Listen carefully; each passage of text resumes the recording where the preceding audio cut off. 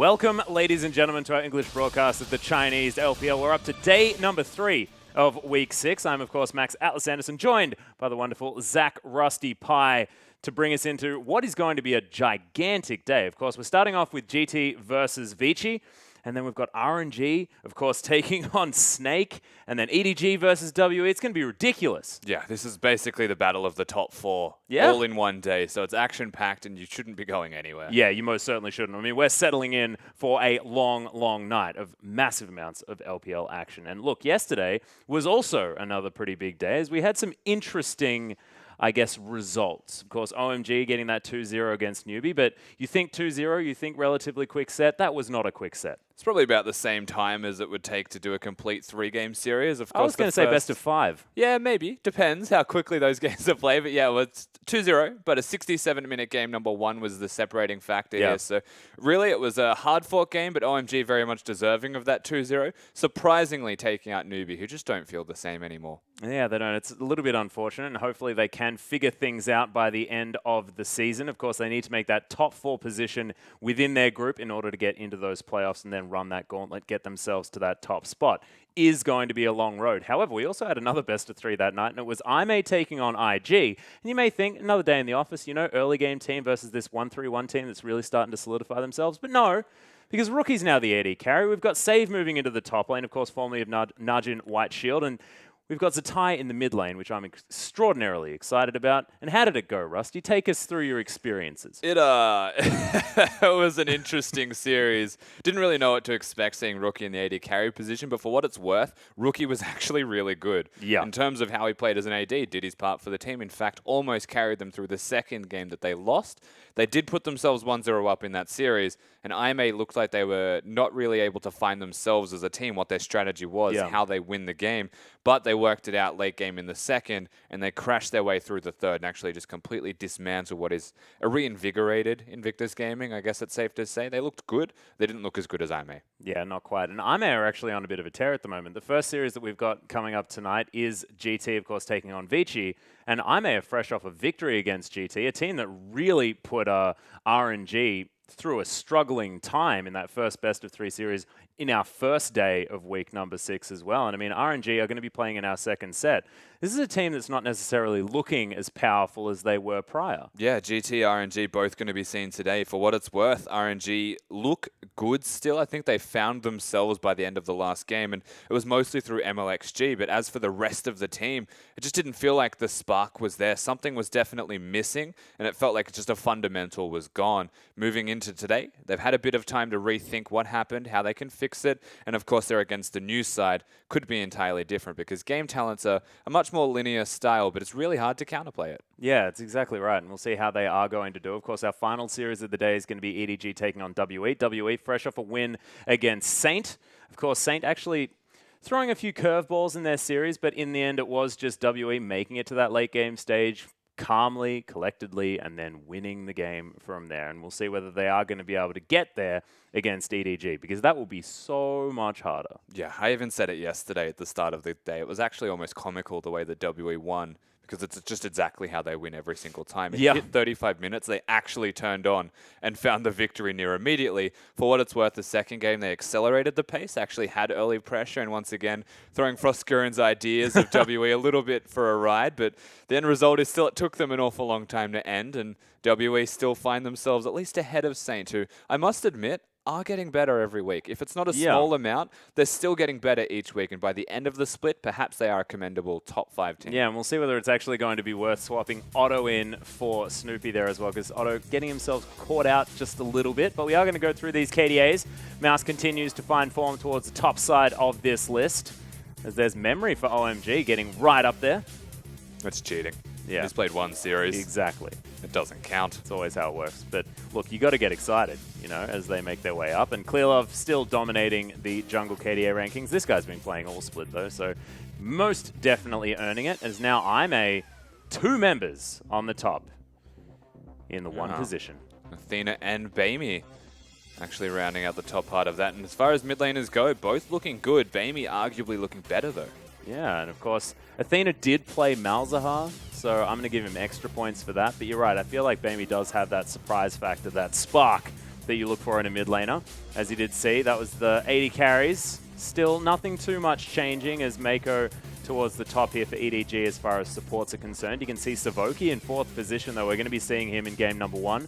We'll see whether his Trundle comes out because, of course, played it in the first 2 games on day number 1 and did look fantastic still on a champion that has been moving out of favor for other supports. Yeah, you very rarely see a Trundle played support, but those pillar placements were just unheard of. Yeah, the man is fantastic. As you can see, MVP still with Def towards the top, but Uzi, after their series, he picked up 2 MVPs in the last 2 games against GT, and once again, making himself known towards the top of the MVP standings. Yeah, of course, RNG still having 2 people in there as well, actually stamping their foot down. But MLXG, you must admit, one of the few people in the jungle position to be up there in the KDA, the MVP standings. Really impressive from him. Yeah, MLXG, I think Condi as well has a few MVP points, but I think you're exactly right. And I don't think enough really went to how powerful MLXG is in the jungle there for RNG. We are going to go through the standings here, though, as EDG continue their reign of dominance here in Group A. Snake, we're going to see them against RNG next. We'll see whether they can get to that 6 mark because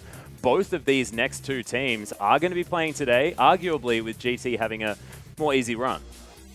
Yeah, I mean, they're both fighting for that 2nd place. Yeah. GT and Snake, if they find a victory and the other doesn't, could find themselves outright in that position. Yeah, and it's the same story here for Group B as well, as IMA and WE both sitting in that 2nd spot, want to try and differentiate themselves. IMA not going to get a chance, but WE against EDG, it's going to be very, very difficult. But if they can win that, that is a huge hurdle to get over. Of course, RNG still towards the top, as we are going to go through today's games. We've mentioned them briefly, but it is going to be GT taking on Vici for match number 1. Could be a long one, Rusty. It definitely could be. Depends on who's winning. Of course, Game Talent's very good team fighters. We'll see how they do as RNG against Snake 2nd up. Snake, one of those 2nd place teams wanting to get a win versus the top dogs. RNG they did fall to EDG, but that's a few games ago now. Still looking on form as EDG versus WE to round out the night. Today is just ridiculous. So many good games. You guys need to be sticking around to pick up all of them because I'm not going to be leaving. I'm just going to be chilling, watching some League of Legends. It's going to be absolutely fantastic. And Rusty, getting into game number 1, let's talk about it. GT versus Vici. Both of these teams like fighting in the late game, but is there something that really does break them apart as we have a look at GT's roster right here? No real changes to report on. I think the biggest difference between GT, yes, no roster changes, and Vici is actually just how they win the game. And Game Talent's what we're looking at now. They're very consistent as a team. There is no star in this roster. They're all good players. Republic has stepped up big. Gimgoon also, and Wushong for his first split in the LPL has been pretty massive. Of course, you've got the PentaQ Savoki lane that work together in tandem, and doesn't look like anything can separate them. This team has honestly just looked good as a team, and that is the key word to describe them, consistently performing. Well, we'll see whether they can do so here against Vici, because it is going to be a big test. But this is a team that has been impressing us week after week. We'll see whether once again they are going to be able to get things done. Of course, against RNG, taking a map is actually a big deal. As you can see, Republic with a big smile on his face in the mid lane. See whether he can take that confidence moving into the first match of the day. Yeah, and it wasn't just a map, it was almost 2. They looked genuinely good in that series against RNG. And yes, you could say the opposite to RNG. Perhaps they underperformed in that series, but you don't want to discredit Game Talents. We've looked at them and said maybe they're the 4th best team, and everything below them they can beat, but nothing above can be beaten. Yeah. But yet they still take maps off WE and now RNG. Well, we'll see whether they are going to be able to get it done. But they're up against Vici Gaming, a team that does have Dandy and EasyHoon. You can never count that out. And is that sort of the main thing here for Vici moving into this set? Yeah, Vici are a slow-paced team. They like to take it easy and actually get towards their end game, where they can team fight, have EasyHoon on a pedestal, have Dandy farmed up as the jungler. Yep. And those are the 2 big stars of this team. Lung has always performed in that top lane role. Endless and Caveman really are the wild cards of this team. But Caveman, if you get him on something like the Thresh, he's always going to show up. The inconsistency of the AD carries could be questioned. They're constantly changing them in and out, and it doesn't feel like one's better than the other. But what they do provide is 2 different styles, and how is the rest of the team going to constantly have to adapt to 2 different styles? It really does mar the strategy of Vici as a whole. Yeah, and I feel like they sometimes, I guess, misuse these 2 AD carries as well, as sort of Shuang P comes in after Endless has had a great performance on Ezreal, picks up exactly the same champion and doesn't necessarily fill that role as effectively. But if he comes in and plays Twitch, plays one of these late-game hyperscaling carries, he does actually look very, very good. Yeah.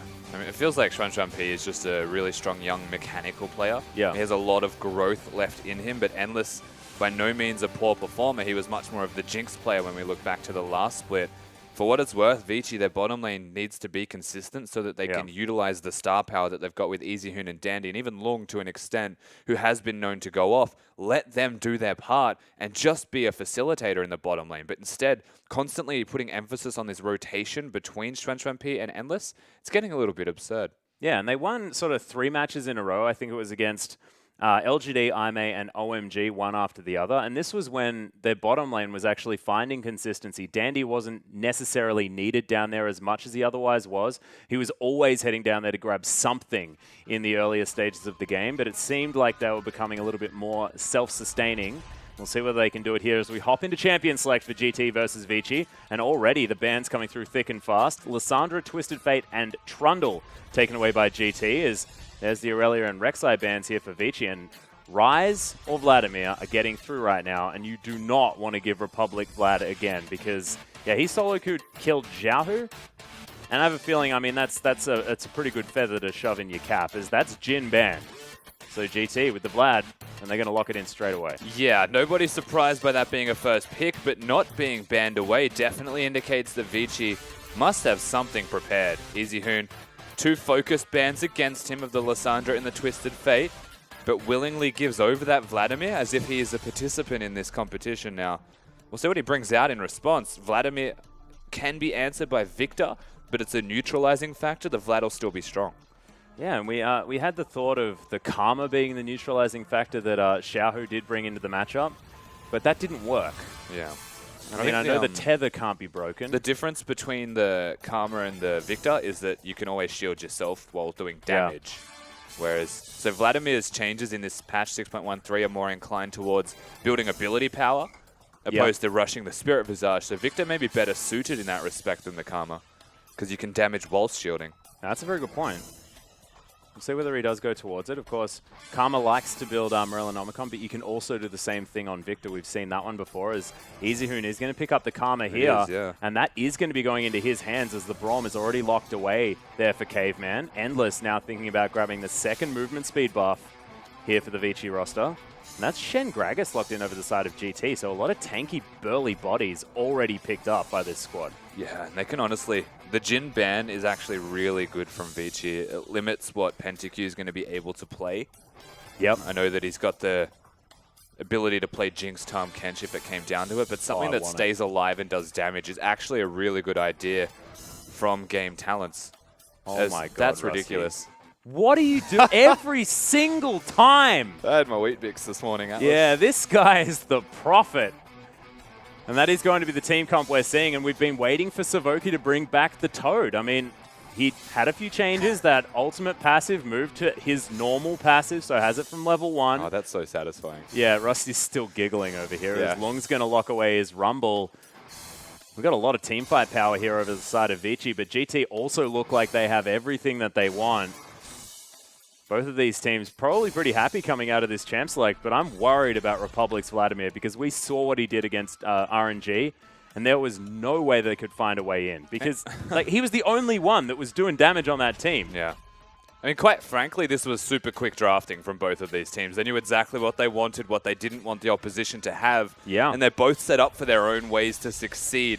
Vici's team composition is all about empowering Dandy and having fantastic team fights where they coincide with Lung's equalizer and just burst everybody out in the AoE and win the team fight. But the burly nature that is going to be GT's side, the denial that Savoki can provide to keep PentaQ alive from Dandy's onslaught will actually be quite handy. So it comes down once again to that execution. These conflicting styles will crash in the mid-game. Yeah, and I find it actually really reminiscent. Of course, it's the same solo laners that RNG brought into almost a similar thing here from GT, and we'll see whether Vici's going to be more successful as the coaches shake hands. Let's get into game number 1 for day 3.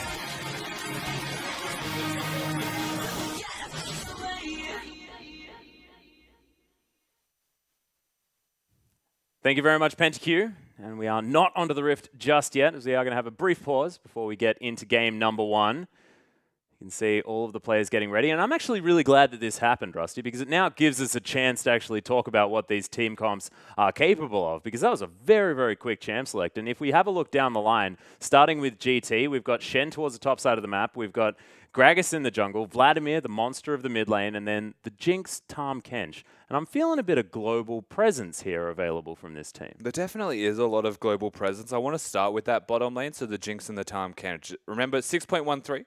Tahm Kench has been changed. The passive on his ultimate is now just his passive. Yep. As we are jumping onto Summoner's Rift Atlas. Yes, we most certainly are. Of course, this is game number 1. You can see Vici moving out now, and we'll see whether any early lane swap vision is going to come down or whether it's just going to be a 5-point defense. And it does look like we're going to have a defensive start. So continue your thought there, Rusty. So the cool thing about that Tahm Kench, and I actually expected to see more of him top lane. It was something that I had written down. Yeah. Is they changed the passive so that at level 1 you do bonus damage on hit. You don't have to wait till you hit level 6. As PentaQ's taking a lot of damage here, down below trouble. half health.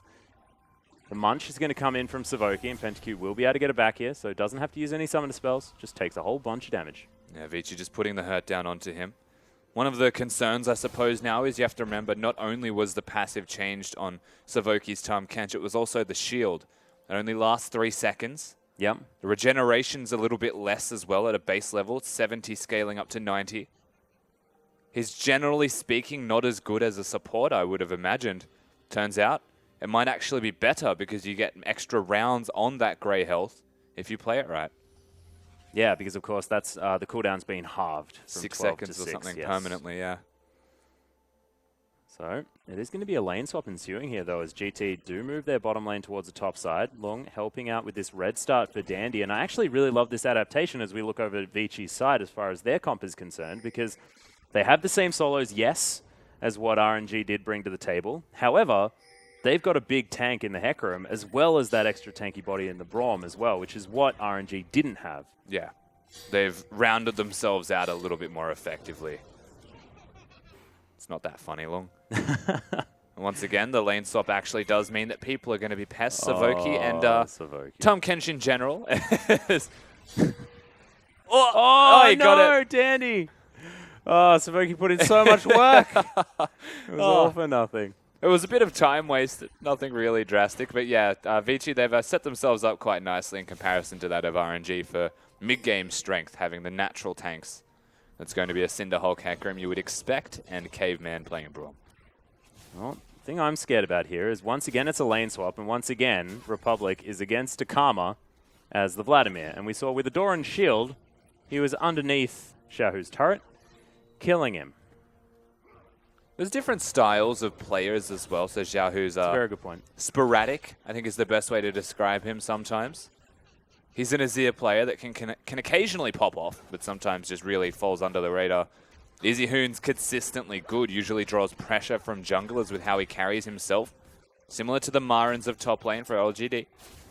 A lot of people want to draw their attention towards him, and this lane is usually about keeping Republic under his own turret, not being pushed in yourself. That's exactly what EZHoon's doing, so controlling it a lot better.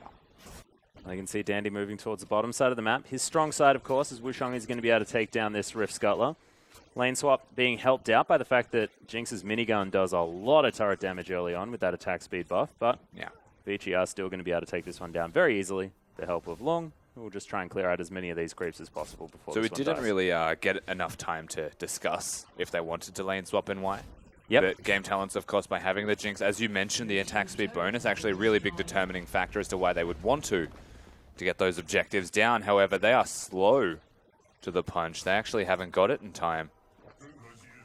Yeah, means that tempo's gone. Yeah, looking to actually try and kill as many of these creeps as possible. We'll put it behind by even further. However, you can see Long getting some free time here with this creep wave. And this Vici bottom lane will meet Gimgoon pretty quickly. Yeah, so that's the big thing, is now Lung's going to get more farm than Gimgoon's going to have. He'll do what he can, but it's not going to be as fast.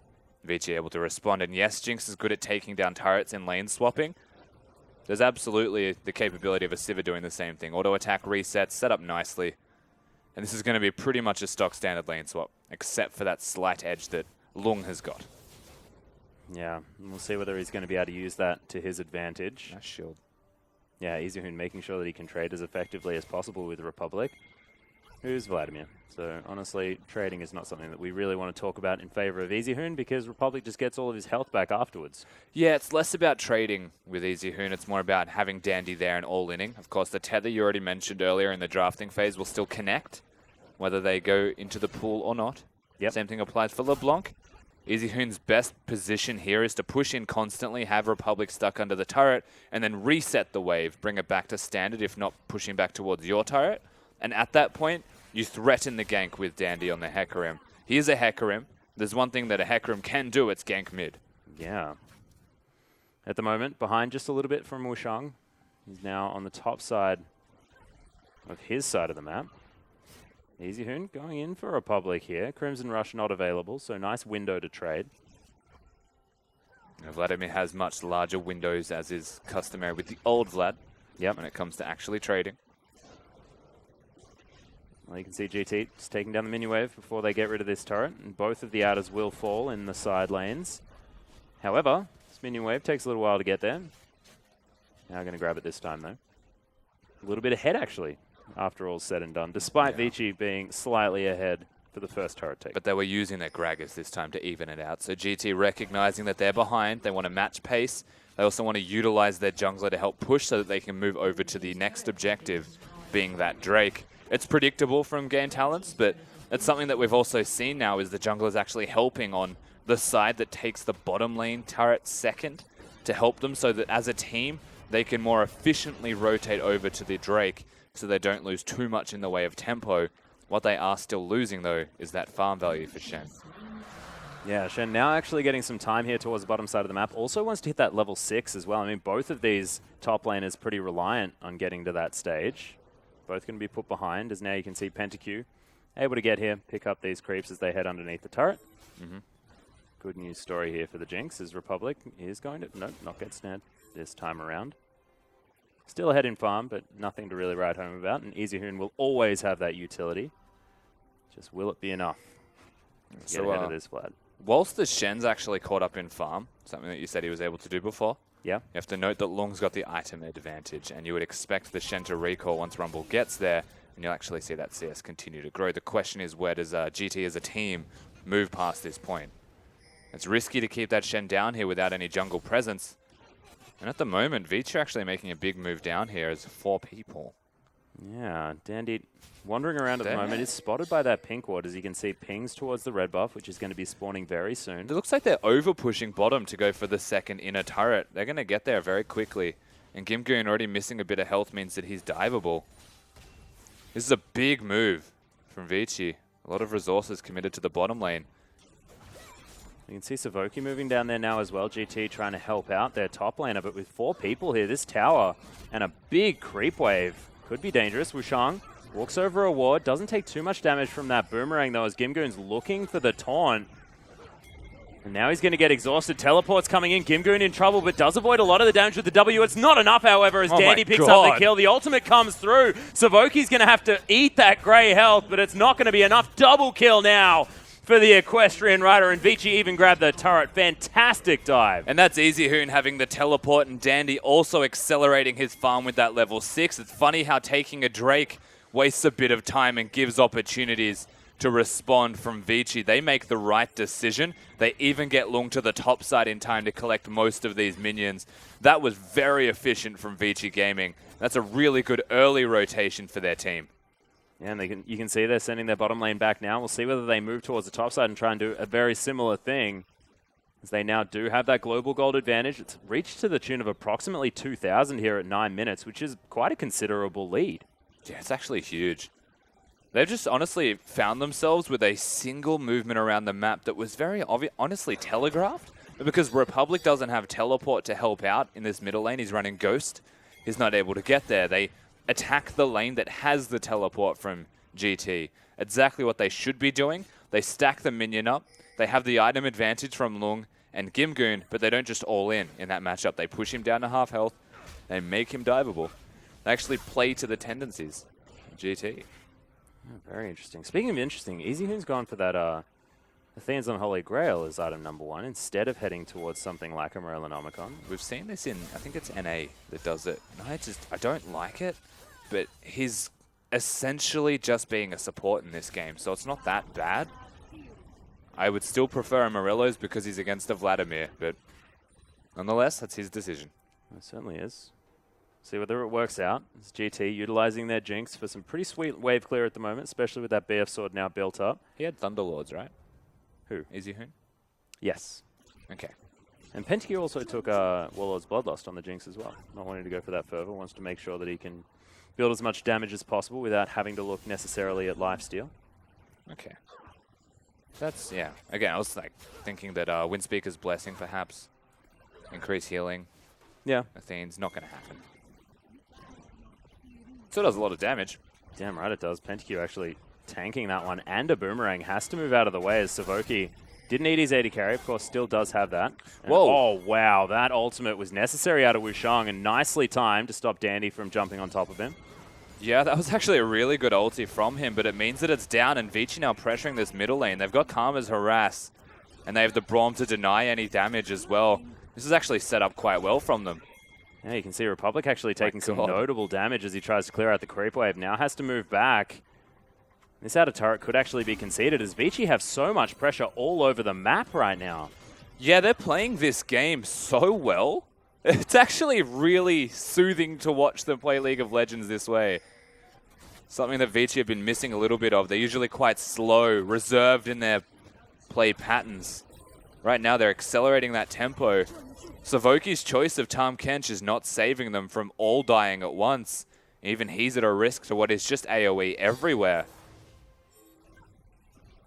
But possibly on the clock here as Gimgoon has been able to pick up a whole bunch of farm, catching up to Lung now as well, and has that wave pressuring towards the bottom side of the map. So maybe some respite bought from GT. And if we're having a look at both of these teams as they move into the later stages of the game, is this okay for GT? I mean, we're looking at a Jinx thinking that she'll be able to hyperscale. Yeah, of course. They can still scale quite hard.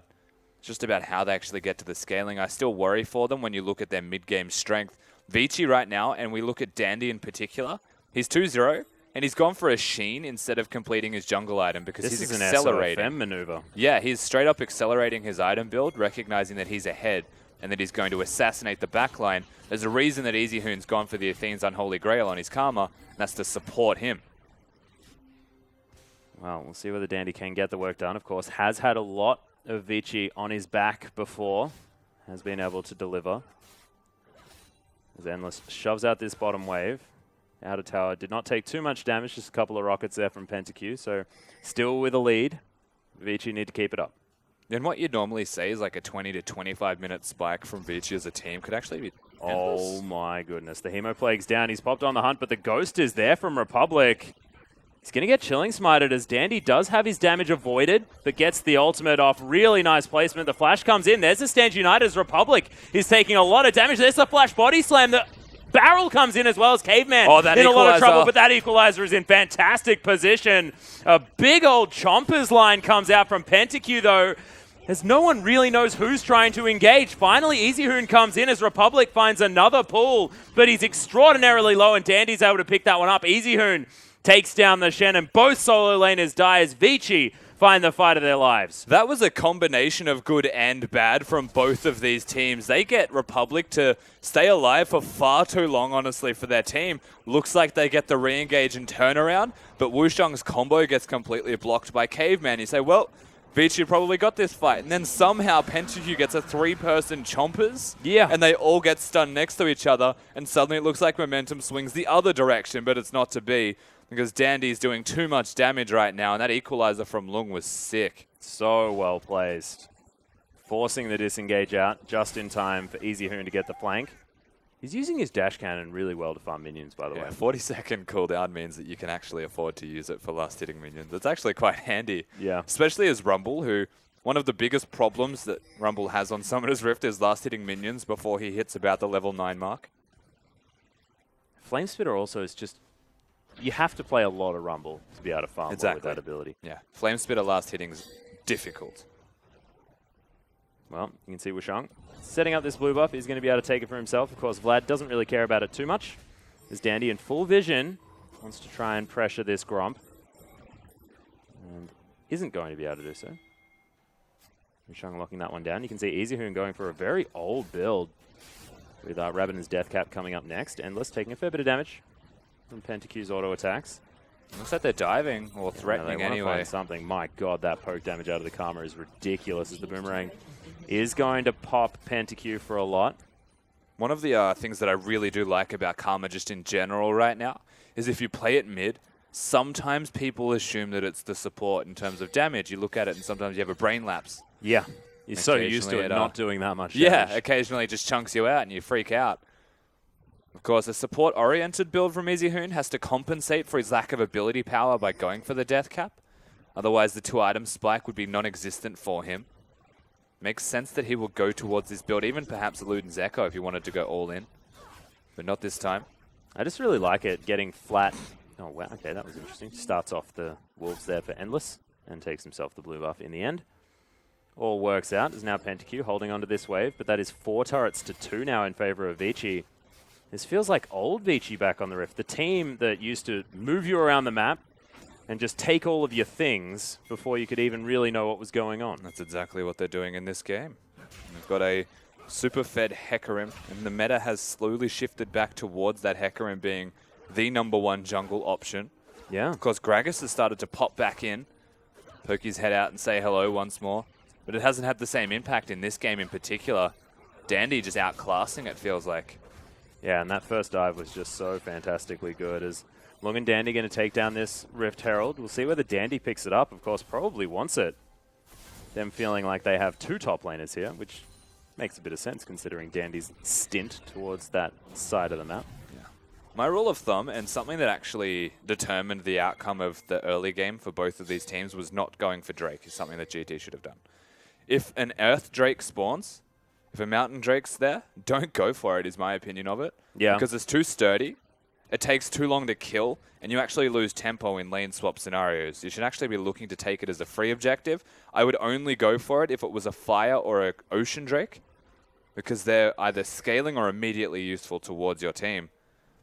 And it's amazing how that actually completely unfolds, where the Shen stays bottom, doesn't have the items, they dive him and get 2 kills for it, and the turret. And suddenly Vici, they get an advantage, they get a sniff, and they keep going. I also like going for the other dragons just because they don't have as much health like you were talking about before. Well, the Cloud's just not worth it in general, that's true. But that's why the other 2 are good. Is they're not as sturdy. They also give you a really cool buff. Exactly right. Well, GT now trying to hold on to their structures. Inner turret here towards the top side under fire as Endless continues to shove creep waves into it. And this is something that Vici do have a lot of control in, and it's creep waves. Yeah, they're trying to manage the waves. Vladimir's on the bottom side of the map, and EasyHoon has the teleport advantage. So if it comes to the crunch, you would expect 5 people from Vici to be around. Only 4 for the side of GT. It's also a level 11 Rumble. So in terms of power spikes, that ultimate's going to be doing a lot of work. Right now, they're looking towards Republic. Yeah, Republic going to have to pull. As there's a Stand United. They're looking for Dandy, who throws down the Ghost of his own. Really nice slow from EasyHoon. Going to stop Gimgoon from getting anything done, and that's a big ultimate cooldown. Now unavailable, and Long getting some free time. Abyssal Voyage will actually try and get the flank here onto the Rumble, who's moving straight back into the enemy base. Ward goes down as Wushang doesn't find the body slam, but gets the slow with the barrel. Republic over the top here as well, as there's the Hemo Plague. Uses his dash cannon, but Gimgoon's right in the middle of the fight. Whoa, EasyHoon is locking him down. Wushang going to be the first one to fall as Caveman picks up the kill, but now Pentacu is in there with the rockets.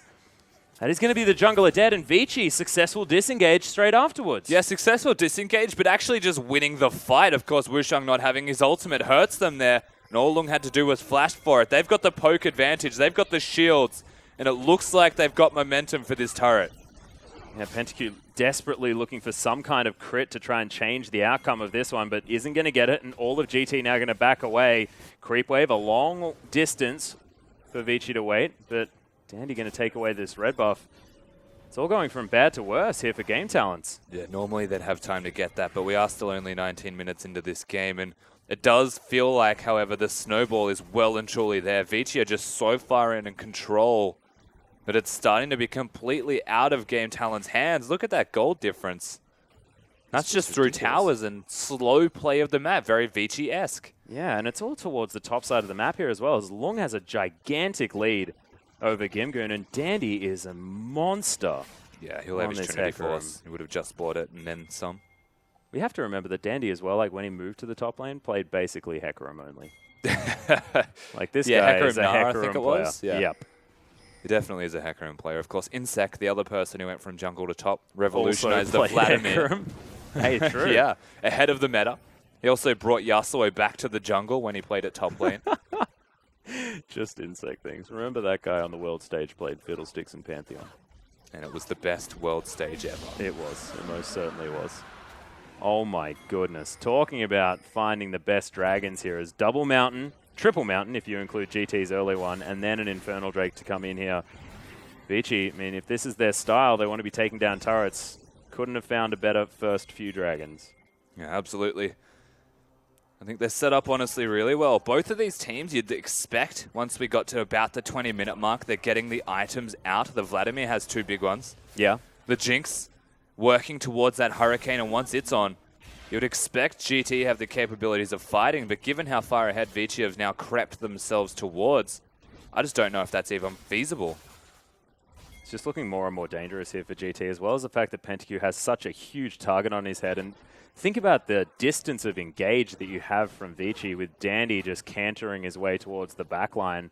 Savoki's really going to have to help keep Pentakill alive in these fights. So I'm going to break that theory by saying he's not cantering, he's in full gallop because he has a Siva Karma. Yeah, that's a good point. The distance that they cover, though, which is the more important point that you raised, is actually very important.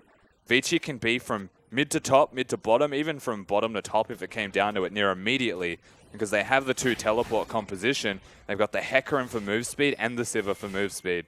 They can cover ground insanely quick. You can see Dandy setting up for it here as well as he launches himself towards the Gragas. But this is it. The inside track gained here from Vici. They have lots of flexibility moving between these inner turrets. And now with the man advantage towards the top side, this inner going to be able to take a fair bit as Easyhoon moves his way over. Yeah, it's under fire, and I feel like it's just the poke that you ideally want to get from Easyhoon before they go any further. They need to actually set up for a team fight. Republic is still a Vladimir with 2 items, and honestly, that can turn things around on a dime.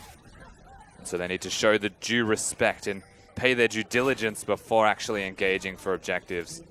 Well, lots of movement speed comes in as Dandy just going to hop onto some chompers by what looks like the fun of it. Now they rotate back towards mid lane. Gimgoon completely out of position. This is an opportunity to see the move speed perhaps of Vici, but he gets out early enough. Yep, we do have a slow push in effect here from GT towards the bottom side of the map, so they will need to address that at some point. Some respite to be gained from GT. You can see 6,000 gold is the lead, a little bit more than that for Vici at 22 minutes. It's looking very good moving into the early late game. Yeah, it actually looks like they're sending the Karma down to collect that wave. Potentially both of them. That's actually quite interesting if that's what they look towards. It feels like Lung's just jungling. But if they do find him, as a duo, Rumble and Karma have a lot of kill threat. They're sticky, and they both have teleport. So there's actually the availability of that exact maneuver available for Vici. Very unique way. Yeah, I find it interesting as well, considering the fact that you can move the rest of Vici then towards the Baron Pit. They already do have a lot of vision around that area, despite that one ward for GT that is still chilling out. Yeah, they're notably setting up for it, and they're stopping, this time around, Wushang from being near the pit. But the appropriate vision will be there as a defensive tool, so now we have to re-establish control setup. You'd expect Caveman to come around with his pink ward and sweeping lens and clear it all out, and this is the slow play that Vici are able to put into effect now. Actually work that pit, get control of the area entirely, and then look to make the big plays. You can see how scared Pentakill here is as well. He's got a rapid fire cannon built up, wants to have that extra range to help him out finding those crits on the rockets. Yeah, it didn't go for the Hurricane. Yeah. Doesn't have the AoE, of course. I mean, rockets are AoE, but it doesn't double up as efficiently now. Well, On the Hunt has been popped. There's the equalizer just to try and slow down GT as Dandy finds his way right into the middle. Savoki going to eat up Pentakill, saves him from a lot of the damage. As Vici used 3 ultimates, and GT do successfully disengage. And it feels like Vici just got a little bit too hyphy there. We're trying to find the fight.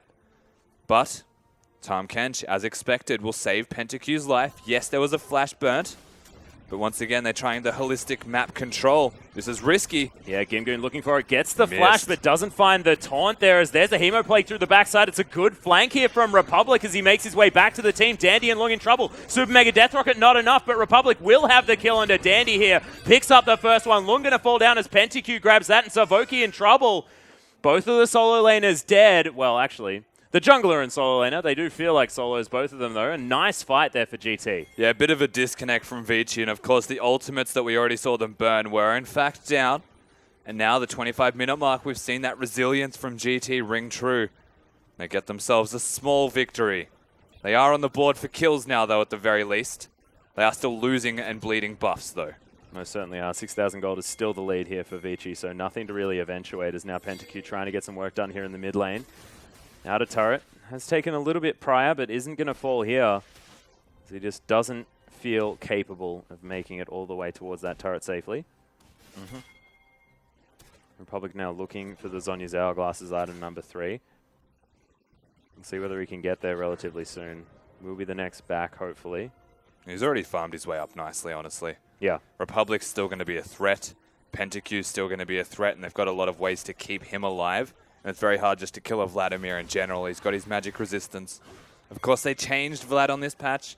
It means that with his Spirit Visage Rush, he's actually doing less damage than he was before. Of course, they fixed the scaling on it. Yeah. Thank the heavens. Exactly right. PentaQ looks to be going towards something like a Bloodthirster as his next item as well. Wants to be able to lifesteal up a lot of this sort of pokey-style damage that's going to come out of Vici. Unless it's a Duskblade, like a lot of these AD carries in the LPL have decided to start building. That one's unlikely. Yeah, I think so too. But we'll see. Although, think about it, like rapid fire cannon gives you a lot of extra range. You have the rockets there as well, extra range, and then you can just pop a little Duskblade on them. It's a game of trust. How much does he trust the Tahm Kench to eat him? Yeah. If the answer is a lot, then maybe. The answer is not a lot. You want to have the Bloodthirster for the Karma poke. I would have thought that Renan's would have been a good idea as his third item, but just opting away from it. He needs damage, though, more than he needs the AoE. He actually needs to kill Dandy. And it's a health stacking build from Dandy. It's not actually resistances, so damage will do well. Wow, Mantrid E is going to be used after EasyHoon teleports in. They really want this dragon, and they are going to get it. As Wushang couldn't get in. Can they find a re-engage here? As Dandy has a lot of movement speed, however, not going to find his way through. Yeah. Sivir had the ultimate if they actually wanted to go on that one. Of course, Vici were just poking around the possibility of that engage. They didn't all-in commit to it. You can see now Vici moving towards the Baron Pit. And they'll have double Mountain and an Infernal to try and take this one down. Cheeky little ward hanging out there for GT. As it is going to be cleared. Now the Battle of the Blue Trinkets, one thing that Game Talents does have is actually 3 of them. And none of them have been used on the pit, so surprisingly well equipped as there they go. Yeah, they're looking for Savoki here as well, who flashes away. PentaQ, however, not going to be as lucky, and Endless is going to be able to pick up the kill. That is huge for Vici as they move back to the Baron Pit. Yeah, the Hecarim ultimate actually causes separation between Savoki and PentaQ, and if you actually separate that married couple, they find a very easy way into winning a team fight. Forces GT to run away. The Baron's being chunked out. Doesn't mean they're not going to go down without a fight, or at least a steal attempt. Vici showing the due respect. Yeah, Wushang looking for a potential steal here. As you know, it's a 4v5. Republic now caught out to the side. Dandy getting a fair bit of damage down onto him. Almost at half health here for the Vladimir. As there's the equalizer. Really nice placement as the pull comes out from Republic. Back in goes Savoki, who just knew that he was not going to survive. There's another good pick away here for Vici, and we'll see whether they just do it again. Yeah, they should be able to do this once again, but PentaQ is back up, and that's actually even riskier for Vici. They're starting to run out of mana. It's really important that they either commit to this one or they just disengage. I don't see a fight being too ideal for them this time around with the ultimates burnt. This is actually a risk. Well, Gimgoon is going to get snared up. There's the flash from EasyHoon to make sure that he gets that snare. But in goes Republic. Super Mega Death Rocket on top of the Hemoplague is huge damage. As Wushang is going to fall down, but Vici alone, PentaQ, looking for something. As there's the Shadow Dash. He's trying to kite this one out as the minigun's doing work. Dandy's going to fall, and PentaQ gets excited. In goes Republic. EasyHoon taking a lot of damage as Gimgoon somehow surviving. There's a nice spell shield to stop the slow from the zap. However, Vici don't get the Baron. They do get a 1-for-1 towards the end there and a couple of picks. Yeah, it felt like they tried too hard for that second Baron. They wanted, once again, the re-engage, working around Easy Hoon with the Mantrid shield. Sivir doesn't have the ulti, so they can't consolidate that any further. And aggressive decisions to take out the Shen leave that Jinx completely unimpeded towards doing damage himself. They get the picks. They actually disengage this time. Things settle out nicely for GT after what was not nice for them prior. Yeah, exactly right. 2-1-1 now for PentaQ. Almost has the Bloodthirster. That's a Rylai's for Easy Hoon. Yeah, built that one up as his third item. The Q slows, and so you don't necessarily need the Rylai's, which says to me the W needs to slow for him. He wants to be able to keep on people. Against the Ghost Vladimir, perhaps that's why he's looking at it. Yeah, also probably likes having, I guess, the extra slow as well as the health that you get. Yeah, so it's an efficient build path by having that Giant Spell build out of it as well. Instead of going the Zonias to dodge the Hemoplague or the Abyssal Scepter to have more resistance and cooldown reduction, he seems to be opting towards the raw AP stat that the Rylai's gives, being 100 AP, opposed to the rest. Again, compensating for his decision to have the interesting choice of the Athene's Unholy Grail. It is most certainly an odd one. Republic, however, going very standard. Zhonya's is completed as item number 3. We'll see what he decides to pick up next, whether it be the Void Star or something like the Rabadons. In goes Vici one more time as another Scrying Orb comes risky. in. Yeah, GT know exactly what's going on. There's a pink ward as Wushang has the ultimate on him from the Shen. Endless chunked out completely as Republic having his way with him. The pull over the top now as he's looking for more. Caveman takes out Wushang. We can see Savoki gets a kill on the back end. Lung going to fall down as Dandy trying to fight Republic. He is going to fall down as the double kill comes in, but Easyhoon is going to die. PentaQ still massive as the Abyssal Voyage will deliver GT into the backline of this fight. Caveman trying to stand behind Dandy where he can, but that's only 2 members left as Gimgoon's over the top. Caveman's going to get, no, not zapped this time, but the lick's going to come through and PentaQ now has the damage. It is going to be the kill picked up now by Gimgoon, and GT win the fight. Yeah, 4 people dead. A lot of resources used towards killing Republic, who died with Zonias. I don't think he had it at the time. He got GT, feared. they get a lot of kills. They get a lot of momentum on the board for them, and this is their team composition starting to scale up. Vici, they play too slow. They consistently bait the Baron buff, and they buy 3 Seeking Lenses to actually see them, those blue trinkets. Really well done from GT. They just pulled the trigger. They've got the Shen Vlad combo. And Jinx, when you've got a Tahm Kench next to it, means that the 2 separate entities of the 2-man and the 3-man are ridiculous for GT. Exactly right, especially when you've got the peeling power of Shen, Gragas, and the Tahm Kench. I mean, that's pretty damn good, as well as the fact that Republic has a magnet on his head. And we saw that in effect. You sort of feel like, you know, Vladimir has to be the focus of these team fights. However, you can see on that damage done, PentaQ with massive amounts thrown out here for GT. It's just, honestly, it's really bad execution from Vici. There should be no team fights where you've got a level 15, 3-item Rumble with a Void Staff who drops an Equalizer and doesn't do as much damage as Dandy does. He was the only one doing stuff, but he was killing Republic. No one was touching PentaQ. Yeah. There's a job that wasn't being fulfilled. And as a team, Vici should be able to work around this. Right now, they've resorted towards vision manipulation. They've got it. Yeah, they're looking for Wushang here, already down to about half health as the Stand United comes in. You can see now they're just trying to get away as PentaQ kiting this one as best he can. Fantastic Equalizer's taunt. on. There it is as PentaQ takes a lot of damage, has to walk through the red carpet as well as Endless gets over the top and picks up the kill. But now Republic's going nuts. Lung's gonna die. Endless also falls down as you can see the Zhonya's comes in from Republic, already gets the double kill. Make that a triple potentially. There's the flash taunt. And the triple kill comes in for the Vladimir. Vampire Man doing some work. That's the 2 solos alive here for GT. One of the reasons you don't give somebody Vladimir, they go through the drafting phase, there's a lot of mid lane focus, yet they decide to not ban that Vlad. And here's Republic, now 5-2. Gimgoon and the Vladimir, between the 2 of them, pick up all of those kills.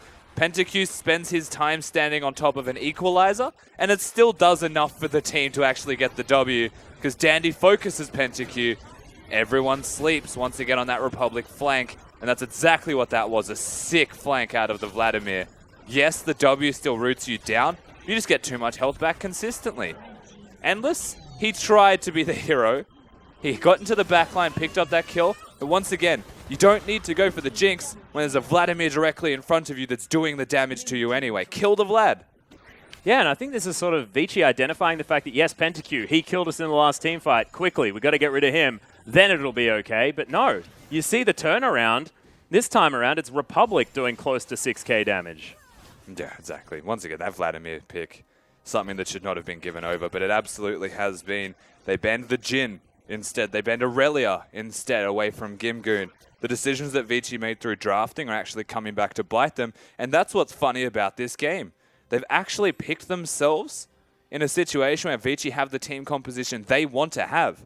They actually expected the Vladimir, you'd have to imagine. Oh, yeah. By giving that over, they picked the Karma into it to diffuse that strength. And then they go for the Hecarim Karma Siva combo. They pick up the Braum for the tanky member instead. They've set themselves up. They get a big early lead, but they don't do enough with it. They're still ahead. Like, they definitely can still win this game. But they've just given 2 big opportunities for GT to bring that goal back to close to even. You can see PentaQ now actually went back and finished a Mercurial Scimitar from just the Vamp Scepter. So putting off the Bloodthirster, but will have double lifesteal if he decides to finish that item. And he's going to be quite hard to take down himself, especially once he does pick up something like a Last Whisper to cut through these tankier members, Dandy especially. Yeah, it's actually a little bit perplexing that he's gone straight for that. Yeah. Bloodthirster would have been much higher priority, which means maybe it is a Duskblade? Like, I don't know. Oh, I'd be excited. Again, the things that he can QSS, I'm looking at Dandy's Fear. Dandy's Fear and Caveman's Stun. Yeah. Perhaps the Tether from Easyhoon if it comes to it, but he's got a Tahm Kench as well. And so he's not going to be self-sufficient. He's actually looking to be self-sufficient instead. Maybe have Savoki get into the backline or work around the strength of Republic. But if he went for a QSS with a Bloodthirster, that would make a lot more sense to me. Well, at this point, not actually happening. Maybe wanting to free up some item slots there, keep his Doran's ring for a bit. As, yeah, you indicating towards the Executioner's Calling picked up here by Dandy. Mortal Reminder already done for Endless, so they do have now ways to cut down these high health regen targets like the Vladimir. Countering a lot of the healing that GT have as a team. Yeah. My eyes still lure towards Easyhoon and his Athene's Unholy Grail instead of a Morello's. They would have liked that earlier. But now they've actually got the Executioner's Calling and the Last Whisper upgraded by Endless as well. They should be okay. Well, Gimgoon, notable items, does have that GA now completed, so this is going to be a tank very difficult to kill, and Republic has the Void Staff, so he's doing legit damage right now. PentaQ now with the double lifesteal. 30 CS up still, as the Jinx just wanting to continue scaling, and he's doing so very nicely. Endless does have the 4 items that he wants. Endless is huge, and he's been playing this game decently well. Just feels like a team that has 4 damage-dealing champions are not doing as much damage or killing, most importantly, their opposition, and that really is the battle. 4 carries and a Braum against 3 tanks, 4 tanks if we include the Vladimir. Yeah. And a Hyper Carry and Jinx. And right now, when it comes to that execution stage, GT are the ones blundering. Oh, sorry, Vici are the ones blundering. GT are doing well. They are certainly doing well. We're going to have a 100% crit Jinx on our hands here as the Zeke's Harbinger has been completed by Savoki. Going to help him with picking up a bit more of that armor as well as Republic clears out this top wave. And you can see Vici don't quite have this control of the map like they had in the earlier stages of the game. They don't quite know where they need to be focusing, nor do they feel like they have as much control. What's scary is even though they had control, they were still getting flanked by Republic, and he's not running Teleport, he's running Ghost. Yeah. He's been able to get into the backline consistently in every single fight that has taken place. Been playing very well Republic, and it was the same thing in the last series they played against RNG on that Victor. He has been putting in work recently. This is no exception. And he does seem to just generally be stepping up as well. I mean, you look at him right now, he's playing Vladimir. Vladimir is a ridiculous champion, but we saw the whole series against RNG. All 3 games, Republic was definitely doing what his team needed him to. And yeah, I think Vici have identified it. As you can see, Republic. It's going to spot everyone. Stand United immediately comes in as he's ghosted. He's trying to flash out as Gimgoon now as well. Does, of course, have the GA to help him out, and they did manage to take down the Vladimir. No Zhonya's to be used, as now Gimgoon will get taken down to that GA. He's slowed down nice. Ultimate comes out just to try and get some disengage, as PentaQ is still alive. That is a big deal. Gimgoon right back into the fight as the Rockets are doing work. Super Mega Death Rocket. Lung is going to fall down as he gets excited, and now there are low health bars on this GT roster. PentaQ now going to flash and will get cleaned up. Wushang, the last man standing, and Vici find the triple kill for Endless. And GT's resort was to actually fight that one. They thought just maybe they had the opportunity with the strength of that Jinx starting to go off with the Zeke's Harbinger, actually turning him golden.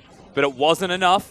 They were lacking quite sorely in the way of that Vladimir. Vici now completely pushed, and they just look to end the game. My God, this damage to the Nexus turrets is ridiculous. They will be able to take down the Nexus. Congratulations to Vici. Well controlled in the early stages of the game. It sort of fell off a little bit towards the end there, but one decisive play wins them the Nexus. Yeah, absolutely. All it takes is that one fight past the 30-minute point, and they execute on it well, playing around. Once again, the vision that we said was lacking from them earlier, they still had a lot of pink wards. They still had a lot of control of set areas, and they worked around the Vladimir, overstayed his welcome. They picked up him, and with that person missing, that was the major key component of GT out the window. The 4v5 was close. It was surprisingly close, but it wasn't enough. Yeah, exactly right. And this is actually looking pretty dangerous right now for GT as well, as we have a look at some highlights, because they were relying on that Vladimir pick to pick them up a victory. Because now it's not going to get through again, and they're not going to have that massive pressure point in the mid lane to possibly carry them through. Yeah, the scary thing is this game was actually super in Vici's hands against the Vladimir. They picked on him and showed that they can play the map well. But this is the big fight in particular, where look at the way that Republic gets in, uses the Ghost. He was in the bottom lane for the first 5 to 10 seconds of this fight, but because they're tanks, they're never going to die. They just protect PentaQ, keep him going. And this was really the turning point where Republic started to go huge for his team. That's about 800 health back once he comes out of this, something like that. Ridiculous. Yeah, stupid. And there's the nice taunt flash to be able to pick up the final kill. And this was where GT really started to look good. They were able to pick up the Ocean Drake afterwards, but then Vici just stormed through, managed to pick up Republic before he could use the Zhonyas. They worked out their team composition. It's the Hecarim empowered by a Karma and a Sivir. Not only that, the damage that Dandy's doing is absurd. I think twice now we've seen a team fight where the Vladimir goes in or gets engaged on, but can't use the Zhonyas because he actually dies to the fear from Dandy. So really good awareness. This is where the resolve is actually to turn around and fight. The Jinx is golden. This was everything that they needed except the Vladimir. Even gets excited towards the end, but just can't do it. The Karma shields, way too big. Yeah, and then gets caught behind that turret as well. And once that front line falls down, Jinx, not a lot she can hide behind, and you saw a dead turret is most certainly not what's going to give it to them. So Vici now 1 up in this series, and this is a team that's really been looking for victories. They've been trying to find them, haven't had too much success. This could actually set their momentum rolling. Yeah, this is the first step in the right direction for what it's worth. This team, Vici, they've shown up big in game number 1. Well, we'll see whether they can do it as we move to game number 2. We are going to have a short break, but when we get back, we'll see whether Vici can follow through, pick up the win against GT. Don't go anywhere.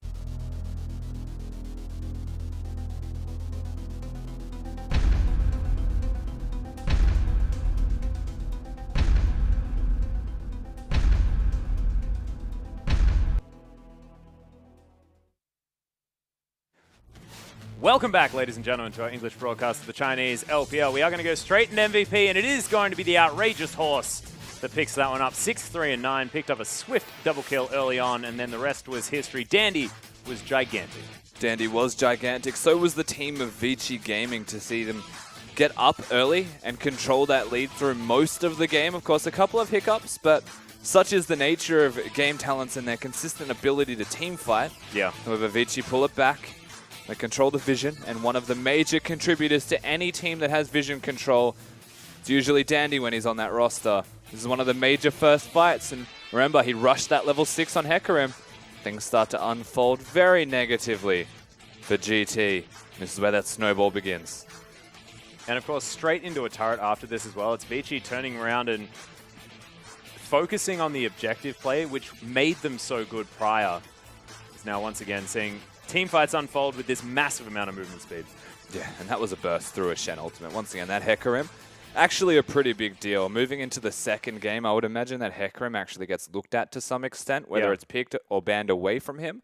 There's definitely some changes that need to be made by GT. Yeah, well, this is the thing, of course. Moving over to different sides, it means that Vici does get that priority pick, so they may be able to pick themselves up with Vladimir, which EasyHoon has only ever seen once. It was banned first against EasyHoon, if I remember correctly. As soon as we were into the LPL for this split, it has been the Vladimir focus before he was even a big deal in any other region. So, of course, EasyHoon setting himself up for that one. But will it mean that we get something like the Karma and Sivir that heads over to the hands of GT? As you can see, it is going to be Xuanchuan coming in, as Vici want to do, and we'll see whether he does play something like that, Twitch, or something else, or whether he just plays like Endless did in game number 1, because that Sivir looked pretty damn good. Yep, and once again, this is one of the major problems that we're going to have with Vici Gaming, is that necessity, it seems, to swap out AD carries after one of them has a good game. Yeah. They just won with him. Why would you swap to Xuanchuan? It seems like they just like changing styles, and maybe it causes disarray when you look at the opposition team. The style of the AD carry maybe changes the style of the team as a whole. That Karma mid pick might be much more of a carry role. It might not be in Athene's Unholy Grail. These styles come out because their AD carry now much more hyper carry oriented. Yeah, and we'll see whether it is actually going to change up what GT do, or whether they just ignore that completely and just say, well, Xuanchuan hasn't really been able to change too much. We are going to hop into Champion Select, and we'll see exactly what does happen, as this time Ryze is going to be banned. Of course, fell all the way through the last time we saw it. The Karma having a little bit more priority, as now Vici banning away the Aurelia and the LeBlanc once again, and Vladimir is going to be banned this time. So the Karma quite possibly heading towards a higher priority. Yeah, they actually got rid of LeBlanc. They didn't in game number 1. It was Aurelia, Rek'Sai, and Jhin, which means I would expect Vici to put their emphasis on the Rek'Sai for their first pick for Dandy. But the Hecarim still stands. Now the question is, with GT's last ban, what do they actually prioritize, knowing that they'll get 2, but they give over the big 1 to Vici? Yeah, is it going to be the Rek'Sai? Is it going to be the Hecarim? Is it going to be the Karma? A lot of big choices here, or do they just leave it completely? All open, yeah. Yeah, Lysandra is going to be the ban, and I actually quite like it because GT get the first 2, whereas Vici get the first 1. I would expect to see the Rek'Sai. Of course, EasyHoon didn't have his Twisted Fate banned from him also. Can look towards that pick. I'd like the Karma here, to be perfectly honest. There's also like this. Trundle, I guess, yeah. Yeah, so Trundle was also banned from them in the first game. They lock it down for Lung. Can also be flexed if you really want to go deep and say between Caveman and Lung. Yep. But as far as first pick goes, it makes a lot of sense. Again, we said Rek'Sai is a big preference to Wushong in particular. Dandy can always go to that Hecarim anyway.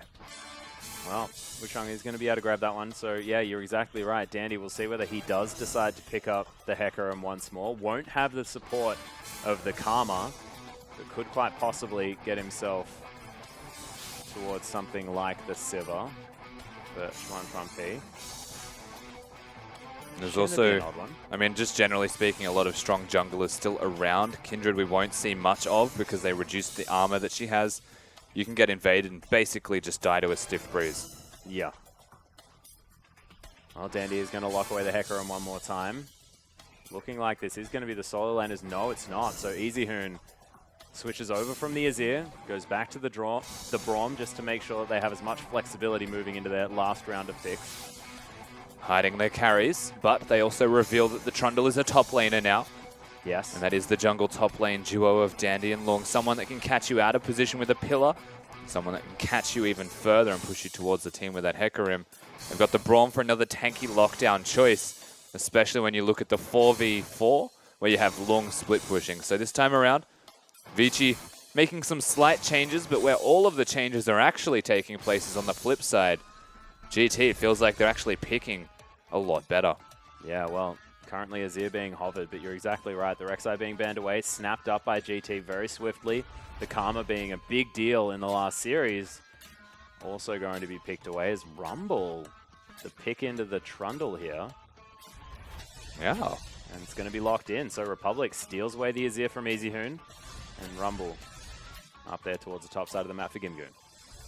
Now, there's always going to be the possibility of many other control mages for EasyHoon, but his signature champion is going to go missing. Oh, this is awesome out of Vici, because GT have been consistently banning Twisted Fate. Yep. Over and over again. It was the whole series against RNG. They'd always managed to fit in a Twisted Fate ban. This is the first time we haven't seen one from GT in quite some time. Yeah, not only that, they're looking at a full global if they commit to something like the Ashe with it.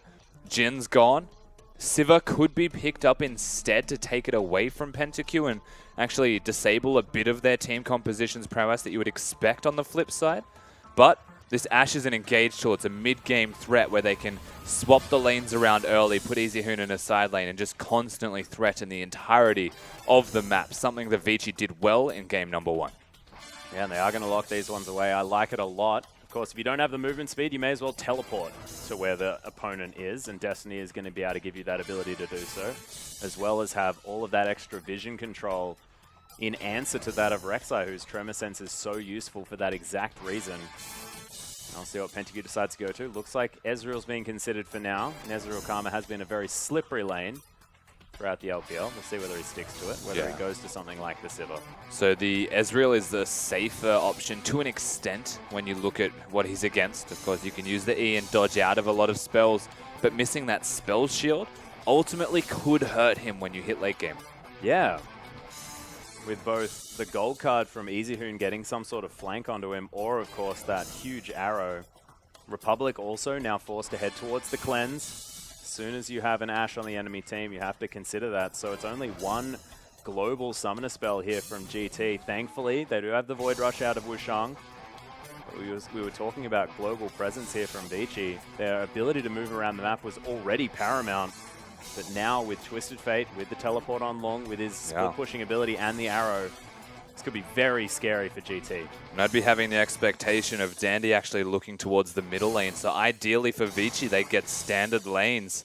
Whereas Game Talents, they showed their preference to swapping in the first, and perhaps they do this one more time. But Vici also bested them through that strategy. So even before we get into the game, I'm expecting the 2v2 to happen. Both teams want to scale. They want to get to their team fighting strength. It's an Azir Rumble. Well, we'll see whether they can actually get there. The scary thing is that it just feels like Vici are a team with 4 carries as opposed to the 3. There's no facilitation coming out of Dandy. He just wants to kill people, and we'll see whether he does. So we hop into game number 2.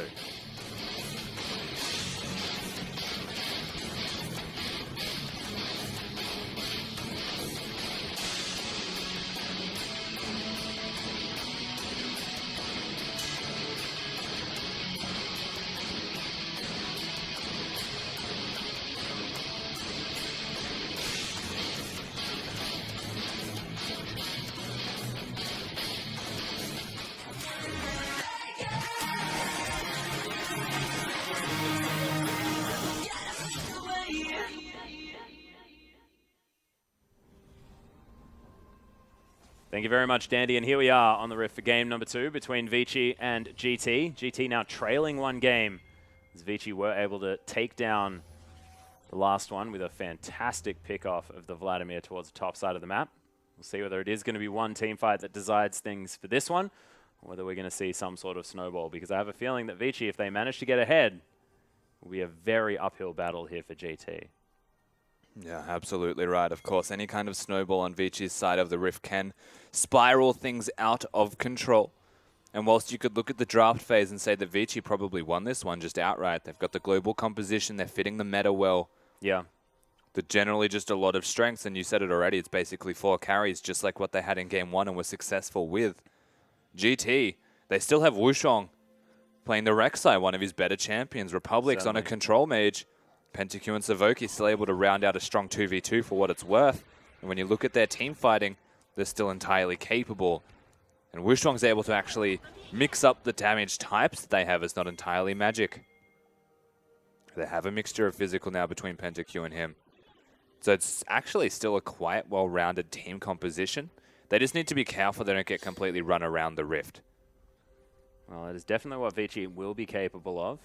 Looks like the bottom lane of GT already into position, but that's a cheeky little ward that spots them moving into the bottom side jungle. As you can see, Dandy starting on the red buff.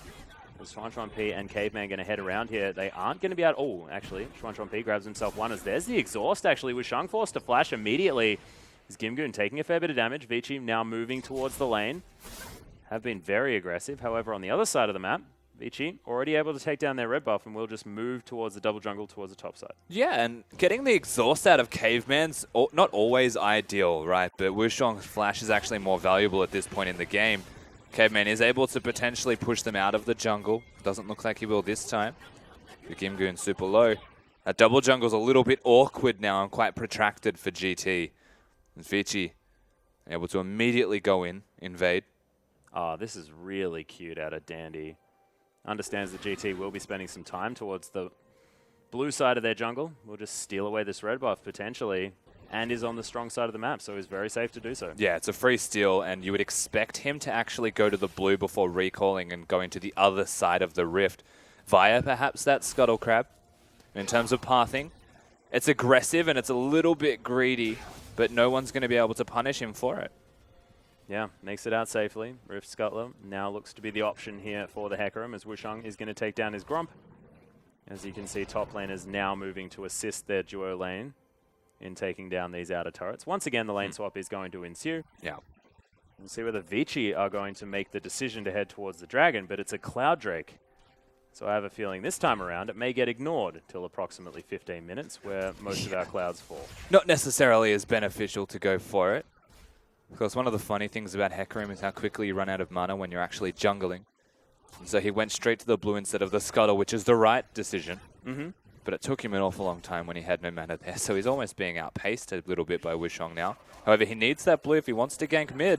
Oh, there's the E already. The stun comes in as Republic pushed all the way back. The shifting sands, he's looking for a kill? I don't know, just sort of thought that he may as well try for something because Dandy's going to pick up first blood, and it looks all too easy for this Hecarim once again. Honestly, not a clue what his plan was there, Republic, but he definitely was dead either way. Didn't cleanse the gold card and actually got the free stun off Easy Hoon, so very well done from the mid laner of Vici. And this is that star power that we spoke about, GT versus Vici.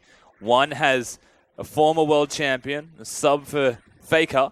Yeah. The other hasn't really got the same power out of those Koreans. No, certainly not. And this is actually something we were talking about before the match as well, is the fact that Vici, in this jungle mid-duo, as far as a duo is concerned, that outclasses GT. However, in the 1v1 matchups, maybe not so much. So looking at Easy Hoon and Dandy working in tandem like this, it definitely is one of Vici's strengths. Yeah, and seeing them succeed by playing the map is actually what Vici should be doing.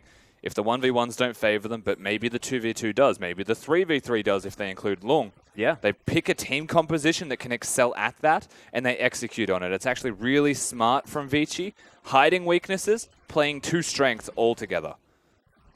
I like as well the fact that Easy Hoon's gone back and made sure that he's doing his very best to nullify this lane.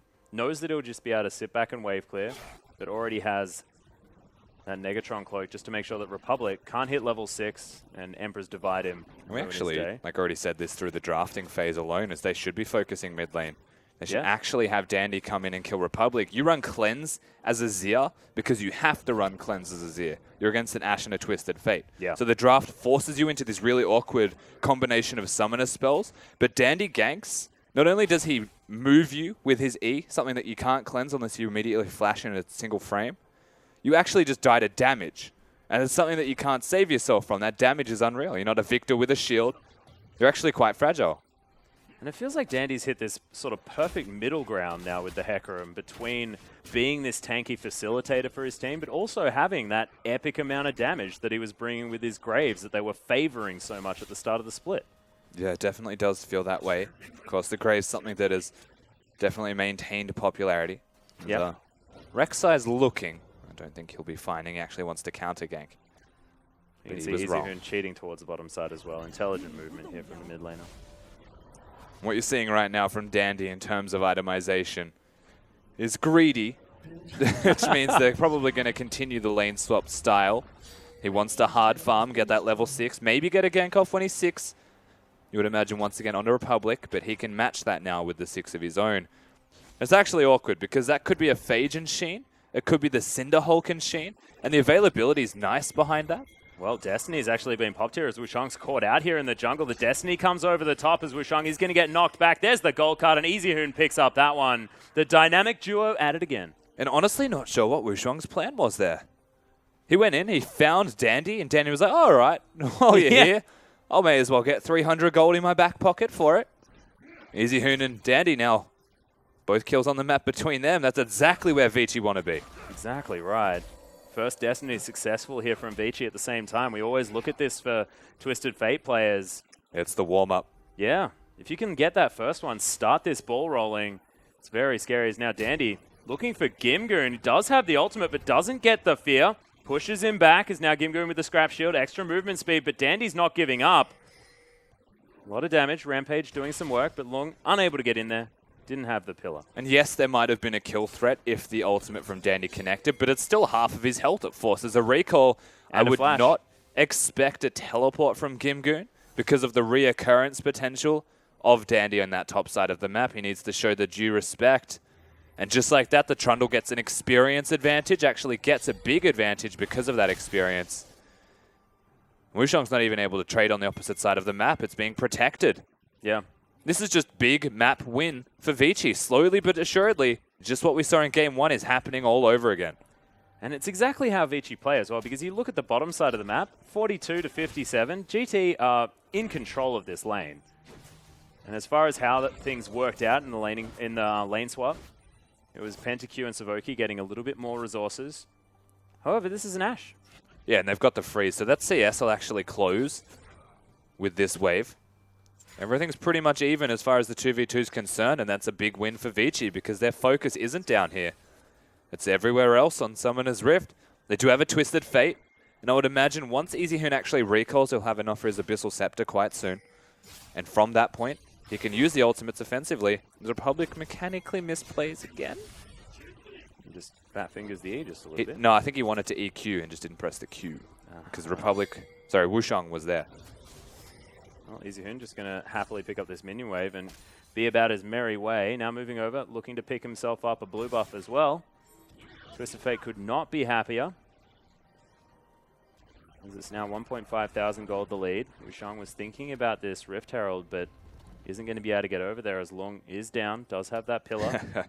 Lung actually made him run by pathing him through the Rift Herald and used the pillar to make it angry. Very good. It was the best. You can see there is a ward down. Gimgoon not quite aware of where Dandy is just yet. Onslaught of Shadows is back available once again. Yeah, this is actually a big flank. He avoided vision so he can get in here. Of course, EasyHoon, stone's throw away. Could always be a part of the fight. But Gimgoon's aware that something is up and is playing cautiously. But there it is. Yeah, Destiny comes down. There's the gold card immediately as the Onslaught of Shadows is going to bring Gimgoon back. That displacement's ridiculous. And then the pillar, and Lung wanted to get delivered the kill, but EasyHoon says, nope, that'll be mine. Yeah, it was actually taking too long. Gimgoon puts the shield back up, so they force EasyHoon to take it. Of course, Gimgoon now level 6 means that they had to show some respect to it for what it's worth, and Wishwang was around. But another big movement from Vici Gaming. They're accelerating the pace of this game once again. Every time they have the ultimates from Dandy and EasyHoon, they look towards a lane, and they get that lane. Republic's answer is hard pushing, but because EasyHoon's getting the kills, he's not actually getting that big of a lead.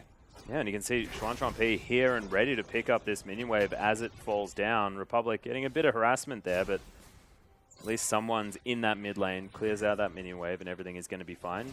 You see Easy Hoon went back, grabbed his blue buff by the looks of things, and now we'll go back and hopefully finish that Abyssal Scepter. It should definitely be. He has enough money. He actually decides, yeah. Let's Outright Lichbane, okay. Well, we said acceleration. Jeez, that's one way of doing it. Just put on the NOS. I actually don't like just outright Lichbane. Bothers me just a little bit just because it scales with AP. I feel like you should have like an AP item first. Well, I'd say that about Proto Belt as well, to be pulling up a technicality. It scales with AP. Point. But it's got its own uses, right? 10% cooldown reduction, the Sheen for a Twisted Fate. Yes, he could have gone just the Sheen and maybe finished Abyssal Scepter. An excellent item. Yeah, he also has the Negatron with it, so it actually works out okay. I do agree that as a personal preference, I wouldn't. But he's gone straight for the Lichbane, which compensates for only having leather boots. He's got the cooldown reduction, which works also. And now he's got a teleport here towards the top side of the map. Gold card is locked as Savoki is going to be the first one to fall. Instantly pops to that Lichbane proc as the exhaust goes down on a PentaQ. It's 5 kills to nothing now in game number 2. And Vici look like a team reborn. Yeah. This is getting pretty absurd with how well they are performing right now. That's a 4-0-1 Twisted Fate for Easy Hoon. And GT are just sitting there and taking it. Yeah. Every single time they put someone into that top lane, that person dies.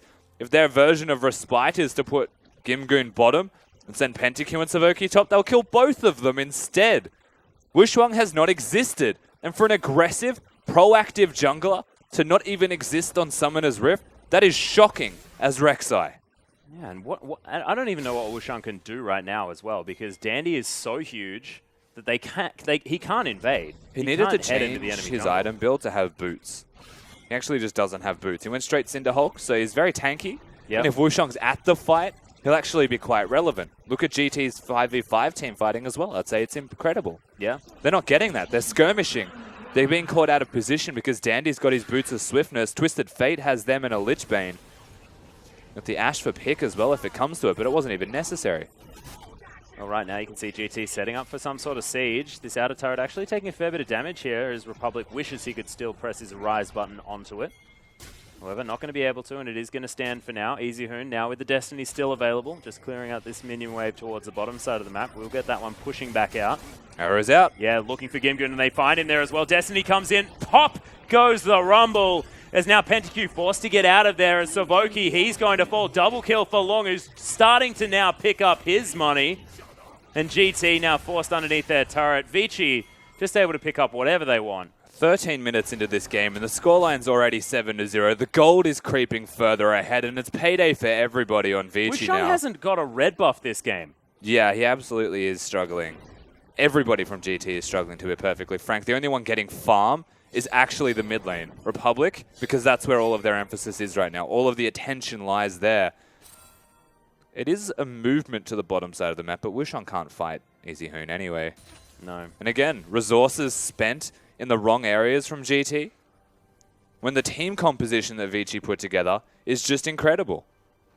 Yeah, Danny now almost finished with his Trinity Force here as well. One more time, 1-0-6. 100% kill contribution here at 14 minutes into the game as the Hecarim. He's accelerated one more time, and I actually had a question for Dandy moving into this game, and is the Trinity Force before Cinderhulk just a snowball thing? Well, we're going to have to wait for another game. You can't tell this game either, once again, a snowball. We've seen MLXG as an example go for just the Cinderhulk before the next part. We've seen other junglers, I'm having a lapse on their names, go for the Phage and then finish Cinderhulk. Yeah. It very much feels like you do as you can. Because the Stinger aspect is nice to have, but it's very snowbally, whereas the Phage and Sheen are always beneficial to have. Yeah. And if you've got those two items because you've snowballed, you may as well just finish off the Trinity Force. Well, Dandy was forced out of his jungle there a little bit. Pink Ward is going to remain. As Easy Hoon clears out the minions. Now heads towards top. You can see on the way pings coming in. Vici want to make another move. No Destiny, no teleport for Easy Hoon, but he's walking up there. This ward is going to die, and Vici now press their advantage forward. 1,600 gold ahead of his mid lane opponent right now. And he's down 20 CS. Good God. Well, Twisted Fate has the uncanny ability to have a passive that gives him extra gold as well, so that 20 or 30 CS difference is actually about 10 less. Yeah, true. Which is nice. Would actually like to know how much money he's got back from that loaded dice, but not going to this time. As look at the pink wards towards the top side of the map. As Froskarun would say, triangle vision has been achieved by Vici. Indeed. And now they look towards Gimgoon. Oh, there's the ultimate, actually, as the exhaust comes out. Caveman and Dandy with, oh my god, the wombo of CC and Vici easily able to dispatch the Rumble. Dandy's doing happy circles. They get the kill once again. They focus that top lane. Gimgoon is having a nightmarish game at number 2. Yes, there is actually a movement this time from GT, however. They're looking to potentially push bottom whilst reflecting that exact same thing through mid lane. Republic has not changed in his ways.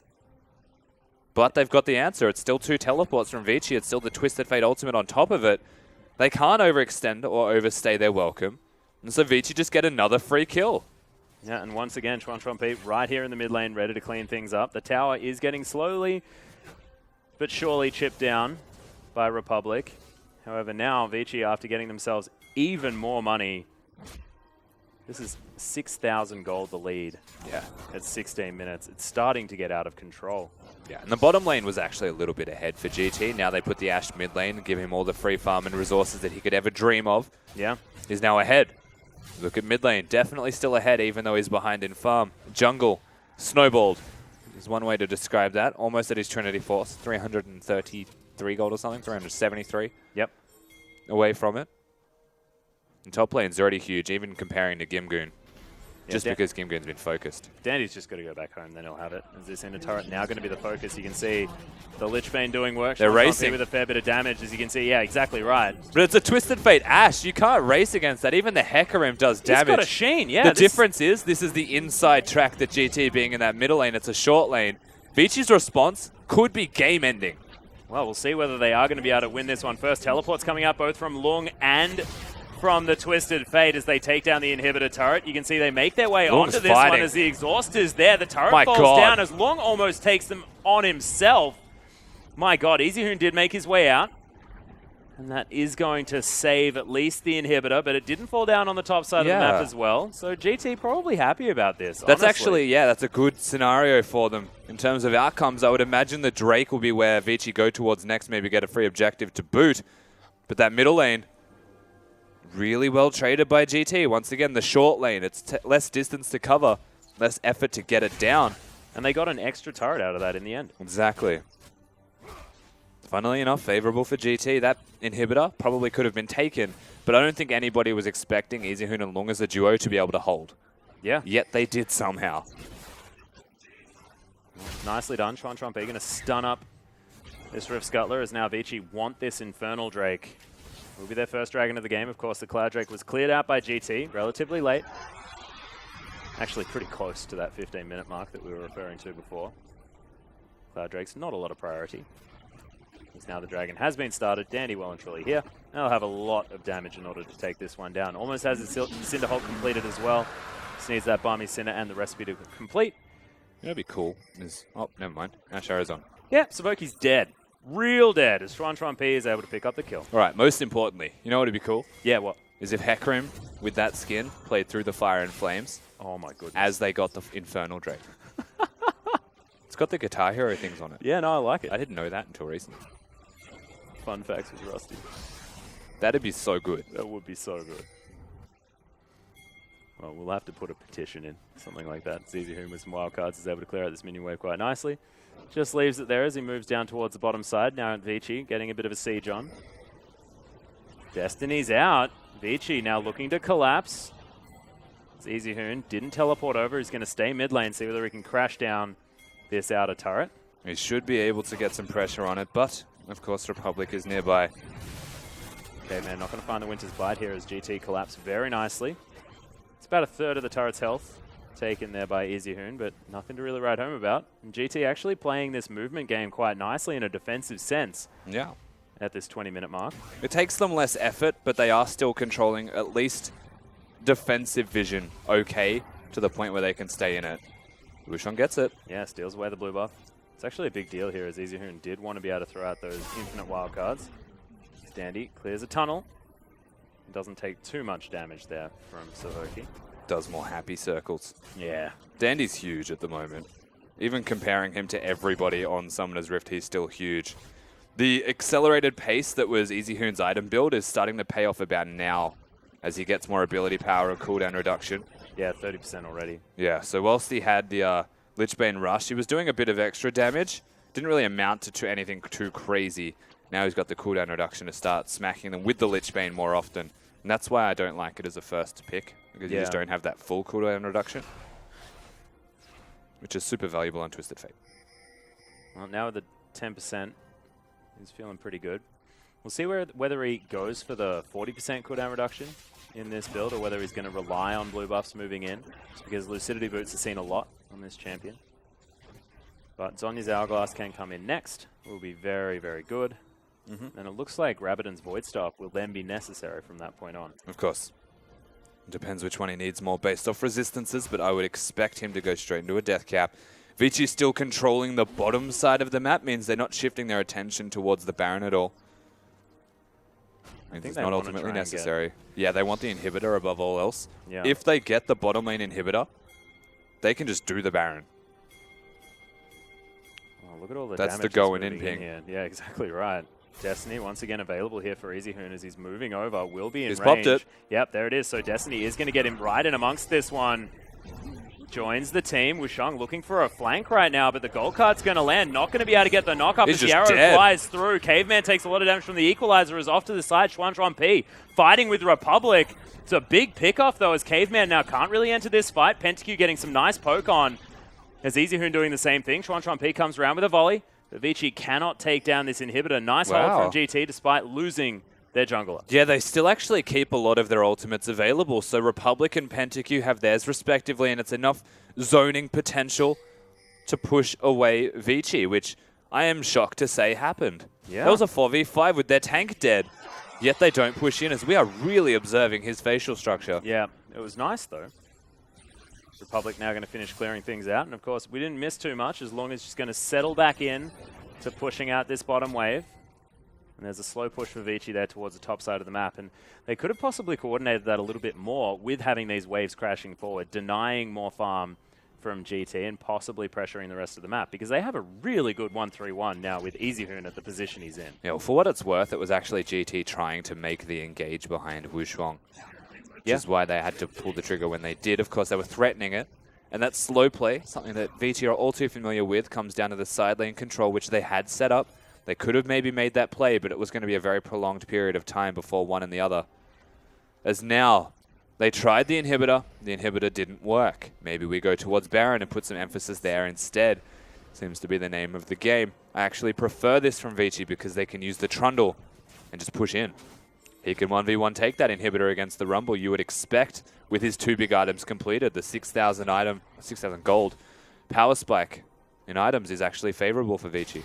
Certainly is, and there's only one global left here for GT as well as the Void Rush not quite available, and with Wushang being discovered right now by GT, by Vici, sorry, it's getting very scary. He's, of course, on the right side of the map, but the Trundle is now bearing down on Gimgoon. Yeah, he's threatening constantly. And it's the 3-1-1. Being taken on here as EasyHoon's pushing down this outer turret in the mid lane. They're getting stretched thin on the side of GT. Nice pillar goes down as the Trundle, he's out of there. Yeah. And double AP, what are they going to do against the Spirit Visage Trundle? And it's simply a deterrent from the Azir being there because EasyHoon can pressure this mid lane. They've got the top lane from Xuan P. It's taking damage. They may not get it, but they're pressuring now constantly. That Trundle losing half of his health is dirt off his shoulder because the next minion wave will just heal him back up, and back in he goes. Yeah, he's already knocking on that door with the inhibitor right there in front of him. You can see EasyHoon now. He's going. Yeah, he's using that Destiny. Wants to take down this inhibitor. There's the Zhonyas from Gimgoon trying to buy some time. And it does mean Vici will back away. They're playing this very carefully as the Baron's being taken off the other side. How many fronts do Vici want to fight on at the same point? As you can see, Dandy happily able to tank this one up. And no one sees what's going on until now, where the Scrying Orb spots out. But they're all at the Baron pit, which means these two are going to be completely uncontested except for Gimgoon. He'd have to drop the ulti, but he's not. And this is going to be a really big pain point for GT unless they pull a trigger on something. Well, they're trying to disengage, but look at this Lichbane rip apart the inhibitor. That's going to fall as now GT wanting to push up to try and answer this inhib, but the teleport comes in. Yeah, so they have the two teleports available. Trundle just recalls instead. EZHoon basically uses his to clear the minions before it crashes and push them away. That's just a free inhibitor taken now. And that Baron push, all too easy for them to look at once again. They still have the vision of the area. And it's timed well enough for them to now brute force their way in. Vici set up well. They may not even necessarily need to do that. What with the fact that Gimgoon, a big team fighting force for this team, he's sort of now relegated because he's the one with the teleport. He has to be on that side lane. Yeah, he definitely does. And Rumble not in a fight at the very beginning is actually quite unfortunate for GT. They want him to get the equalizer down, have that slow zone control area. And now he may be stuck to the bottom side of the map. Yes, he has teleport. Yes, he can get there. But if Vici start the fight off, might not be ideal.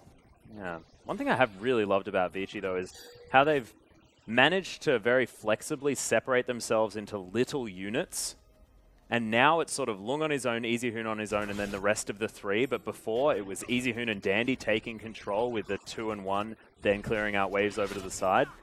They seem to have really seamlessly moved their strategies around this game. It's funny, like Vici being the Death by 1,000 Cuts team, it makes sense that they're capable of doing this. It's almost like a 1,000-piece jigsaw puzzle instead, though, where they're just all being corner pieces. Yeah. Seems like all of the pieces seem to fit together in whichever way you feel like as well. It's like a choose-your-own-adventure puzzle. Not entirely sure how that one works, but it might. Is now Trundle utilizing himself towards the top side of the map. GT going to have to really make this one happen fast. Sun Turret goes up. They want to get this inhibitor. And Lung, with his teleport there, will be able to get into this fight. Now Dandy launches himself into the backside. Pentakill getting a lot of damage down, though, however, as Dandy is going to survive with that Locket of the Iron Solari. Now Lung through the back. As Gimgoon dash cannons out, you can see their low health bars. And the cleanup's coming in. EZHoon throws down his Zhonya's, and look at them crash as GT fall apart. The pillar comes in. Lung tanking the turret, but he's not too worried. Pentakill wanted to get it, but he doesn't. The double kill comes out from Swan P, and how are Vici still alive? It's 15-0 in kills. GT have not been able to find a single one. They've already got the minions threatening the bottom lane. Vici now with that Trundle should be able to secure themselves the Baron buff, and with this, that should be all of the tools that they actually need to get themselves the victory. And perhaps, in terms of kills at the very least, keep GT without a single one. How did they not die, Rusty, in that last team fight? I'm sorry, I'm still reeling. That didn't make any sense at all. Everyone got down so low. There was a turret. Oh, my goodness. Yeah, they actually fought that underneath Azir's Sun turret. We're going to see it again. Of course, Dandy goes in very deep, but the Braum here saves him quite easily and, of course, has that Locket shield to keep them alive. Everyone has summoner spells. EZHoon goes deep with the red card as an exhausted. So that's really good from Republic, but puts the red card, throws the Q, and Zhonya's at the same time, just destroys them all. Dandy honestly has no right being alive, and even with Lung's mechanical mistakes, barely lives, as Vici, now with that Baron buff, and a 12,000 gold lead at 28 minutes, up that tempo. Yeah, trying to put the screws in. Republic did a lot of damage in that last fight, but couldn't finish anyone off. Now Swan P having a bit of a giggle in the side lane. We'll just shove these super creeps right into the Nexus turrets. Vici now setting themselves up. It's a 1-3-1 with an Ashe split pushing. I like it. Yeah, Ashe split pushing. Just doesn't really need to be down there at all. Just group with the team. They've got a twisted fate anyway. Lung threatening the top lane makes sense. The 4-1 does also make sense as EZHoon can hit these structures. Oh my goodness. That red card did a lot of damage. Yeah, not only to the turret, but to Savoki as well. And the blue elixir for EZHoon, so doing true damage to structures. This is really well set up, and Dandy now threatening. Yeah, looking for the flanking players. There's no shield, no snare to come in, and Dandy just looks to be able to soak a whole host of this. And he barely has any resistances. This is the real issue for GT. And Lung's getting tickled. He's also building a Trinity Force here as the Destiny comes in. There's the Emperor's Divide as Lung throws down the Subjugate. He survives for a long time, but there's the first kill for GT. Destiny not going to get the Twisted Fate into this fight as Unbreakable is going to block a lot of that. Dandy's now, in. Yeah, they're trying to fight this one out. Dandy goes down fairly low. As you can see, the Rumble is going to fall down. Arrow There's hits. Pentakill straight in the face with the arrow by Swan P. Double kill. Comes out now for the Twisted Fate, who's looking to try and pick up some more flashes forward. Savoki's going to fall. Triple kill. Zhonya's goes down from EZHoon. He's looking for a potential multi-kill here out of the... Nope. Oh, not going to happen. Prey Seeker's going to find him. That is the solo lane is dead here for Vici. So they will get themselves another couple of inhibitors, and we'll see whether they can push forward, because Baron buff is still a huge deal for this Vici squad, and they've still got 2 carries. Dandy, not sure whether you really wanted to do that, but the Nexus turrets are going to fall down. Use the Ashe and end the game, Vici. And Come on. Xuan P wants to kill Republic. He's going to be able to get one. Rushung's going to fall down next, and Xuan P picks up the double, cleans up the ace, and he'll be able to take down the Nexus. And welcome to the team, Xuan P. Subs in for Endless in the second game. Plays the Ashe instead.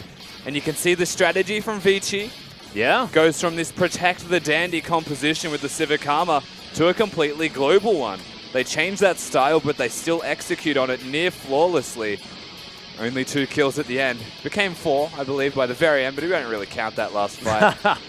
Vici looked well-rounded and controlling throughout the entirety of that series. And they just looked like a team reinvigorated as well, because they all looked to be on the same page. They knew that they had a plan moving into both of those games. It varied a little bit between game 1 and 2. Of course, it was all movement speed focused game number 1, getting around the map very quickly as a unit, whereas game number 2, the split pushing theory, the global theory, and they made it work so incredibly effectively. And it's beautiful to see Vici, a team that we did applaud for their cerebral play, turning themselves back into that, to be honest, because it had been lacking. I think what I can commend from them the most is that they did it early. It wasn't just slow play. Vici, when they win most games, will play with a little cut. They break that cut a little bit wider. They try and break into the base. It's always super slow and cautious, I think is the best way to look at it. But this game was a Twisted Fate Hecarim combo where they just came together seamlessly, worked around the weak point of GT and just camped Gimgoon on that carry top laner in Rumble, made his life miserable, and snowballed the entire game from this. And it wasn't even that they chose that lane, that it was the weak point, is that they did it every single time they could off cooldowns, took them out of the fight, and just played the game well. Yeah, and it seemed to be opportunistic as well, because they were going off vision that they had placed towards the top side of the map for Gimgoon, then decided to kill the bottom lane when they were up there as well. I mean, as soon as they had an opportunity, they took it. And that comes back to exactly what you were saying, is making sure that Vici are playing sped up League of Legends, as opposed to just sticking to a plan and then religiously following. See, the thing is, I actually still think that was a plan. And look at how they started the game off. They lane swapped. They actually took the turret down. The red buff control out of Dandy immediately indicates that they're going to have vision of that area. The second someone shows themselves, that red buff, they know that there's no vision. They know it's secure for them. And he even paths himself through areas where there's no vision to lock down these kills. So yes, it might be opportunistic, but that was a part of their plan from the very beginning. The way that they played it out was seamless. It's just really well executed. Yeah, it really was. And do we think that Vici have now hit a point where they're looking like one of these playoff teams that can really make a run? Because when you've got names like EZHoon, names like Dandy, you're looking like a really powerful team. They couldn't quite get it together at the beginning of the split, but are we enjoying what we're seeing right now? Do we think that they've got a shot? I think this particular style is always going to be enjoyable to watch from Vici. Yeah, damn right. The major problem is that it was banned from them in game 1. The new adaptation is going to be the inclusion of that Hecarim. So all things considered, maybe they've added an extra notch to that belt in what they can play and what they can keep up with. But really, I think teams will still ban it away from them. I think Twisted Fate's very much a shared champion, and they kind of just gave Vici the best composition they could possibly find at GT and didn't really pick against it. Yeah, and I think it was GT getting a little bit too worried about the comp that they came up against in game number 1. Yes. And then Vici sort of perfectly adapting and grabbing another comp that was just as difficult to deal with. And now we're probably being led to understand as to why GT are constantly banning away Twisted Fate, because they just looked like they had no idea what to do against that global presence and pressure. I mean, the real problem and inconsistent point for me is that GT on red side, they had to ban Ryze and Vladimir away from EZHoon. They chose Lissandra over Twisted Fate. You know what? Fair enough. You don't really want to give EZHoon Lissandra anyway. They don't really have a way out of it besides picking the Twisted Fate themselves. But even through hovering that Azir for a moment, it felt like GT's response was quick, take that Azir before he can, because EZHoon's Azir is ridiculous. Just locks in the Twisted Fate, knowing his lane matchup, knowing the whole game's drafting. Like, really, I don't know if there was a direct answer available from GT besides taking the composition that Vici had for themselves. Yeah, this is the thing, and it's actually really dangerous for GT as well, because they've sort of been exposed here just a little bit. They sort of have to be targeting away things like the Twisted Fate. As we have a look at the MVP, and once again, it's Dandy, clippity-clopping around the jungle. 90% kill contribution, but it was 100% until that last team fight. Yeah, the game 1 was a big team effort from across the board, all of Vici. Game number 2 was Dandy actually being very proactive, getting it done, engaging almost by himself, and somehow getting out alive in most of them, up until, of course, that last fight you mentioned. We're going to see a lot of it here. Because the damage that Hecarim does is quite absurd, to be honest with you. Working with the Twisted Fate in tandem, the Korean superstars of Dandy and EasyHoon has consistently got it done. Most certainly isn't. How consistently he moves his opponents exactly where he wants them to go as well on this Hecarim just shows how practiced he is on the champion. Just really beautiful to see. And this, we'll see whether Dandy does get some focus now, because we saw the Rek'Sai being banned away. Game number 1, of course, did make it through. Wushang picked that one up.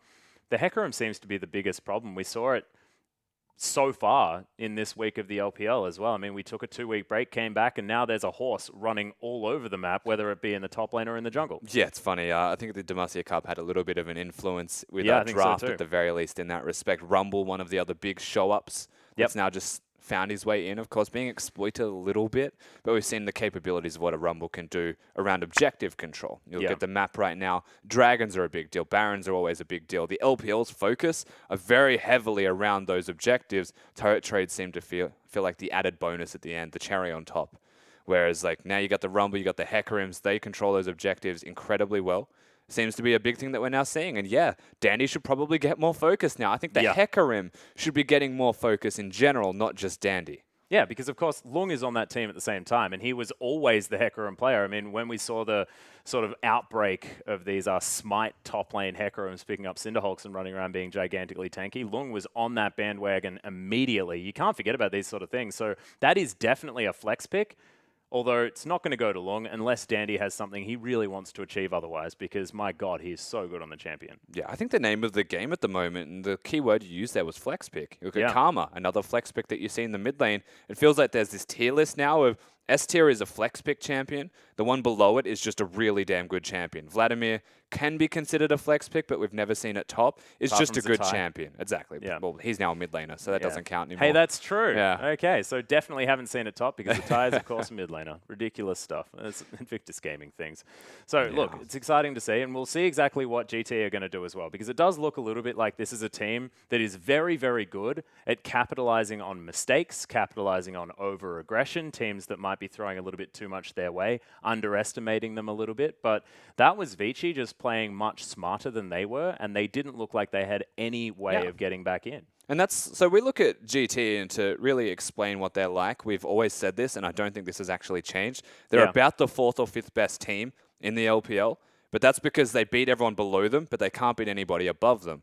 What we're seeing against Vici is actually a team that has really big star power. So they've got EasyHoon, they've got Dandy, 2 players that can go insane and actually take over an entire game or series, which is exactly what we saw here. But what they did, Vici was consistently outperforming GT through playing the map. And GT being a consistent side, they're not going to be consistently as good as what Vici can be. It's a case of their floor is high, but their ceiling is low for GT, whereas Vici's ceiling is always going to be sky high because they've got these 2-star players. Yeah, and we'll see whether they can keep following that as well, because Vici, it looks like they only have up to go. This is a team that has been flexing between the AD carries, and I mean, I guess we have to answer that question as well, because they look dominant in game number 1, dominant in game number 2, but was it different styles that came out of Endless and Chuan-Chuan-P?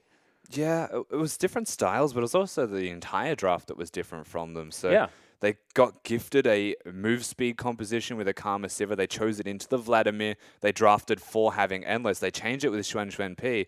And I couldn't tell you from this series in particular if there was a better style, but what I can say is that it's more predictable if every time they play Xuan-Xuan-P it's an Ashe, and if every time they play Endless it's a Sivir. Yeah. They want one AD carry that can play both of them, or both that can play multiple, and then why do you have 2?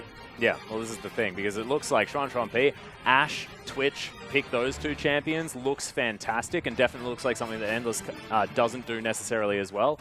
Endless, however, looks brilliant on the likes of Ezreal, and the Sivir now, of course, as well, as Dandy gets this unbelievable flank, almost dies, doesn't, and this team fight was perfect. Stunning out of Vici. Everybody lives with no health, and the Sun Turret was a factor. It does so much damage in these engages. Like, EasyHoon's awareness of throwing out max spells before he goes in separates the good from the great, and EasyHoon is definitely establishing himself in the LPL right now as one of the greatest out of all of the mids. He's definitely setting himself up for a title like that as we have a look at even more of these players. And I mean, Republic, It's a really nice ultimate. Hits a heck of a lot of minions. Manages to take away the Trundle from this fight. Republic played well. He did.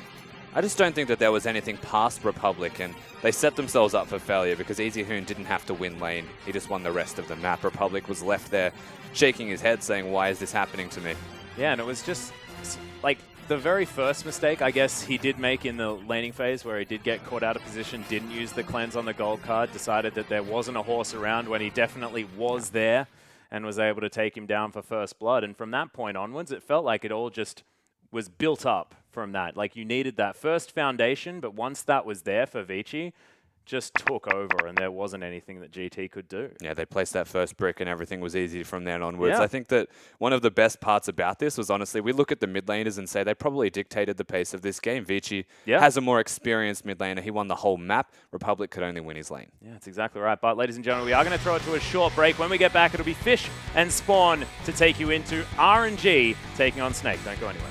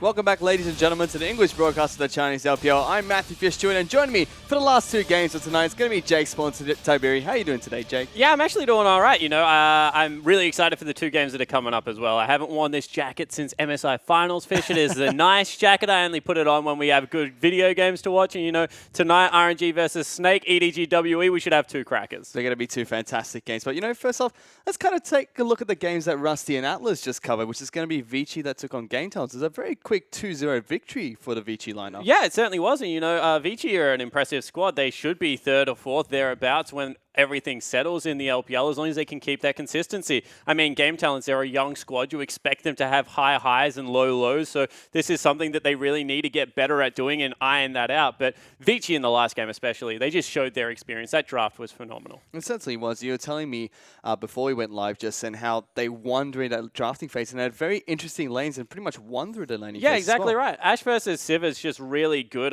in the laning phase because you can always threaten the spell shield. They then have the Twisted Fate as well as a pushing top lane matchup. I mean, Trundle's always going to win the 1-3-1 split push versus the Rumble. So I really liked Vici's lineup in the last game. You saw that they were able to drag Game Talents around the map. Game Talents really had a 5v5 lineup, and that's not going to get it done against a Twisted Fate against Trundle. And they still feel really inconsistent Game Talents, especially coming to that game against Vici. They've been dropping a lot of games recently, especially previously to RNG. Now they've dropped the game to they've dropped to Vici again. So looking really inconsistent, still a very inconsistent team. Yeah, and not even able to pick up that game one victory, right? And their drafts are a little bit all over the shop. So it's something that I just want to have a look at and measure as we keep going with Game Talents. But for now, let's get into the next match tonight, which is going to be RNG taking on Snake. First up, it's going to be RNG with Looper up in the top lane. MLXG will be in the jungle. Xiaohu will be taking to the mid lane as Uzi and Mata will be the AD carry and support. And just look at the lineup. Like, this is such a strong on-paper lineup, and we saw what they can do at MSI. I mean, we've seen what they can do throughout this split.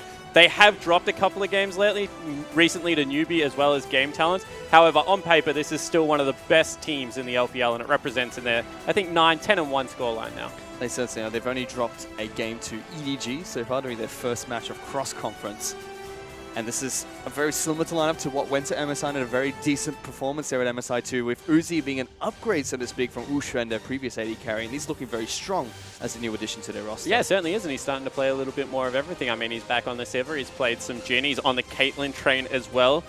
You know, he's got a lot of Lucian games, which is something that just shows the flexibility because they can pick an AD carry early in this lineup for RNG, and Lucian Ezreal still kind of are those best blind AD carries to take.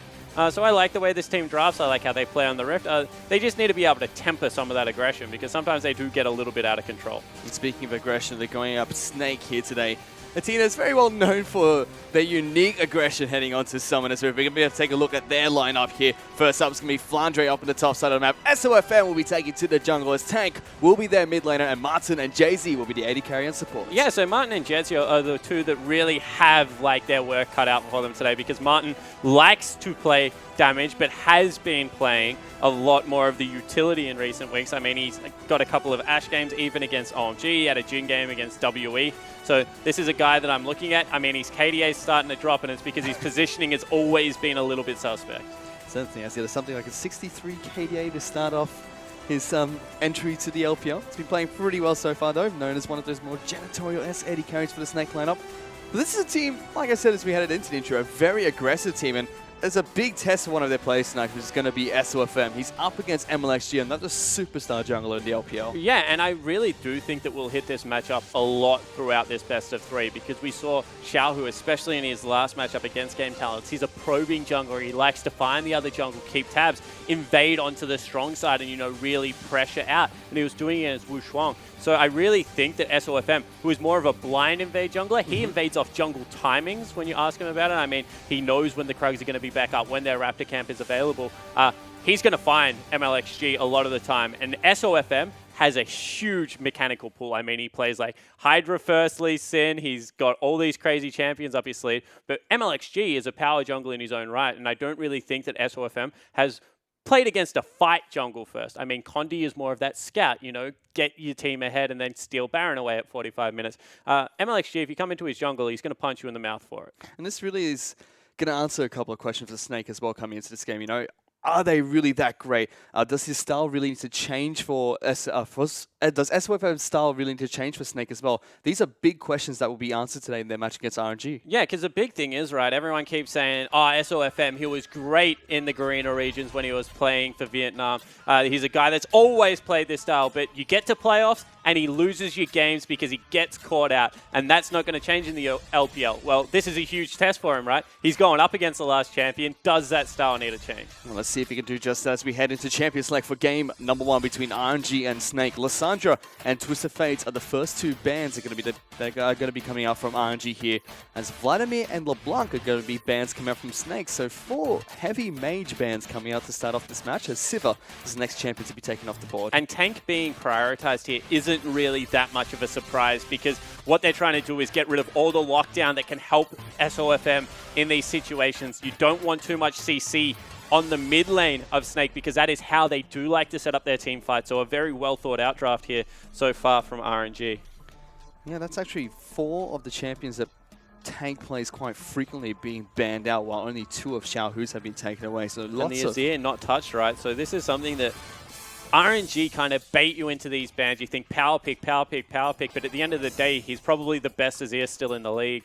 And not taking that off the board means that it's probably going to have to be early picked here by Snake. It is their second place most played champion for both Tank and Xiaohu. So let's see who gets the race to picking up the Golden Bird first, as Trundle is going to be the lock-in for RNG. And it's really interesting that it's now shot up to his second most played, because when they went into a game against EDG, he hadn't touched it at all. In fact, he's only picked it up again in cross-conference. And as RNG have started to struggle a little bit and drop these maps, he has picked it up more and more frequently in the last 3 or so weeks.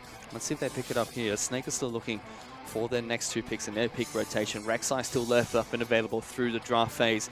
It is a very popular pick for SOFM. He's most played champion, but for now, they're not hovering on it just yet. Yeah, he's one of the few people that will still play Nidalee as well as Lee Sin into Rek'Sai, though. So I don't think they really have to rush the Rek'Sai pick. I mean, it's great to get him the power matchup. However, both of these junglers, very deep champion pools. Hecarim still left us up as well, a champion that has been seen played a lot more in the jungle, as Snake will actually take Azir away from Xiaohu. Tank will be playing that here today, and Brom's going to be the supportive choice. Yeah, and straight away MLXG just jumps on the Rek'Sai. He's like, I will take it if you will not.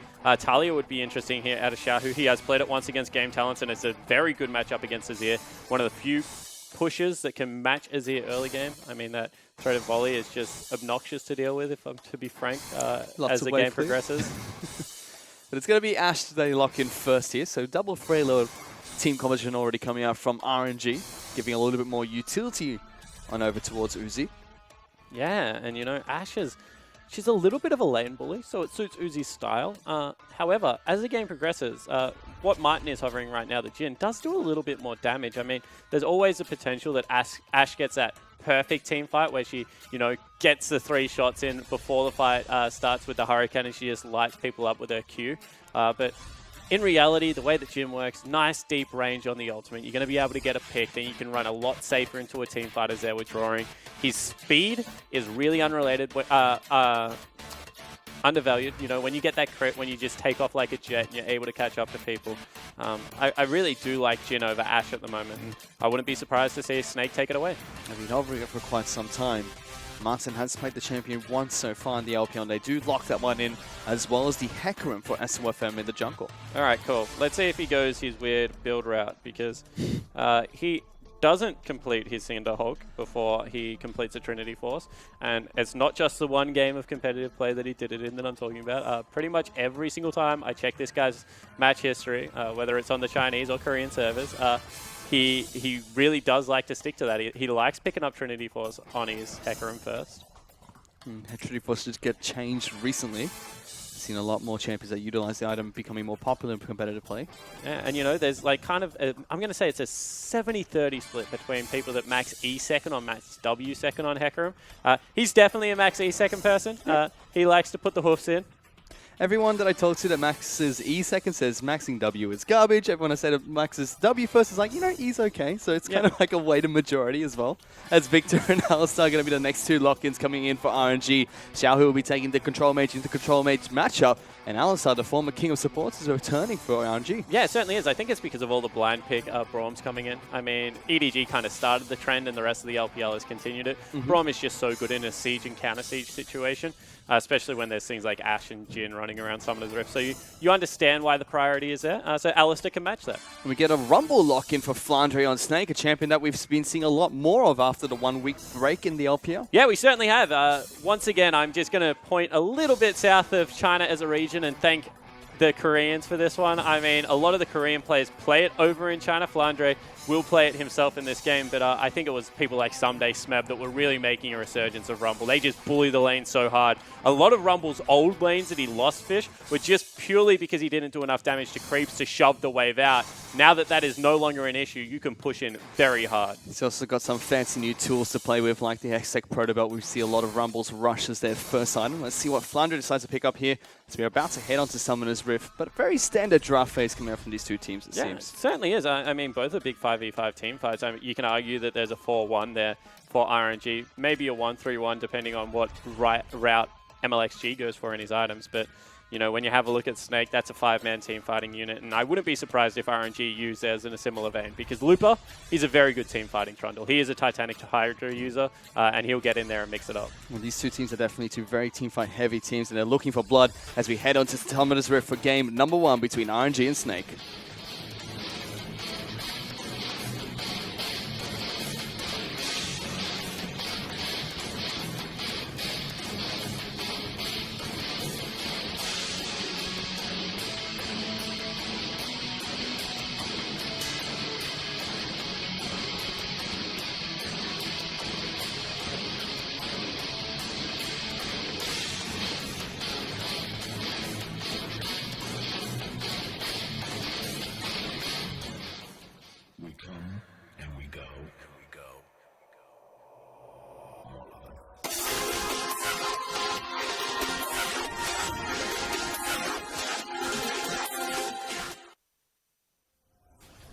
And all of us have loaded onto Summoner's Rift as well as we're here for game number 1 between RNG and Snake. Is that your new favorite one?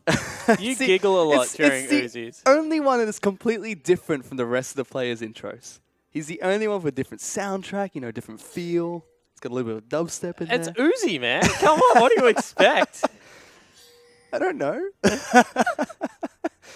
So you do get a chance to take a look at the Keystone Masteries very quickly. Lots of Thunderlords coming up from the side of Snake here. SOFM and even Jin's picking up one for today. A Thunderlord's Hecarim, as well as a Grasp Braum. That's a little bit strange. They want to fight. Yeah, Grasp scales incredibly well, and I guess that he just feels that, he's going to be diving as opposed to protecting Martin, so no Bond of Stone needed. We'll see how that works out.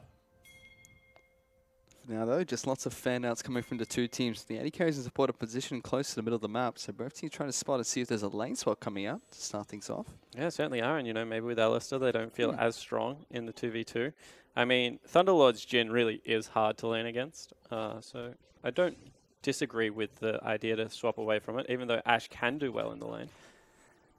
So we do see the lane swap coming out from RNG. They send Uzi and Marta up to the top side of the map, going to take the Gromp camp at level 1, so is Martin and Jay-Z.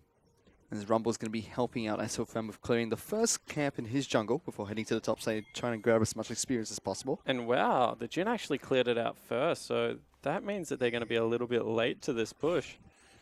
Looper does only grab 1, although he grabs experience for 3, whilst Flandre gets 2, so 100% lead right now for Flandre, I think it is fair to say. Let's see if we can utilize that, as SOFM actually spots out the lane swap himself and decides not to take the red buff to start things off. All right, greedy from MLXG. I mean, he starts on Krugs, he does his red. SOFM a little bit more respectful, actually gives his red buff off and went straight away to the Wolf camp. There's Tank and Xiaohu already trading back and forth in his mid lane. That's lots of damage coming out from the Azir. Yeah, that's an understatement. I mean, he chunked him out there. It is not going to be a kill summoner, it is the exhaust, so, probably preempting some early jungle attention as well as some dive late game, but That was very nicely played from Tank. Gets rid of both potions. In fact, SOFM might get 3 buffed here, as we do see... Yeah, he's getting 3 buffed. There's no moved hope to of the jungle. that. But they are going to kill mid lane.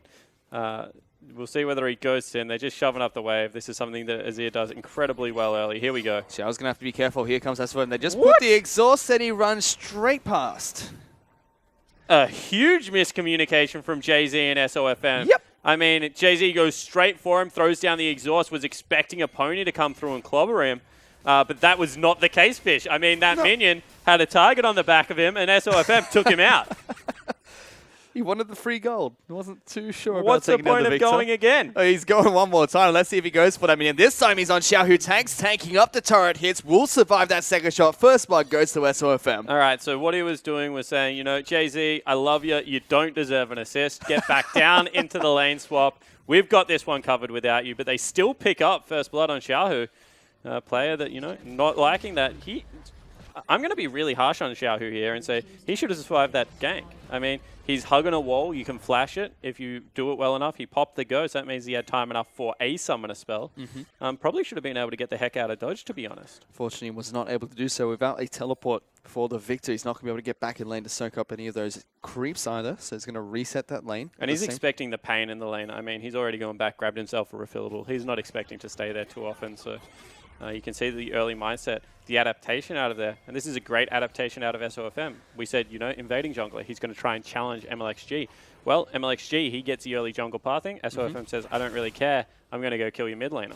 Changes things up. You know, gets 3 buff to start off this game. Not that great, but gets a kill off the back of it, which is fantastic for the Snake lineup. At the same time, we saw both the outer turrets in the top lane and bottom lane fall. In response, Snakes send their AD carry and support up to the top side of the map. AD carry and support for RNG is sent down to the bottom side. And MLXG actually got the worst shop, at least in my opinion, for Rek'Sai. I mean, the best shop is if you can go straight Balmy Cinder. That means you've stayed on Summoner's Rift for a very long time, maybe got some successful ganks. Second best is if you can go back and get Sightstone, just allows you to keep tabs, do that counter jungling. I mean, Chilling Smite is what you're going to go anyway, so it's not like it puts him behind or like puts his build wonky at all, but it's just, you know, it's the lowest value shop and doesn't really give him all that much. Now he's been caught out. He might be caught out here as that Smite does come out from SOFM to try and take the Flandre Raptor Cave away. They're still going for it. Here comes the Rumble. Flashes away. Flash forward for Flandre. He misses the harpoon. And this is what we were talking about. Is the team coordinated enough? Can they actually boot MLXG out of the jungle who likes to go for their probing plays? Well, it turns out they're going to rotate 4 people towards him. They're happy to burn summoner spells. They wanted to get in there. Jay-Z burnt one as well as Flandre. And, you know, MLXG, he receives the message loud and clear, I think. Don't go back into that side of the map. This is kind of the question we wanted to ask about Snake. Are they about RNG? Are they going to collapse on SOFM when he invades the jungle? Seems like we're asking the wrong team the wrong question as he goes back in towards the mid lane. This time the flash is being burnt by Xiaohu to escape the gank. Yeah, and you know, Xiaohu is being punished right now. Any aggression is going to be faced with a gank, it seems, from SOFM. Very cognizant of the fact that, you know, Xiaohu is a very good mid laner and Tank will need some help in this situation. So, you know, double summoner spell for Xiaohu making a little bit more sense. He's going to have to outrun the pony. And Snake are going to be able to take down the top lane outer turret as well. RNG will be able to do the same thing on the bottom side of the map. And this is actually really smart counter jungling out of SOFM. I mean, we criticized MLXG. He went to the weak side of the map and got thrown out. SOFM's counter jungling on the strong side of the map. Grabs both of the camps. I mean, there's absolutely nothing there for Rek'Sai to take anymore. Actually, he didn't grab the Gromp, I lie. So still good work there. That is a... Uzi should know that ward is there, by the way. That is a painted Snake ward. And you need to be very aware of it. They want to check out who's going to which lane and get Flandre in behind them with the equalizer when it's available.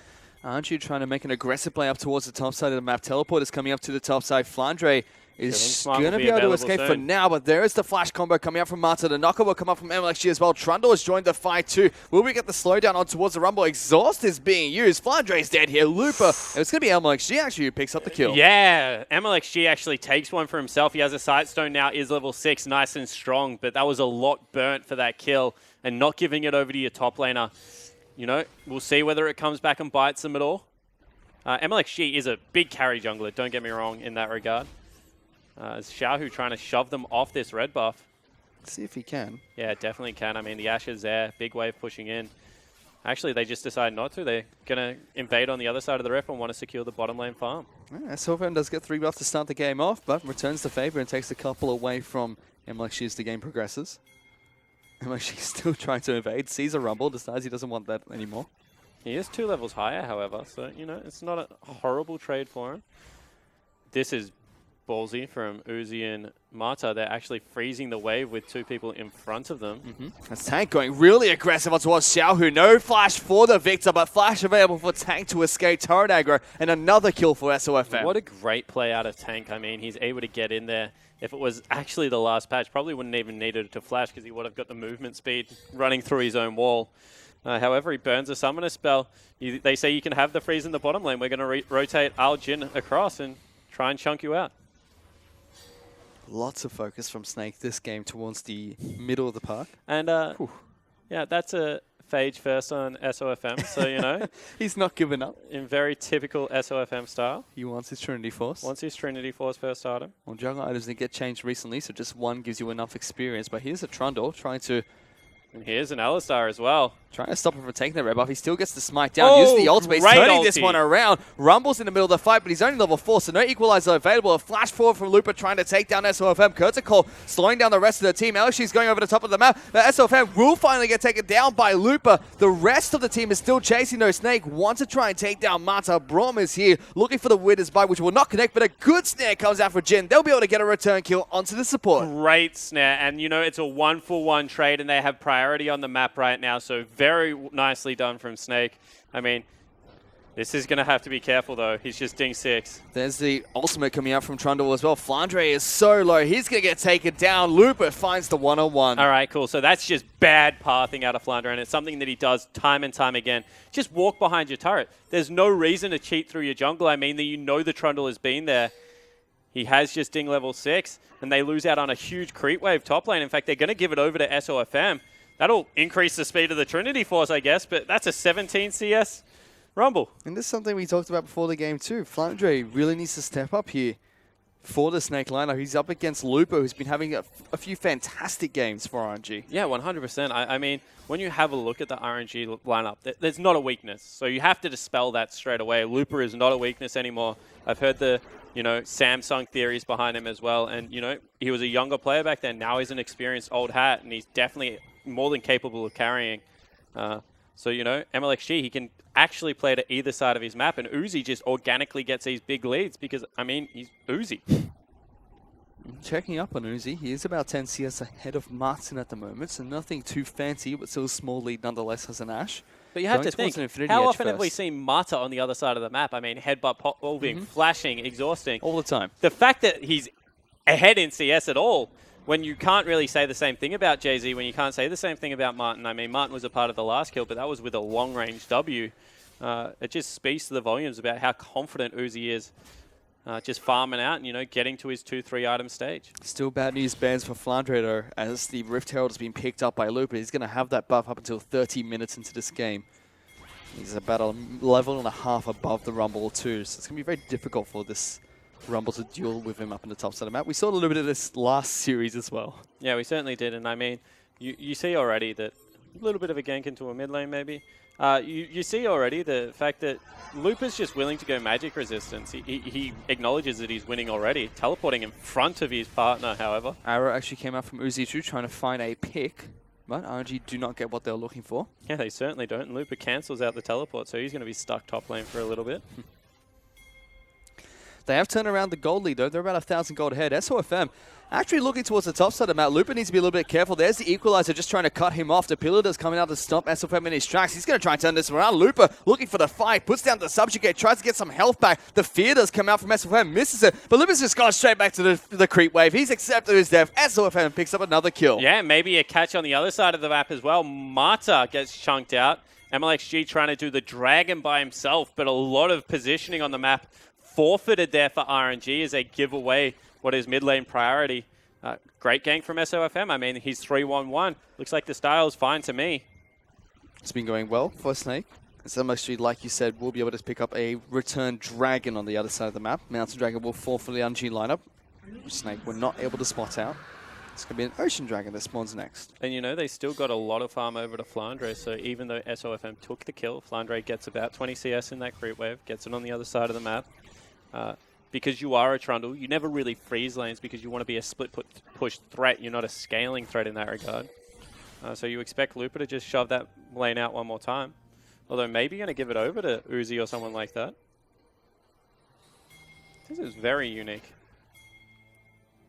To give over the farm? No, to actually, you know, it looks like... So those wards that he just set up actually looks like he is going to freeze it, but he doesn't. He goes back up there and smacks it straight away. So the only reason that you would pink ward your blue buff and then, you know, ward in the river is because you don't want to get cut off by a mid laner that's shoving in mid lane and then you rotating into your lane. However, Lupa just burns the 2 wards and then starts smacking the creep wave as fast as possible. Well, the Snake ward is still up and available, so spots out all the movements coming out from the Trundle. Yeah, and it's really good because it shows how they're controlling side wave. I mean, who are they giving farm priority to right now? And here we go. Lupa having to back off his creep wave nice and early. That means it will go over to the Jhin. Just walk into the brush. Like, someone should do it. If every single video you watch of Snake, that ward is available on the map. Not spotting it out. On the flip side of the map, though, Trinity Force has finally been completed by SLFM before any other items, so still sticking to that build path.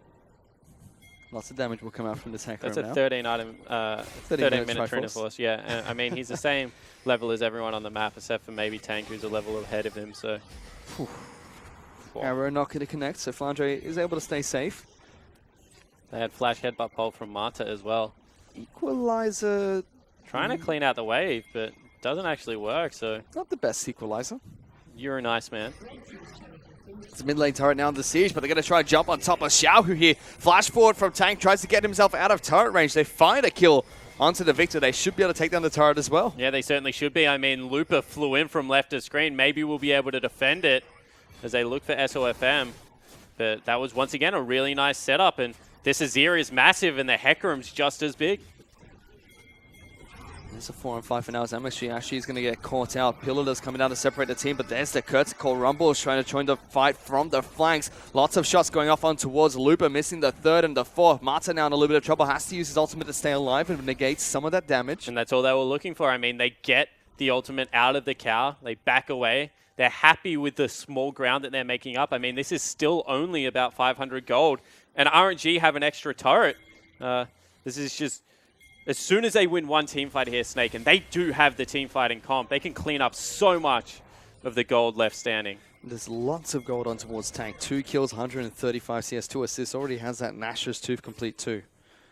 So he's going to be a huge factor to be dealt with in these fights for RNG. And to be honest, you know, Xiaohu's just being punished. Now Flandre in a little bit of trouble, however. He's going to get headbutt back in towards the wall. SOFM in the meantime is actually duking out with MSG. Teleport's being popped there by the RNG lineup. They will get Flandre to return kill. But that was a solo kill coming out from SOFM in the jungle. Yeah, just able to kick him out one more time. And we said these two junglers want to fight each other. Well, SOFM actually has a Trinity Force now. You have a Sightstone and a Cinderhulk. I don't think you should take the fight, MLXG. He does, and he loses. SOFM likes to kill your Gromps and your Raptors and your Krugs. If you stop him from doing that, he's just going to kill you instead. He's now on his way towards blue buff. Arrow not going to connect, misses the Hecarim. I actually don't think we've seen Uzi hit one. And some of them have been long distance, but you would think that he would hit a couple of them. So, you know, not able to get it done. Does have the Hurricane right now, however, so he's doing a good job in keeping up in the farm department. He's going for the Infinity Edge next as well, so more damage instead of the Essence Reaver that we see some Ashes go towards for more cooldown. I just really like Infinity Edge as a second item on Ashe. I mean, it gives you such a smoother power curve. Don't get me wrong, it is important to have cooldown reduction if you're the only way you can start a fight, but they have other things like Flash Headbutt Pulse, so it's important that he is a part of this composition doing damage. Checking with the items really quickly. Ghostblade has been completed by Martin, so a small power spike for the Jhin.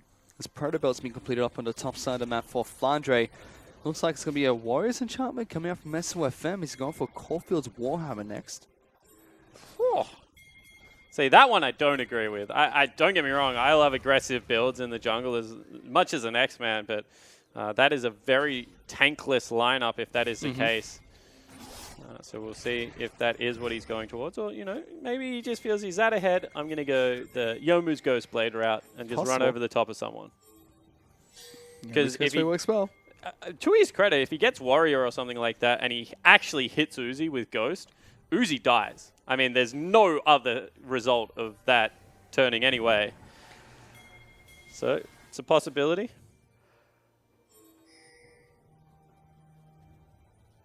RNG taking a lot of time here to clear out that one ward. They do eventually find it.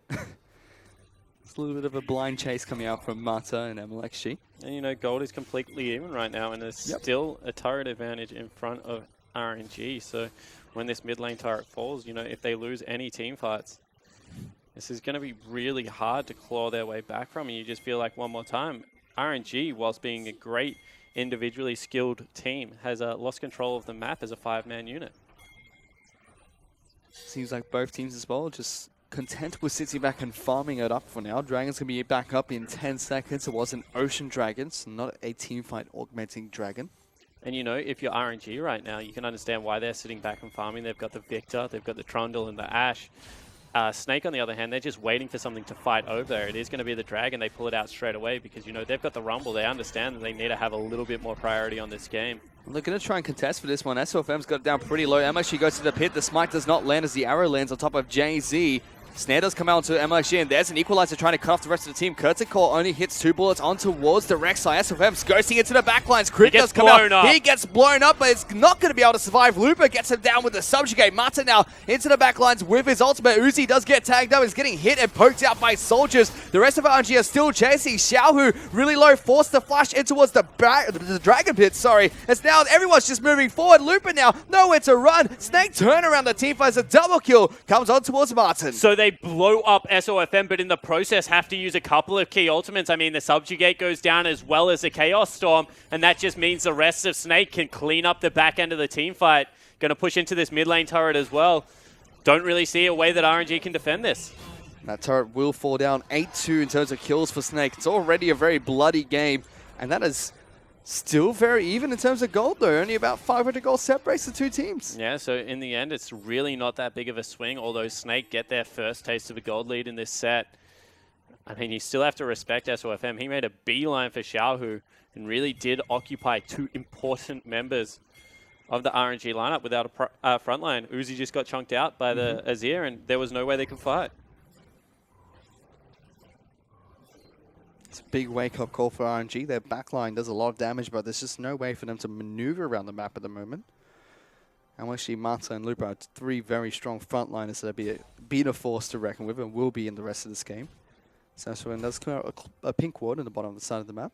Yeah, and you know, they think the Alistar and the Rek'Sai. Lupa's one of the few Trundles that swaps between Titanic. I mean, you either generally a Titanic Hydra user, like someone like Korra used to be one. I actually haven't checked whether... I'm going to assume that EDG's top lane is just forced to build Titanic over Ravenous. Marin? Marin, yeah, he does. He's a team fighting Trundle as well. Whereas Flandre is definitely a Ravenous builder. I actually think Ravenous is pretty much... I think Titanic's better than it, but that's just my opinion. We've got to be a little bit careful here. So MLXG and Martin were camping side of the brush. He's going to get snared down. Tank putting a lot of damage down towards the Alistar. Ultimate already being bopped. Equalizer coming down as well. That's one dead cow as Martin finds the snipe from downtown. Yeah, and he actually even gets the next tick onto MLXG, so his eye is well and truly in. They're able to pick themselves up the blue buff on the way out. Another pick. RNG really just trading farm right now onto their troll to try and keep themselves in this game. And Snake looking fantastic so far. They're not letting up with any of the pressure that they've started in this mid-game. Well, somehow the gold's still even, though. A lot of the times when Snake lose games, you're like, they have clearly lost focus. I mean, they've got a little advantage, then they've fought a stupid team fight or something like that, and they've given the game away. That's why it's actually impressive to watch them play against really good opponents, because they don't make the same mistakes. You can tell that they're much more level-headed as they go throughout the game.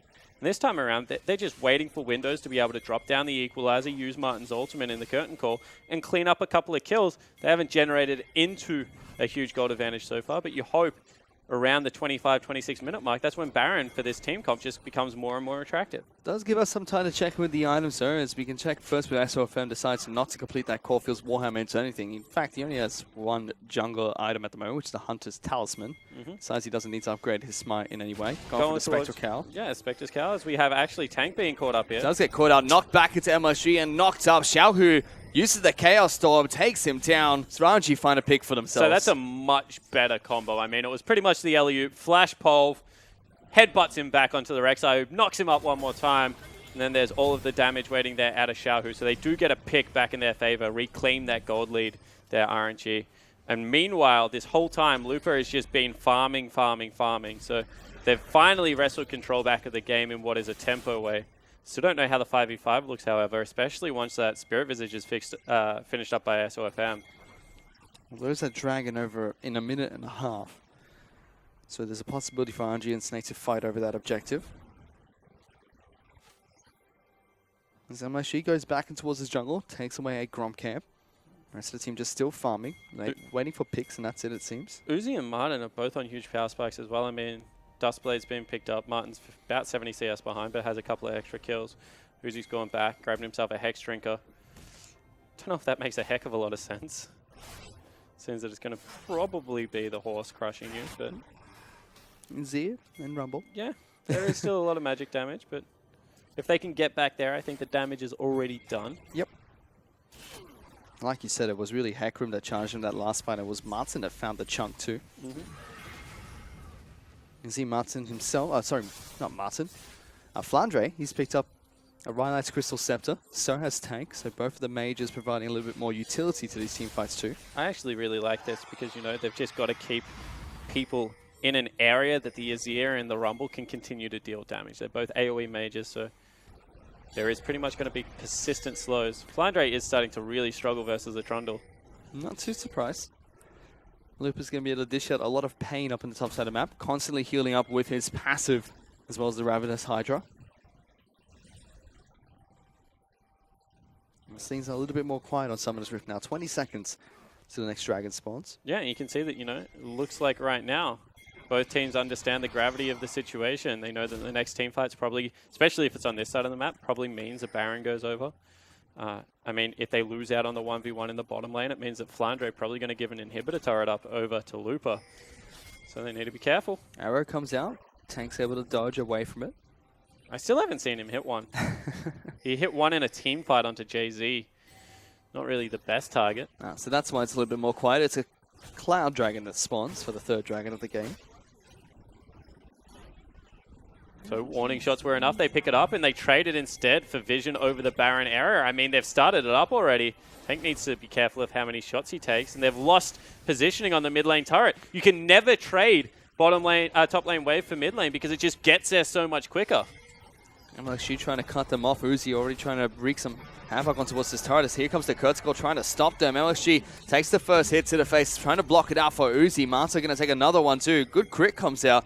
But Snake are not able to defend the turret. Now taking a lot of trouble. Has to use the ultimate to try and knock them away. But Uzi is able to get the pick for his team. RNG are fighting back nice and strong. That was just a silly mistake from Tank. And this is what I'm talking about. You can see where the concentration lapses. He cues a minion wave in front of a Trundle. I mean, there's no way you can get out there.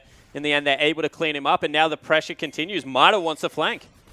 Mata is going to be able to go around, gets a big pulverize onto both Jay-Z and Martin. They're trying to do what they can to stay alive, but Jay-Z has to hop back, living with a sliver of health. Flandre trying to knock the rest of RNG away. A good flank comes out for Martin, but they don't get a kill for it. Yeah, so in the end, it is just going to be trading flashing health bars. I mean, SOFM had the exact same idea as Mata. You know, dive their backline, split this siege up before it even begins. So they will kind of bow and move away. Jay-Z, however, incredibly lucky to live on the back end of that fight. So lots of summoners being burnt there in that fight itself. Martin had to use both his flash and heal to get the safety. Jay-Z had to use the flash as well. Uzi just used the heal. I mean, Uzi wasn't even hit, and he was just sitting there raining death down upon people. This Ashe is certainly doing some damage towards the latter stages of the game. He's got the Infinity Edge completed. Going back to base, going to be able to pick up another item for himself. Goes for the straight up Maw of Mount Mortius, upgrading that from the Hex Drinker. See, that makes a little bit more sense now. Maw is actually a really good item against burst champions. I mean, you get the passive straight away. You're able to heal up nicely, especially with something like the Hurricane. He's not going to really hurt for Vamp at the moment. Still, RNG are now the ones that are dictating the pace of this game. They've got the last few picks. They won the last few team fights as well. But still very close game between RNG and Snake. Something we expected between these two teams. They're also the only team with a legitimate tank. And hell, now that they've picked up a Frozen Heart on Looper, they've got two of them, to be frank. I mean, the supports will be tanky when they have their Unbreakable and, you know, the Alistar ultimate up at the same time. However, they only last for a small duration. And lots more execution focus coming through on Snake's composition. Ping's coming in through the mid lane here. Seems like Snake want to try and barrel down towards the mid lane inner turret. MXG is being zoned away for now. SFM trying to get some damage down, and Mata is actually looking for a flank behind the rest of the team. He's deep into enemy territory.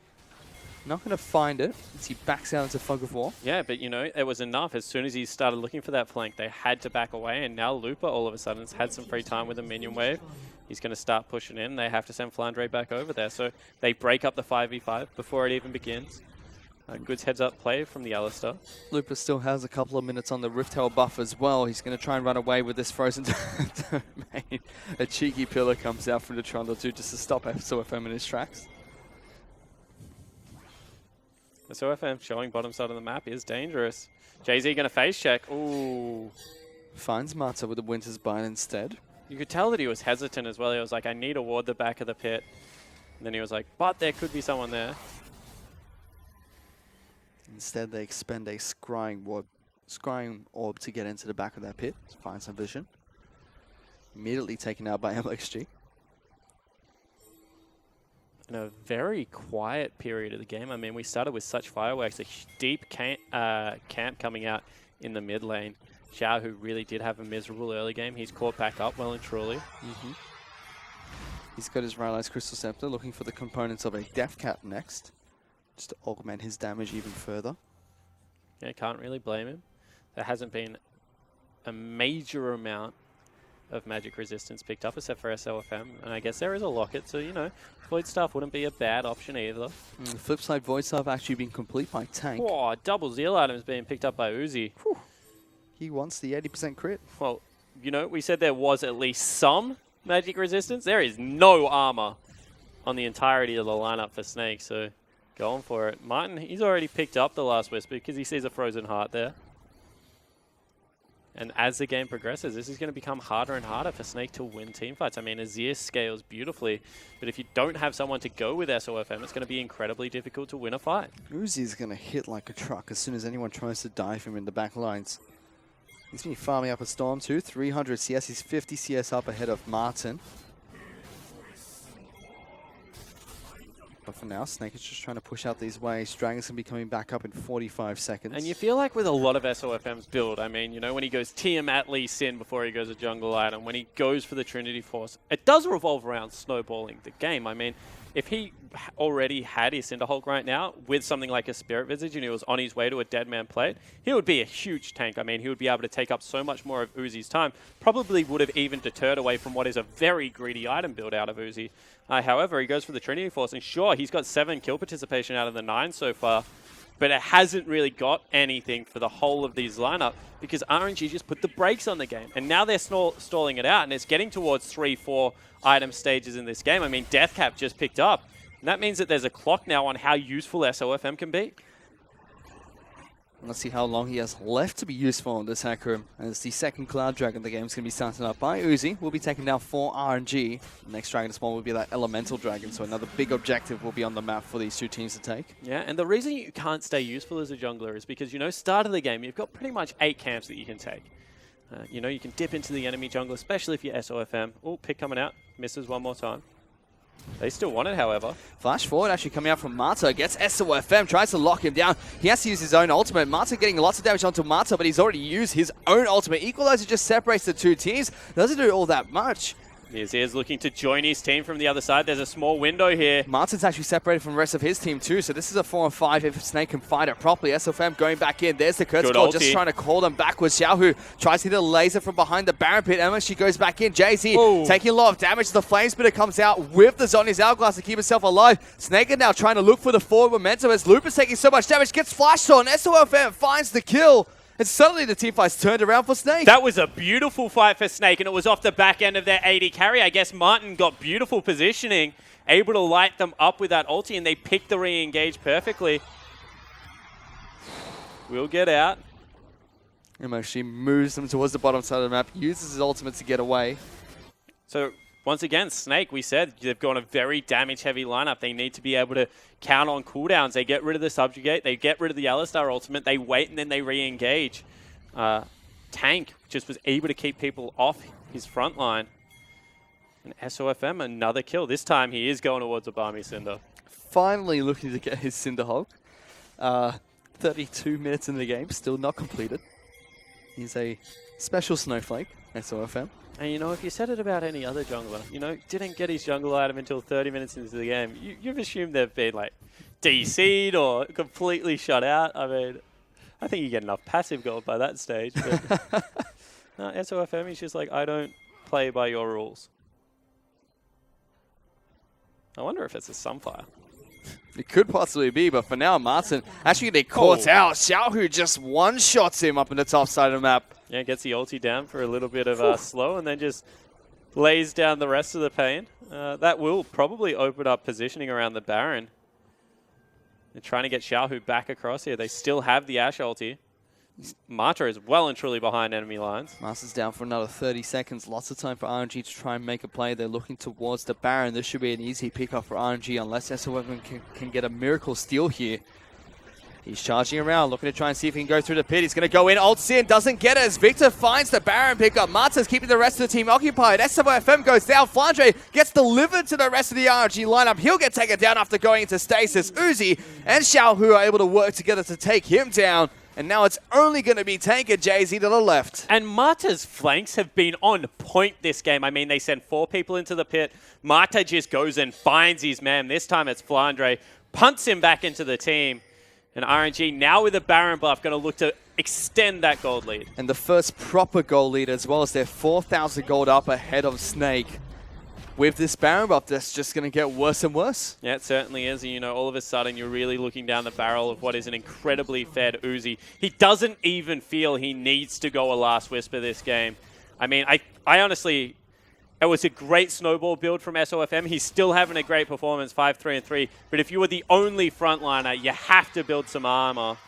And it's really let the team down. Because now, I mean, it's not only you as a tank, but whoever Uzi looks at, if that's a Bloodthirster, dies instantly.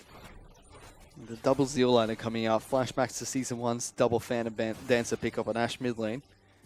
As he's trying to barrel through the rest of the Snake lineup. RNG with the Baron buff. Have to see what they can do with it. 5,000 gold at the moment. The team is grouped up towards the top side of the map, waiting for Xiaohu to run out of base. And that's 4,000 gold now in favor of Uzi as the 80 carry. They're just giving him farm priority all day. And they do this because, you know, Xiaohu, he sits in the middle lane. He's consciously clearing waves out against the push. And then they just, because they don't run teleport on their mid lane all that much, they just send Uzi down into the bottom lane, into the top lane, and they give him the big farm lanes. And he's almost got 6 items too. He's pretty much done. He's ahead of the clock still as this game progressed, which is, in a 20-kill game, pretty impressive. He's the one that's been doing the split pushing as well, as he's just farming out the bottom side of the map. Marta uses a combo towards SOFM. Sends a message. That's pretty much all he was looking for. Flandre's trying to deal with the Trundle up on the top side of the map. No more Rift Herald for and Looper. If there was another 80 carry in the world that pretty much marched away from his turret to the enemy turret as Ashe, you would be cursing him. But, you know, Uzi gets as much farm as he wants, and apparently he wanted to take the wave the whole way there. Yes, 380 farm, the highest in the game. Throw the 70 more than his team. He's on fire this time around. The turrets are just falling down like flies for RNG as they push towards the base. And there we go. Combo on towards SOFM. They lock him down for quite some time. Uzi is positioning quite aggressively forward. Then it's the Equalizer coming out from Rumble just to separate the RNG roster and try and clean out as many minions as possible. But once again, they get rid of a couple of key cooldowns. Marta now in trouble, however. Has to use his ultimate, pops away. There comes the Courtesy Call to come out, finds him with the second bullet. The rest of RNG are just protecting him as much as possible from the 4th and final shot. Yep. Meanwhile, over the wall, Jay-Z took a full... able to push him back. I mean, Xiaohu, he is 70 CS down. I guess they've traded farm from 80 carry to mid laner here. But still able to put down a lot of damage with that ultimate. RNG is still playing this nice and steady. No over-aggressive moves. I think they definitely have learned their lesson lately, especially against good teams. And Snake is a very good team right now. You have to play respectfully. As that Cinderhulk has finally been completed by SOFM. Now I'm really confused about the Corfield Warhammer. Just sitting there for the cooldown reduction. It gives him 40%. You reach very fast, sir. You've got to go somewhere. It has to mean something. Everything has a purpose, Spawn. It does. You're a sage man. However, looking for a pick here on Looper. SFM knocks him backwards, uses the ultimate very early as well. Martin trying to lock him down. Dustblade pops, doesn't do too much damage. A flash away from Looper to try and run. Jay-Z uses the Winter Bind and the ultimate. They really want to kill on towards this troll. They will eventually get it as Martin reloads, gets the final shot down. They take down Looper using so many resources. Yeah, they certainly do, but I guess they burn out the rest of the Baron buff as well. Now they're looking for Elder Drake, so Snake playing very aggressive on the map. They've already started on this one, getting lots of damage down on towards the Elder Drake. And so Fem trying to get the smite off MLXG. Might want to go for the steal here. Go to the pit. He gets the steal. MLXG outsmites S for it with his life. But he delays the advantage coming out from Snake. 100%, and that's all they needed to do. I mean, they made the right call. They did not fight and steal at the same time. MLXG on your screen just dips into the pit, picks it up for himself. SOFM gives a wry grin. I mean, he got the kill in the end. That's pretty much all he cares about. So, it's about sending a message, Spawn. Well, message received, I think, by MLXG. He's like, you know what, mate?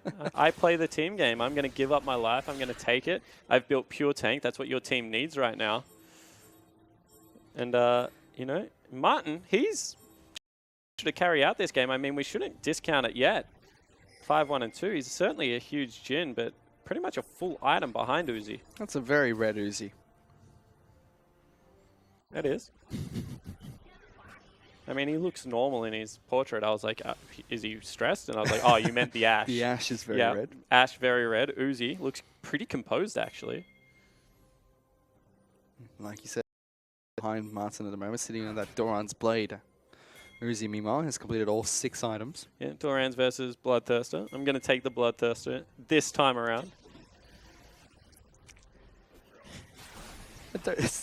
Trying to find a situation where you would take the Dorans over it. I just can't find it.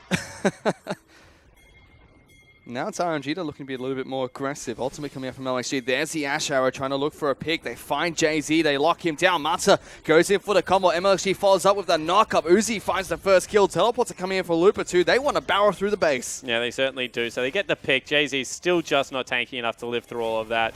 Double knock-up. MLXG is an absolute monster. If he dives, I don't know what the answer is going to be. Instead, they're actually pinging away. They don't have the Ash Arrow unless Marta goes over the wall. There's not really a way in right now. They still have a couple of seconds left on the Dragon buff. Now finally expiring as they try to take down the first inhibitor turret. Looks they like deal it's a be lot given. of damage towards it. We'll be able to get down the inhibitor turret and working on the inhibitor, which will fall pretty quickly as well. Yeah, it certainly is. So they take down the inhibitor turret and the inhibitor. There's still about 5 seconds left on Jay-Z. You could see that Snake were already pinging out the Baron. That's where they think they're going to go, and they would much rather fight in that situation. Although SOFM, he's burning a ghost. He knows he has to get there. He's running for his life now. He wants to get towards the pit and try and pay tribute to MLXG and get a steal off if he can. This Baron's already down towards half health. SOFM's nowhere in sight. RNG might be able to just take this one for free. No hope of getting there. I mean, sending 2 members bottom lane is inexcusable out of the Snake lineup. They had already pinged it whilst the inhibitor was falling. Give it up. Mistakes were made, it seems, coming up from Snake. They're 8,000 gold behind now. And RNG are camping very aggressively deep into a brush against Snake.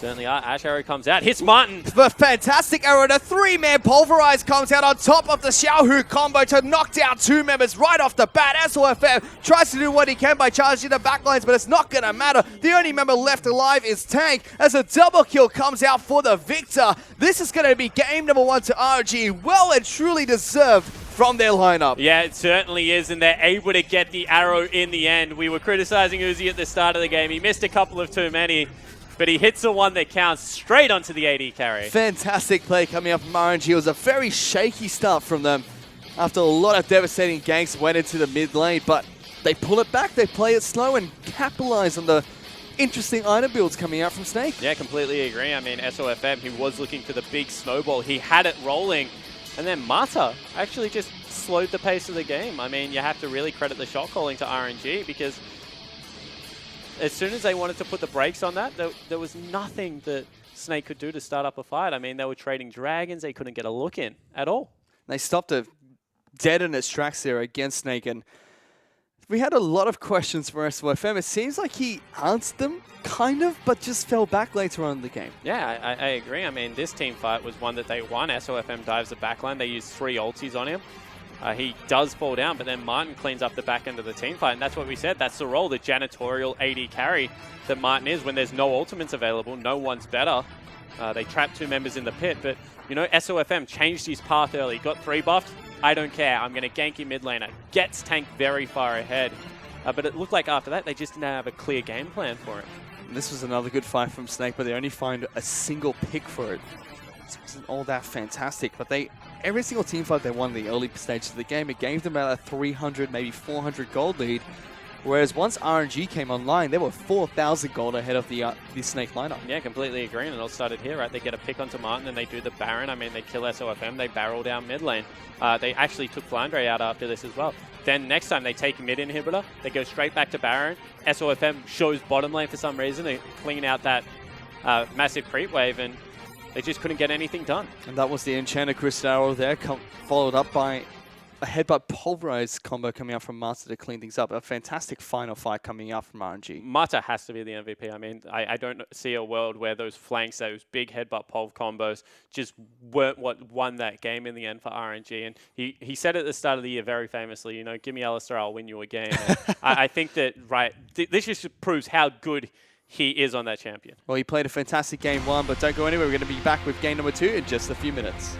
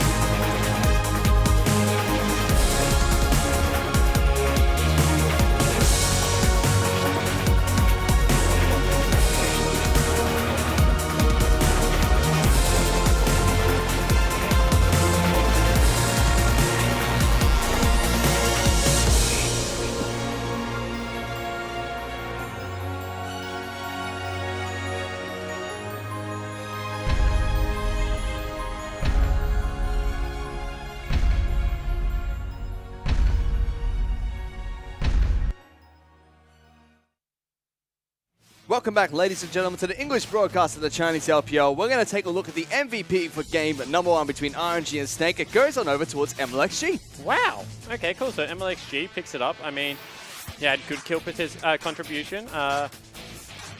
Able to keep tabs on the Hecarim a little bit. I mean, he had a decent game. I think everyone on RNG actually did once they took that big breath and took a step back. I'm actually interested to see whether we get any highlights because sometimes they just do this, you know. Like, yeah, have a good hard look at him. That's your MVP. Oh, no, we got some. Let's see why. Well, he locks out so that's Marta. Yep. That's a Marta highlight. That's a Marta highlight right there. Nicely so next done. one going to be a Marta highlight. He actually steals a kill right now. So, yep, not sure if I agree on that one. Let's check out the next one. He's stolen it. That is actually true. This is not Marta at all. He steals the Elder Drake and dies.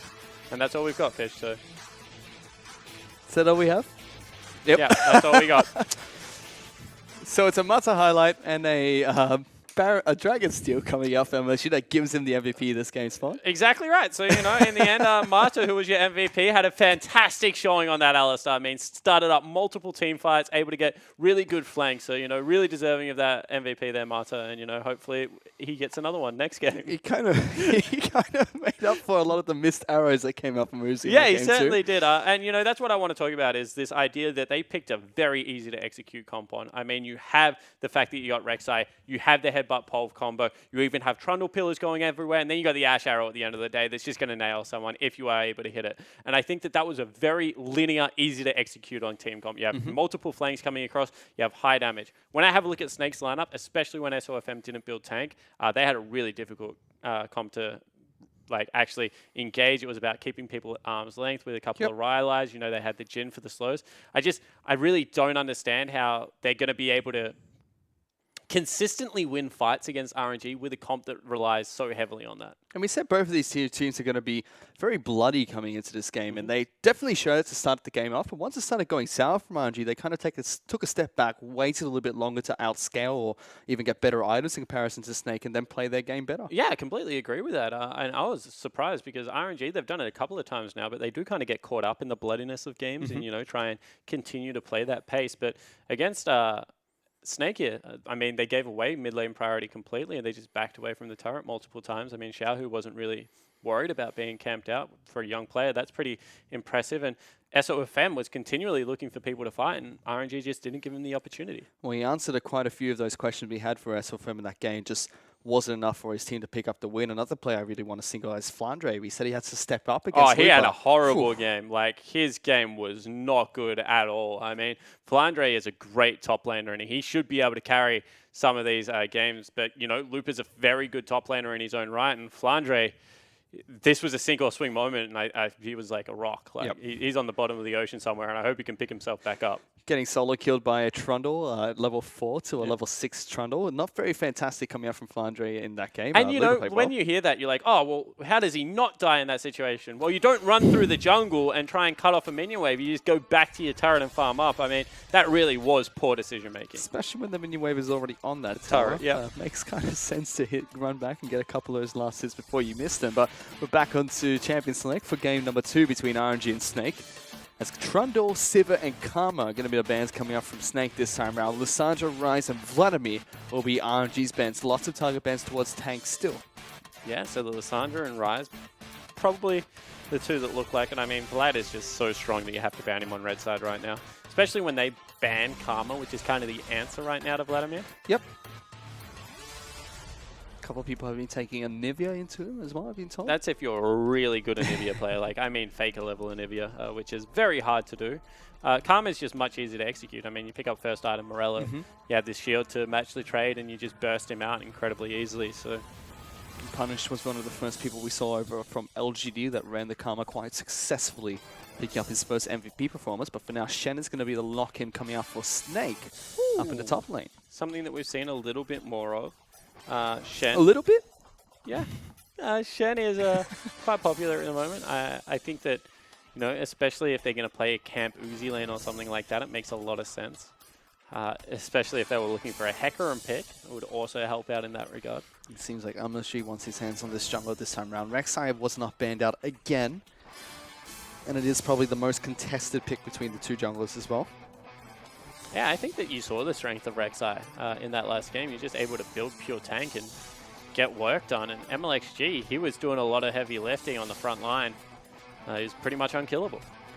This Brom's going to be the support that RNG look at again. Like you said, a very popularized pick coming out from EDG at the mid part of the LPL Summer season. Yep. And it's becoming one of the powerhouse supports in the region. Everyone went back to playing range. We saw it pretty much exclusively. And then all of a sudden, like, EDG first picked a Braum one set, and no one's really looked back. I think against RNG, they first picked it game 1, and then it was pretty much banned exclusively for the rest of the set. So, Macho's a really good Braum. I'm not surprised to see him go back to it. Let's see what Snake decide to pick up as their next 2 picks. They do go for Twisted Fate. It's a champion that's becoming a little bit more popular lately, and Tank is famous for it, but they just switch out the picks all of a sudden. Really hard to execute because, you know, Tank, he's got a good TF, I agree with you, but Xiaohu plays control mages and assassins, and there's 2 ways to shut down the TF. You know, shove him into turret, make sure that he can't TP away, or kill him outright. And LeBlanc is one of Xiaohu's or Angel Beat's best champions, but they don't go with it. Instead, they go to pick up their bottom lane first. So we will see Martin playing Jhin down on the bottom side of the map, as well as Jay-Z picking up the Bard this game. Yeah, so a little bit more long-range initiation. I like Bard and Shen because, you know, if someone is really going to die, you can teleport to someone quite close and then dive in on top of it. Kalista would be an interesting pick. Uzi was a very good Kalista player. Haven't seen her in a while, though. Speaking of people we haven't seen in a while, Swain did get nerfed a little bit in 6.13. Still a fairly strong champion, just so you're not able to toggle his ultimate as often in team fights anymore. Affects his early game a little bit more. Uzi just can't make up his mind on what he wants to play as well. RNG really taking their time. Oh, no, I'm pretty sure he knows what he wants to play, but the rest of the team has some words for him about it. Looks like we will actually see Swain return to Summoner's Rift here in day 3 of week 6 of the LPL. And this is why I really rate Looper as a top laner, because he can play pretty much every mage. I mean, we've seen him on Akali, we've seen him on Morgana, we've seen him on Rumble himself. He played Ryze, the split 2. Plays Ryze. He's played Annie in the top lane very famously. So that Swain is a legitimate flex pick for them. I mean, it's fine against Shen. It's not really going to get pressured out of the lane.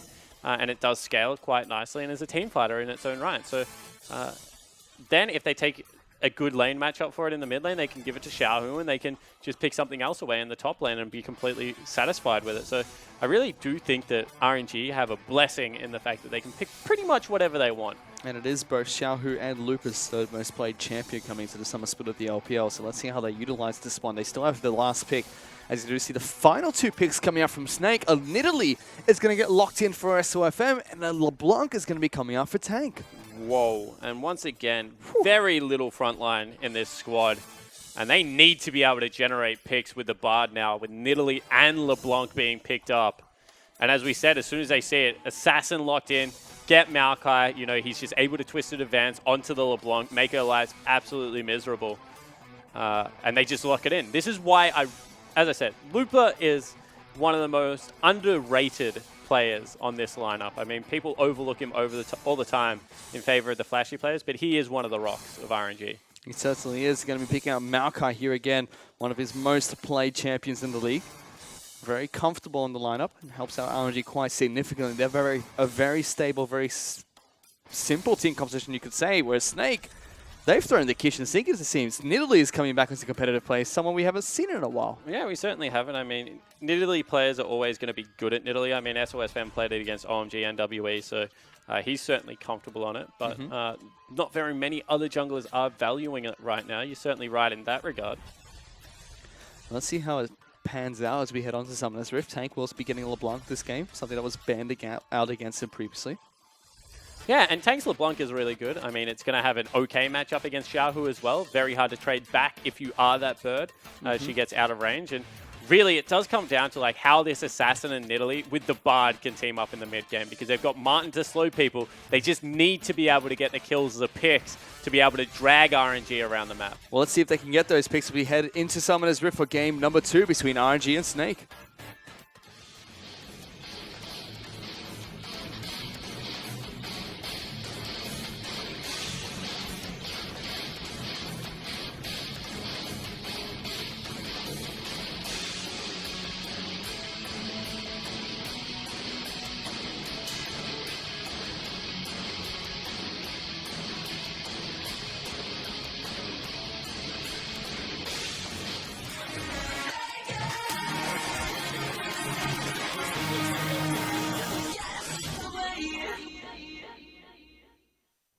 we're back onto Summoners Rift for game number 2 between RNG and Snake, as Uzi has been denied his intro heading into the second match.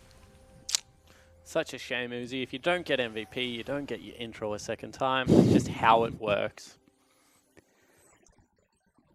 But for now, both of these teams are going to be fanning out. We did see a lane swap initiated last game by RNG. We'll have to see if they do the same thing now they're back on Summoners Rift, this time on the red side. Yeah, we will see if they do go for it. They invade deep.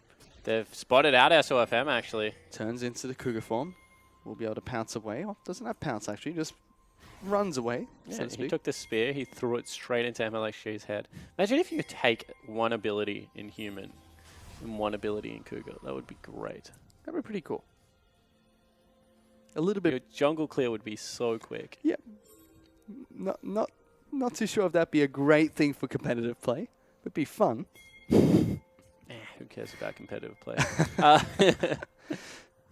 But yeah, as you said, like very deep vision obtained there for RNG, and it looks like one more time they probably want the lane swap. I mean, Bar Jin is something that you don't really want to run into. You can see that Jay-Z and Martin looking to see if they can force anyone away from a camp, or maybe pick up a cheeky camp themselves on the other side of Summoners Rift. It's always going to be much easier to do a single camp as Jin earlier on in the game. Instead, they just take the little ones from blue. Oh, no, they're actually not. They're pinging wolves. They have no idea where they are. Hello? Are they okay? Are they going to wolves? Okay, They went to wolves. No, they went to wolves. They checked them. They're not there. So now all of a sudden, they're going back to lane. They're going to be able to take a magical journey to get into that one, so that makes a little bit more sense. They did not take a magical journey. Instead, they're just going to lose all 3 creeps. Okay. Interesting play coming out from RNG, but it is a lane swap that's been initiated by Snake this game. All right. As SOFM and Flandre are able to take down the Krugs together, they move immediately towards the blue buff on the side of RNG's jungle. Yeah, so RNG initiated the lane swap last game as well. They just blind swapped away. This time they get deeper vision and they get a more secured lane swap, but that was a bizarre start to the game from Snake. Interesting one.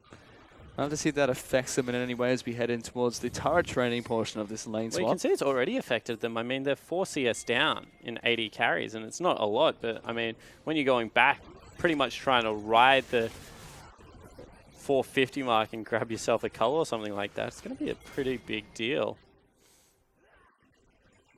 Let's see what they can do. It's Tank and Xiao who are going to be isolated in this mid lane for a while. LeBlanc dealing a lot of damage out towards the Birdman, but good trades back coming out from Xiao.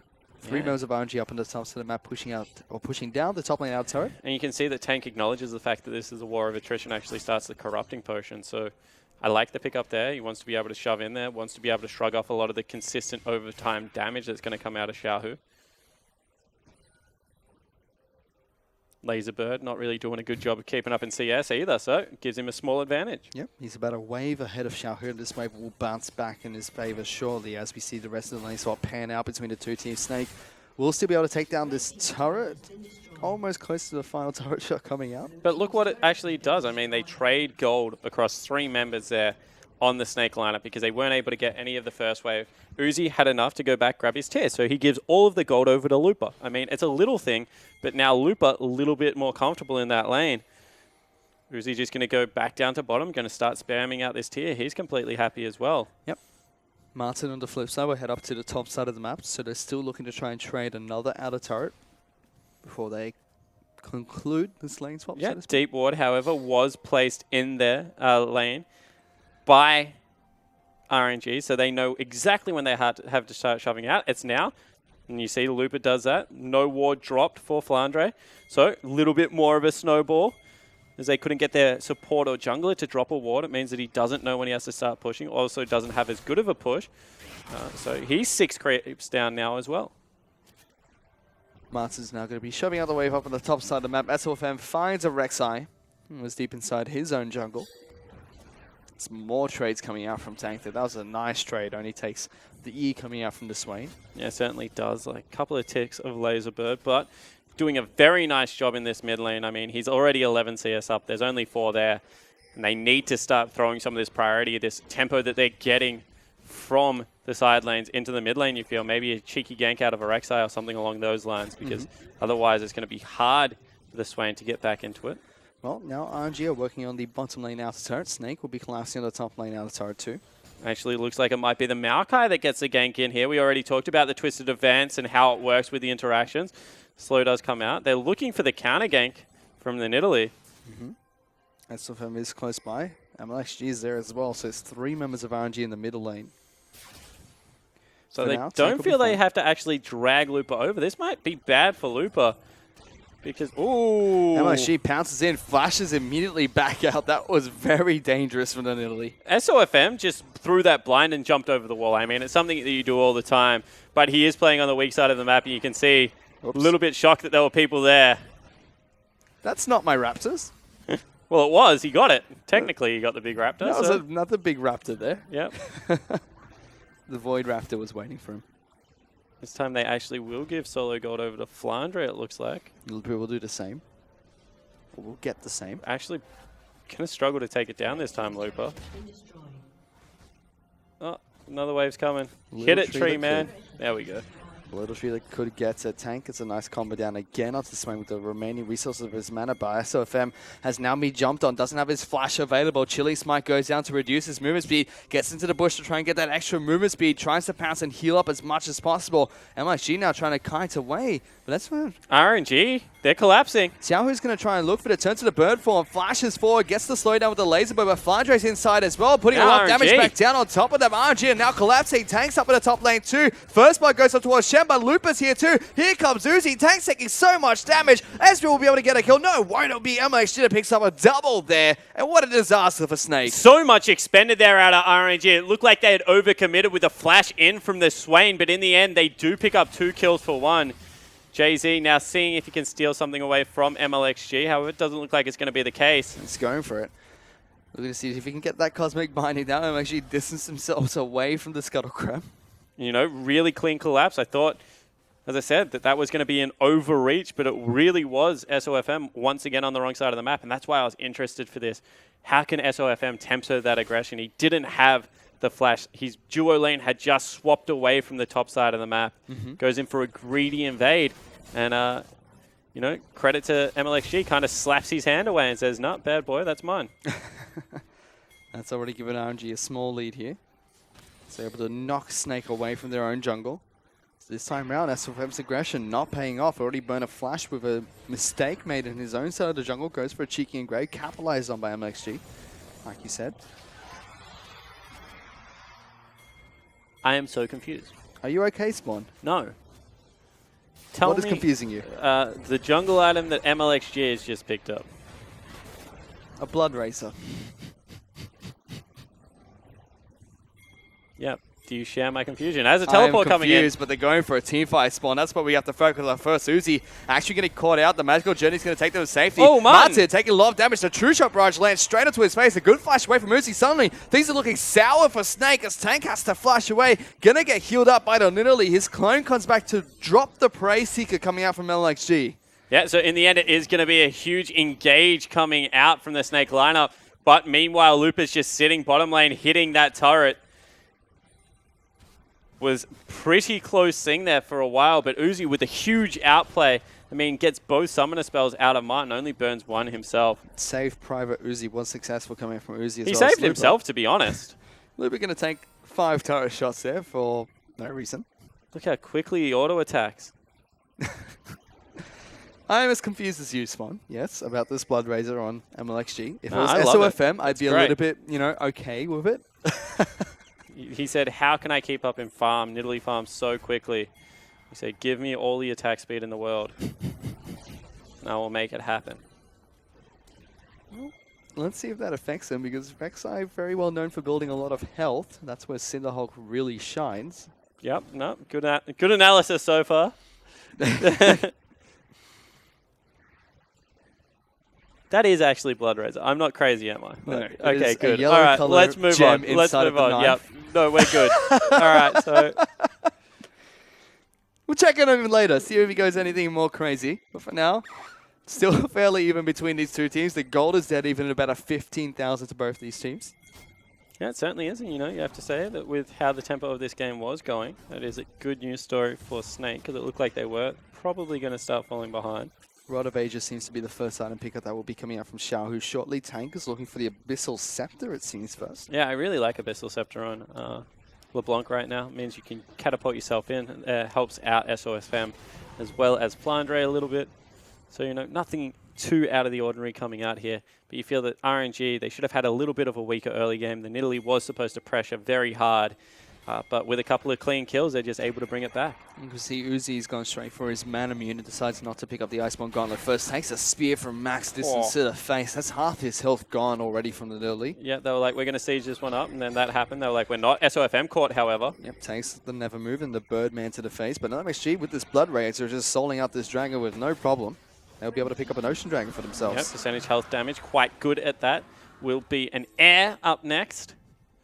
So not a huge need for it. Uzi, see, this is smart. He spots out Tank cheating towards him. He gets the heck out of his jungle. He's like, I don't want to die right now. You know, now he's waiting for the creep wave to come to him. In fact, he's assist pinging, saying, can I get some wards up here? Instead, it's going to be MLXG going towards his own tunnel. He's been caught out. Does get binded up there. SOFM throws down the spear, but Chilling Spike's going to keep him safe. And Uzi was still in the territory range. So, you know, this is really smart play out of the RNG lineup. I like exactly what Uzi did there. He doesn't go for the greedy farm. Instead, calls a member over there, gets some help. Meanwhile, Jay-Z is looking to try and find some Cosmic Binding. SOFM is still doing more counter jungling against MLXG. Yeah, he is so far ahead right now. There goes Tank into the backline. So Xiaohu turns on the bird form, trying to heal up as much as possible. They're not able to find the pick they were looking for. So there's actually a 2-level difference pretty much between the two junglers right now. SOFM going to jump into his forest, do some wolves for himself. He's at the point right now where his spears are just one-shotting little creep, so it's actually slowing him down a little bit. You can see that MLXG trying to farm as hard as possible to keep up. That's why he's got the Blood Razor. Stop it. And now Martin's actually in the mid lane. You can still see the two top laners. We actually haven't seen in quite some time. There we go. A split pushing down at the bottom side of the map. There's a reason we haven't seen them. They're not very exciting people. No, they're not. There's a small CS deficit between Flandre and Lupa, but it's not that huge. Lupa's still slightly ahead. Haven't seen a stand united out of Flandre yet either. Tank's up here actually on the top side of the map now. Yeah, this is something that you can do with LeBlanc. I mean, she's got teleport. You can go into a 1-3-1 with her pretty easily. SOFM actually looking for Marta right now. Marta going to throw the Winter's Bite out onto the Nidalee. SOFM is still... Marta more than happy to fight him. He still wants that red buff though. He jumps in. Here's MLG. The exhaust goes down. Flash forward coming out from Marta. Very close range. JZ now needs to be a little bit careful. Marta's going to be the first pickup coming out from MLXG. He has 3 kills now. And RNG, they're not stopping just yet. They're still looking for more. Yeah, they certainly are not. Now they want to invade onto the blue buff. And this is our question about SOFM. Can you change your style? You're being kicked out of a jungle over and over again. Marta is willing to collapse. And you can see, like a dog with a bonefish, he wants the damn red buff. He's going to get it, but there's 4 members coming for him. That's all he really cares about. He's being pinged out, though. MLXG throws out the Prey Seeker, finds him. SOFM's not stopping. He wants that Krog, but at what cost? Uzi is going to be able to chase it down. Twisted Advance comes out, and Uzi finds a kill. And congratulations, SOFM. You got a Krog, you got yourself a red buff, but you die one more time, and you're not even creating a pressure point. I mean, the young jungler from Vietnam, he really does have some skills. But that's just a poor decision-making. They obviously have it watered. They've seen you go there once. They're going to see you go there again. And it's a big contrast from game number 1 where he was able to He was playing so disciplined. Yeah. He was able to change the way he played. This time around doing the same thing that we expected him to. And RNG doing exactly what we expected him to, which is collapse onto West with him, take him down and stop that counter jungle. Yeah, completely right. So, you know, counter jungle has been pretty successfully squelched right now. In fact, Martin's going to face Checker Brush. MLXG is able to take the red buff away. Takes a lot of tunnels to try and Ooh, flash away. Martin's going to try and get over the pit. MLXG tries to use the ultimate to get away, but does get cancelled by the damage coming out. The rest of the team is going to be able to collapse on top of him. Lupa's going to try and get in and save him. MLXG does get the knock up. Jay-Z takes a lot of damage, but gets the shutdown. Yeah, it certainly does. So they're able to kick out a counter jungler in their own right. MLXG overzealous. The rest of RNG not willing to follow up there. I mean, probably due to the fact that Mata not... Whoa. SOFM caught. That was a very long twisted advance to knock back into the never move. Here comes the Cursic Holder just trying to turn them from advancing further. Flandre's now the target of choice. LeBlanc's into the backlines. There's a massive distortion coming out. Flash away from Xiao, who does get taken down. Flandre gets the first kill. Mata now in a lot of trouble. This might be 3 picks coming out from RNG. They do turn one around. SOFM being very aggressive, but will not go down. It's a 3-for-1 trade. Yeah, 3-for-1 trade. Huge for Snake right now. RNG bite off more than they can chew. They're not able to get it. Hello. That was cute. I mean, they hear the fire alarm come out. They know that he's got into his jungle. They do the do-si-do, in fact, and they want the blue buff. Going straight to try and deny even more buffs away from MLXG. SOFM ignores that. He wants the Grump instead. This is such... Like, both these junglers, to be honest, are just going a little bit too far, I think, Fish. Because now...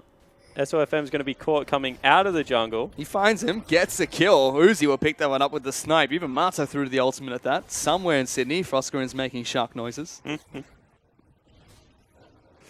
right, cool. So let's go back to some form of normalcy, please. Both teams are... Well, normal build coming out from Uzi. He's gone for the Iceborne Gauntlet after the Mana Immune. Yeah, that makes sense. You know, Uzi does like to have the attack damage. I know Frost was talking about this a lot last night in the 2v2 lanes. He goes for the Sheen build. In the 1v9 lanes, he goes for the AD. So you can stack it up quicker. It makes sense when you think about it. If you're a poke lane, you need to be able to get that chip damage in. This Rod of Ages has been completed by Xiaohu. That's been stacking for some time. Tank did finally pick up the Abyssal Scepter as well. Probably looking for Nomicon next. Try and reduce some of the healing that's spanking to Xiao. Yeah, it makes a lot of sense. You know, 100 AP on the item as well. It's not a bad item by any means on the LeBlanc.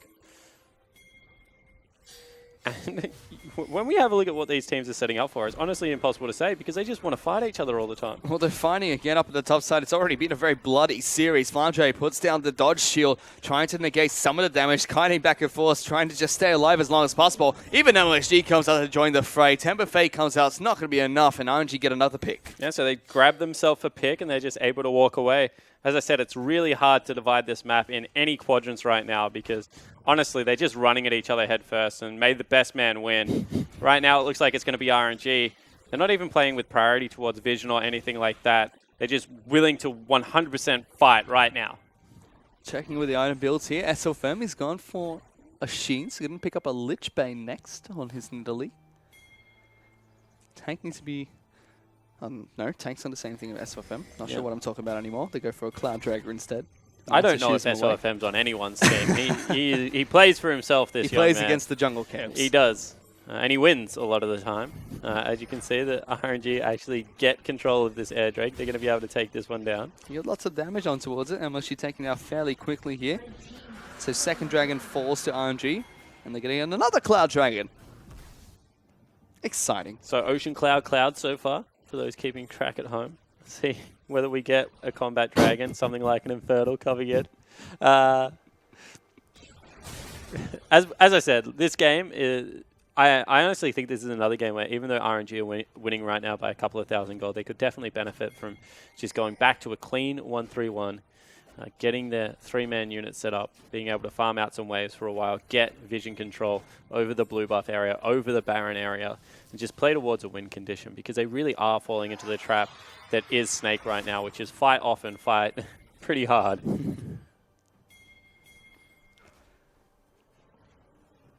Well, let's see what they can do because RNG, they're 2,000 gold ahead. Take a look at their items quickly. Tiamat coming out from MLXG, going towards the Titanic Hydra next. Yep. Synergizes great with Cinderhawk. Doesn't synergize as well with Blood Razor. You attack faster, you know. It does, technically, yep. SOFM wants a red buff one more time. Not there anymore. MLXG's able to take it away. Instead, Uzi and Mata actually very deep in towards Snake's jungle territory. Yeah, they certainly are. And Tank goes up, cheats for it. Will they get the Essence Flux there? There's an ultimate. Fantastic move coming out from Mata. Lots of damage down towards Snake. True Shot Barrage comes out. The final auto attack's not going to go through. Tank's able to live through it. Yeah, so he lives on about 18 health at the time and able to just walk that one off back to the Nexus, and he's going to be A-OK. Martin now in a little bit of trouble, however. Multiple members collapsing. There's the Chilling Smite, but the Penguins will take him to safety. So Summoner Spells burnt on each respective side of Summoner's Rift, not able to get it done. Martin able to get the heck out of dodge. And because they're playing in lanes right now, Fish, they're pretty much just playing for kills.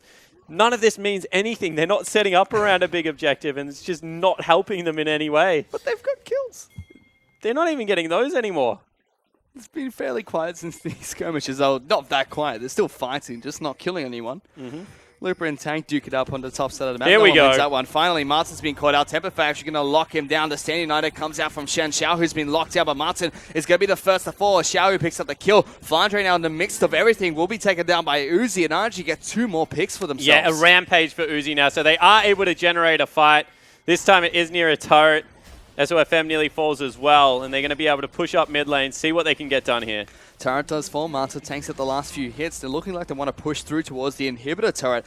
Tank and SOFM, like you said, was stuck up on the top side of the map. SOFM still taking out Krugs instead of defending his base. RNG will be able to collapse through this one, get a lot of damage on towards the inhibitor. Yeah, and here comes MLXG. You know, he's already got all of that attack speed and some of that AD to help take down the structures nice and quickly. So they grab that one back away. And now with mid lane broken, World really is the oyster for RNG. You've made this game look a lot easier than game number 1. Certainly have 9-5 in terms of kills. A 5,000 gold lead for RNG as well. Looking a lot cleaner in the early game in game number 2. And, you know, credit to Lupa, because he really is the player that has kept his head the most. I mean, he's sticking in a side lane. He's making sure he's pushing the lane up. Then he rotates nicely into the mid lane, actually gets a CC down onto Martin that started all of that up. So he's got standard items too. Yeah, standard items. He actually wants to win this game. So your typical top laner.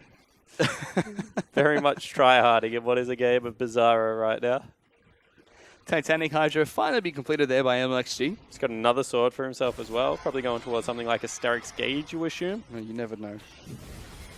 He's been all over the shop this game. There's an ultimate coming out from Marta to lock down SOFM. Lots of damage comes through by the Ezreal. Yeah, Uzi's absolutely smacking people at the moment.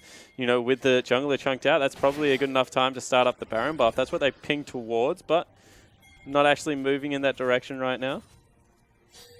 Xiao, who's actually split They pushing. want the red buff instead. This really is a battle of 2 junglers that know nothing else. Stubborn junglers. SOFM now Loop is in behind him. There's a flash forward. They find SOFM. He has got no more flash. Temperfate will keep him alive and dodge the true shot barrage, but he's still going to go down after the... Oh, is he?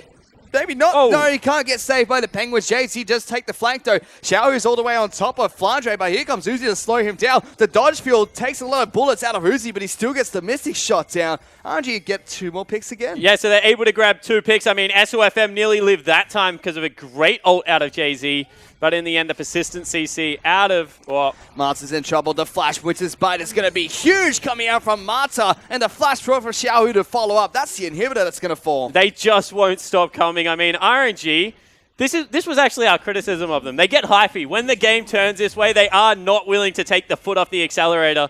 And we said that might come back to bite them against a team like Snake, but it looks like they're good enough to really use that and push it through quite hard. And they'll be doing that quite nicely. The inhibitor has finally fallen down in the mid lane. They do go back and take the red buff, though. Yep, which was red the buff original objective. That was the objective right there, so good job. The inhibitor is just a side product.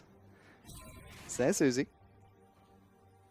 SOFM, He doesn't know what's happened. He's like, where is my jungle? Where are the Raptors? Guide me to the Raptors team.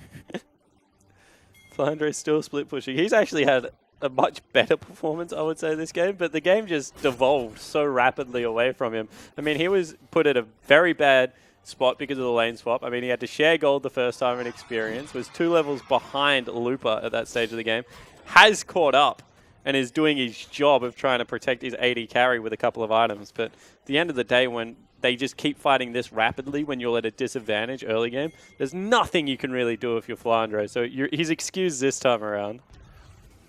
Dragon's back up and available to be taken. RNG have their eyes set towards that objective. They will be able to take it down.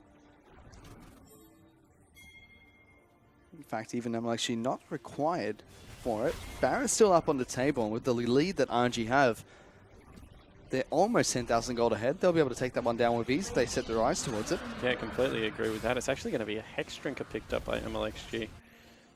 So respecting the magic damage out of his foe across the other side of the rift of SOFM, as well as probably Tank. I don't know. If you respected the magic damage, I expect the Banshees or something to come out there.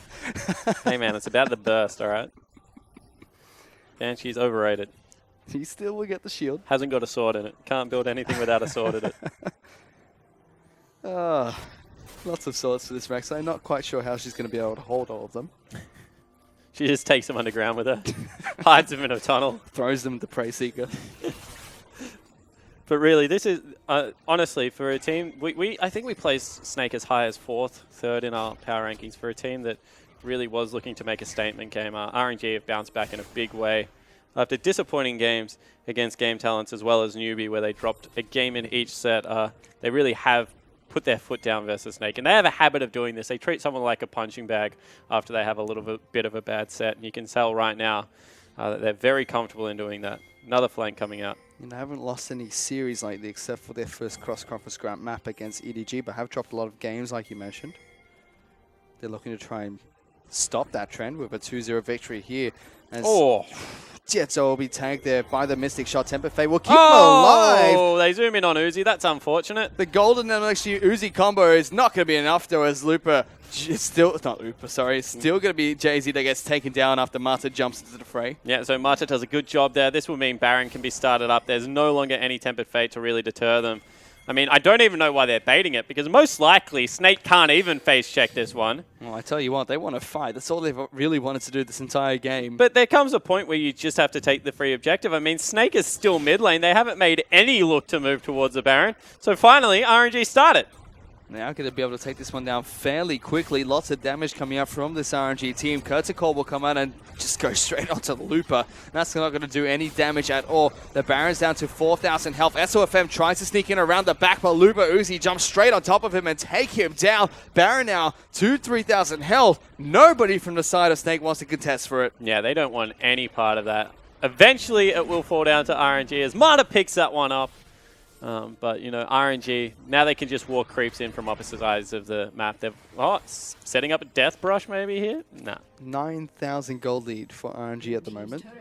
Now 10,000. They're just going to be able to push through if they want to, but instead head back to base, pick up a couple more items. Yeah, and there's no wave clear here out of the Snake lineup. I mean, all of it is committal. You have to put your face in it. So it really does become an incredibly difficult game to win.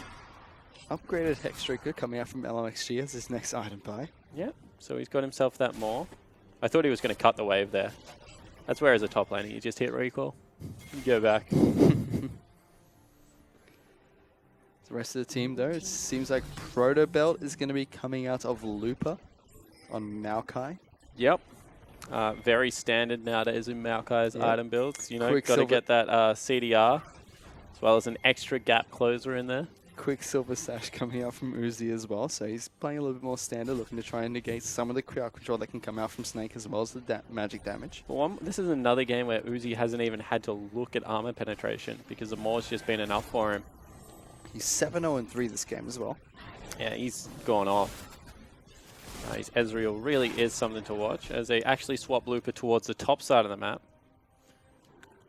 Flandre sees the tree approach, decides to back away. Now he does have that Hextech Protobell. He's going to be able to dash into Shen's face whenever he wants. Yep, certainly can do that. It's an option at all stages when it is off cooldown, like right now. There's really not much else to say about this series. I mean, it was really credit to Snake for putting up a pretty good fight in game number 1. But now the Stranglehold's just been in for far too long. Well, let's see how cleanly RNG can try to close this game out. So they're now working on the bottom lane inhibitor turret. They take that one down. Next is the inhibitor. Xiao, who will be taking up the front lines as he waits for the rest of the team to respond. Looper's still up on the top lane, split pushing there as a Maokai. In fact, Snake are going to try and respond to that lane and give up the bottom lane inhibitor. Uzi takes it down. Mid lane inhibitor now open as well. RNG just cleaning through as many objectives as possible, waiting for the clean, clinical fight. Tank actually has to flash away from the Never Move. A good stun comes out, but they can't capitalize on it. Zamashi still being very aggressive in the front lines. Every single inhibitor turret's going to fall down. The final inhibitor will fall too. Yeah, so they're just going to clean through the base. I mean, Snake can't even hit the go button if it's going to be anyone. It has to be Jay-Z or Martin. MLXG goes back to base. Gets another item for himself before they go for the end. Here is SOFM now getting jumped on, has to flash away. A nice fake out coming from Martin to throw the ultimate the opposite direction. Temper Fate locks down all members of RNG, but they still get a kill on Monster. Flandre will be the second to fall down. Xiaohu's in the base turrets, trying to zone them away from the Nexus. MLG has tried to fight Looper. Don't go in there, you will die. But he will not. He's a tree. He's going to stay alive as Martin will be able to zone them away. The Nexus turrets are going to fall around. Uzi's playing with death there. MLG goes into the pit and finds another kill. They just want more. Martin's gone. Uzi went in there too. They're going to still be able to pick up the ace as well as the Nexus turret. Yeah, so they have 3 inhibitors down. It should be enough. RNG pick up the ace in the end. It didn't look like Snake wanted to fight them, but RNG didn't really give them much choice, Fish. I mean, they went into their house. And you see the big smiles on the faces of RNG. That one felt good. They called the SWAT team and knocked down the front door right there. It was a demolishing of their fountain. I really want to know what that last item was on the rec site. Why would you recall and go back and buy another item? I have no idea, but you know, he did, and that's what happened. Hopefully someone can tell us, because MLG had a few very weird items picked up that game. Yeah, he certainly did. I mean, going with the Blood Razor, that was something. And Looper jumped on board, you know, with the Proto Belt as well, so you can't forget the tree in the top lane. You see Bowser's there shaking hands. Very respectful players. Marte's got a big grin on his face. Uzi's still laughing, it looks like. Might have must have said something to him. It was a big play coming up from Uzi that game. Before the final team fight, he was 7-0-3. Not quite sure how many kills he picked up in that final fight, but a very promising performance coming from RNG in game number 2. They cleaned up a lot of the mistakes they made in game 1. Yeah, and both times they lane swap. They play with really good jungle focus. They're able to get themselves around Summoner's Rift incredibly well. So I think that this will be a promising series from RNG. They'll look at this and they'll think, we need to play more League of Legends like this. We need to swap away from aggressive lanes. We need to be able to kick people out of our jungle and really collapse well and support MLXG when he goes for these invades, because that's how they win a lot of games. And they did that very well. They, like you said, kicked SOFM out, made sure MLXG was able to stay safe despite his wacky builds coming into that game. And they played very clean, clinical League of Legends, and they got hypey, like we said, at the right times, and didn't overdo it when they did like they did in game 1. Yeah, exactly right. And you know, this is something that you have to watch for, because RNG, they really do get caught up in the fight mentality. In game 1, when they put the big freeze on, they just said, get Ashe as much farm as you can, because no one's really going to be able to live long enough if they die of her. And you saw that the game turned at that point. This game, it was a lot earlier. As soon as they were like, SOFM is needlessly invading, we can always generate picks. Once they had the pick, they were willing to play fast and lose, but it really wasn't before that point. So I do think that RNG played this a little bit more well thought out. Snake had a good gameplay in game 1. It was hard to execute, and then game 2 kind of fell apart. They certainly did, and Looper's still performing really well up in the top lane for RNG. He had a pretty good performance on Maokai. Yeah, Looper's a superstar. He's going up against Flandre, not an easy top laner to play against, very unorthodox, and you know, wins out lane pretty much by himself game 1, and then game 2 was given a huge advantage in the regard that when they lane swapped, they really fumbled the Jhin as well as the Bard and how they were pressuring into turret. They had to share golden experience with Flandre, really put him in an unfair advantage. So, you know, credit to Looper in game 1 of being able to get himself ahead on that Trundle and really have an impact. The second game really wasn't all of that much to do with that. It was just the fact that, you know, Flandre's bottom lane kind of screwed him over. Then we take a look at Snake, especially during the contrast between game 1 and 2. Game 1, they answered a lot of the questions we have, especially the questions like, is SOM going to be able to change his style, change his pattern? Even though it didn't work out, it was looking good to start off game 1. They just threw it out the window in game 2. They should actually play that replay. SOFM's an incredibly young player. He's been a pro player for a large amount of time, but those ganks at the start of game 1 is how he should play more often. Well, we take a look at the MVP very quickly here. As Uzi that picks it up on his Ezreal. 10, 1 and 5, 36% of his team's damage. Yeah, he had a really good game. I mean, so he picked up a triple kill at the end, and it's not really surprising as he was diving into fountains, but that probably should have been a deathless scoreline, 37% pretty much of the team's damage. And they were just able to get it done around their AD carry, who was putting on a highlight reel. Well, it was a deathless scoreline until Uzi decided to jump into the fountain. Let's have a little bit of a shower. Didn't quite work out well for him, but congratulations to him. Picks up the MVP. Yeah, and you know, Uzi's one of those AD carries that he's learning how to play utility, but when he plays full damage, like when he plays things like Ezreal and, you know, things like Caitlyn, his mechanics are still just a joy to watch. So I really do think it is a solid fit for the team. I don't think you have to play around Uzi as much as you used to have to when he was maybe just on OMG. I think he has learnt his lessons and he's willing to let other people's carry. But if you give him a lead, he's still going to go nuts because he's a very good player. And at the same time, it really shows why a lot of teams, especially teams like RNG, teams like EDG, are playing around their superstar AD carries, because people like Deft and Uzi are just putting on these clinical performances that teams can just help them get to that stage. Yeah, and they still scale incredibly well to the late game. And, you know, most games are going towards 3.5, 4 items for your AD carry. So they're always going to do a lot of damage. I mean, there are still control mages that just blow you up at the drop of a dime, but that's where these really, really good AD carries, like the Bangs, the Defts, the Uzis, can skirt those team fights and not get punished in that way. So they're always worthwhile investing in. And Uzi is one of those guys that can play very good League of Legends. I also think that, you know, his Jhin was incredibly good. His Ashe was good damage-wise. He missed a couple of arrows in there, but they're showing that he wants to play utility as well. So he really is trying to become more well-rounded, which is why, you know, RNG, they could play to any lane they want to. And that's the beauty of the team, is they get to pick like who they invest in that game. Well, congratulations to Uzi, because he picked up a fantastic MVP performance, and RNG picked up a clinical 2-0 victory, so to speak, against Snake. I kind of want to pull it back to what we were talking about before the MVP.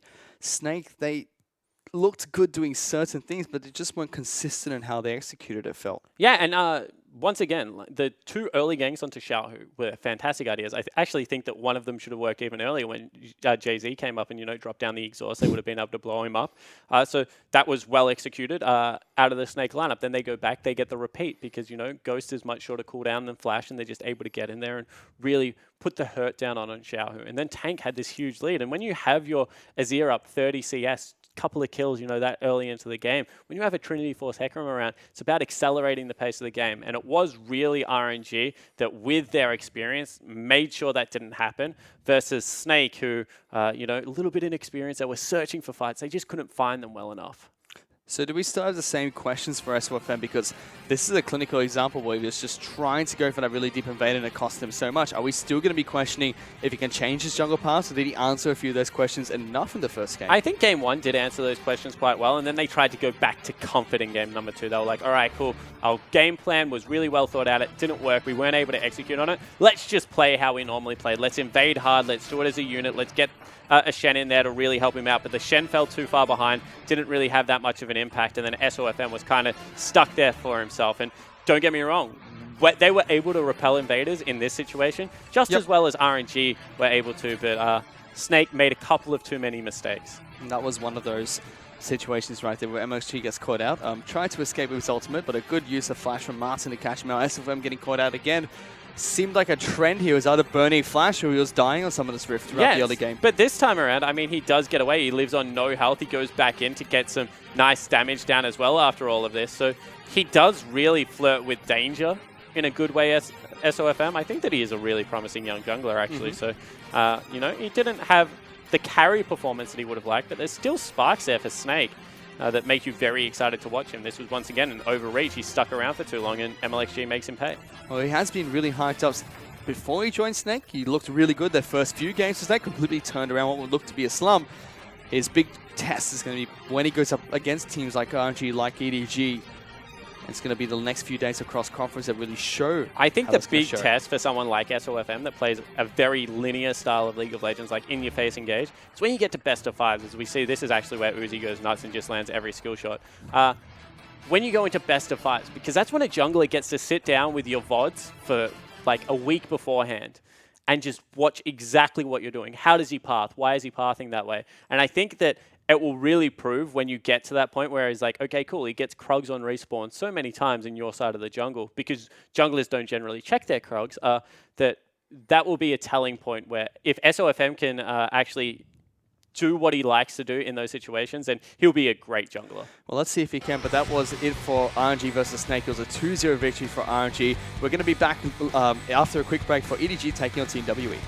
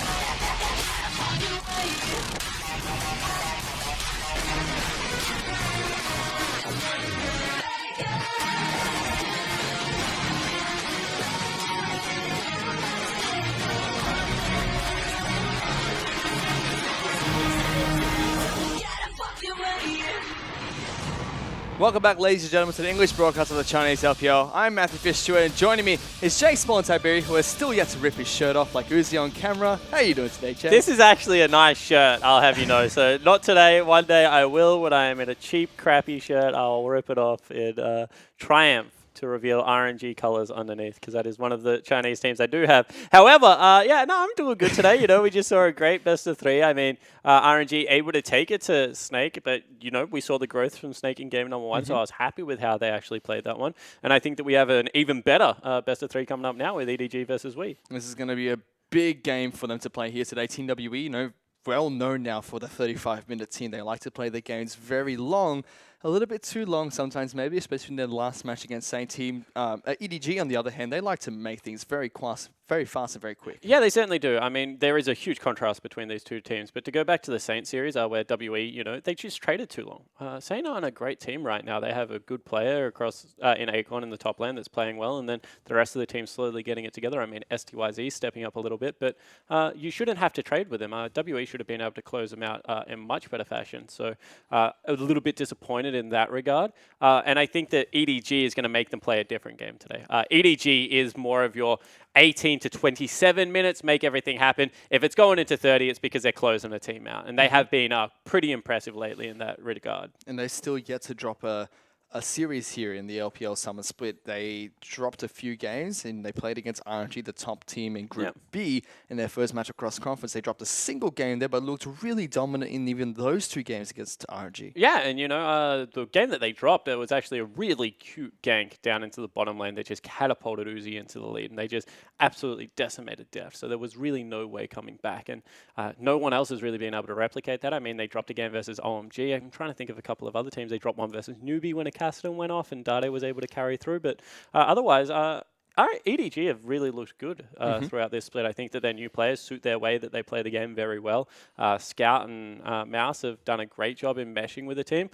Scout's a really nice guy as well, and I can see why the team likes playing with him. So I just think that they've got great 5 players and they're playing a great 5-man unit. On top of that, you know, with this conflicting style where they kind of seem like they have the potential to punish Team WE for their very late and long drawn-out games, it really feels like this is going to be a big test for Team WE once again up against EDG. Yeah, and it always is. Whenever WE goes up against RNG or EDG because they play quicker, RNG because they team fight just as well at all stages of the game, it really is interesting to see how the 3rd best team in China performs versus the big 2. Well, let's first take a look at Team EDG here, as Mouse will be starting up in the top lane. Clear Love will be in the jungle as Scout takes to the mid lane. Deft and Mako will be the AD carry and support. Yeah, and you know, you really can't look past this core unit of Clear Love, Deft and Mako. That's where they get a lot of the action going.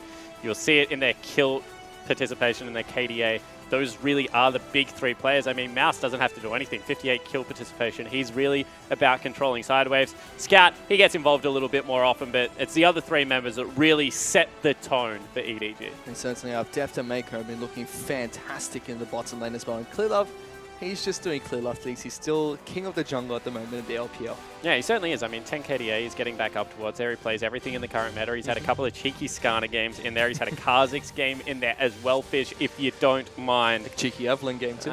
No, his Evelyn's normal, all right? So I think the others, the Pokemon that he was able to pick up lately, you know, he's able to get out and about on the streets of Shanghai, pick up a couple of Go, but he's been playing well. He certainly has. He has been throughout the entire spring split. He's been doing really good in summer split now.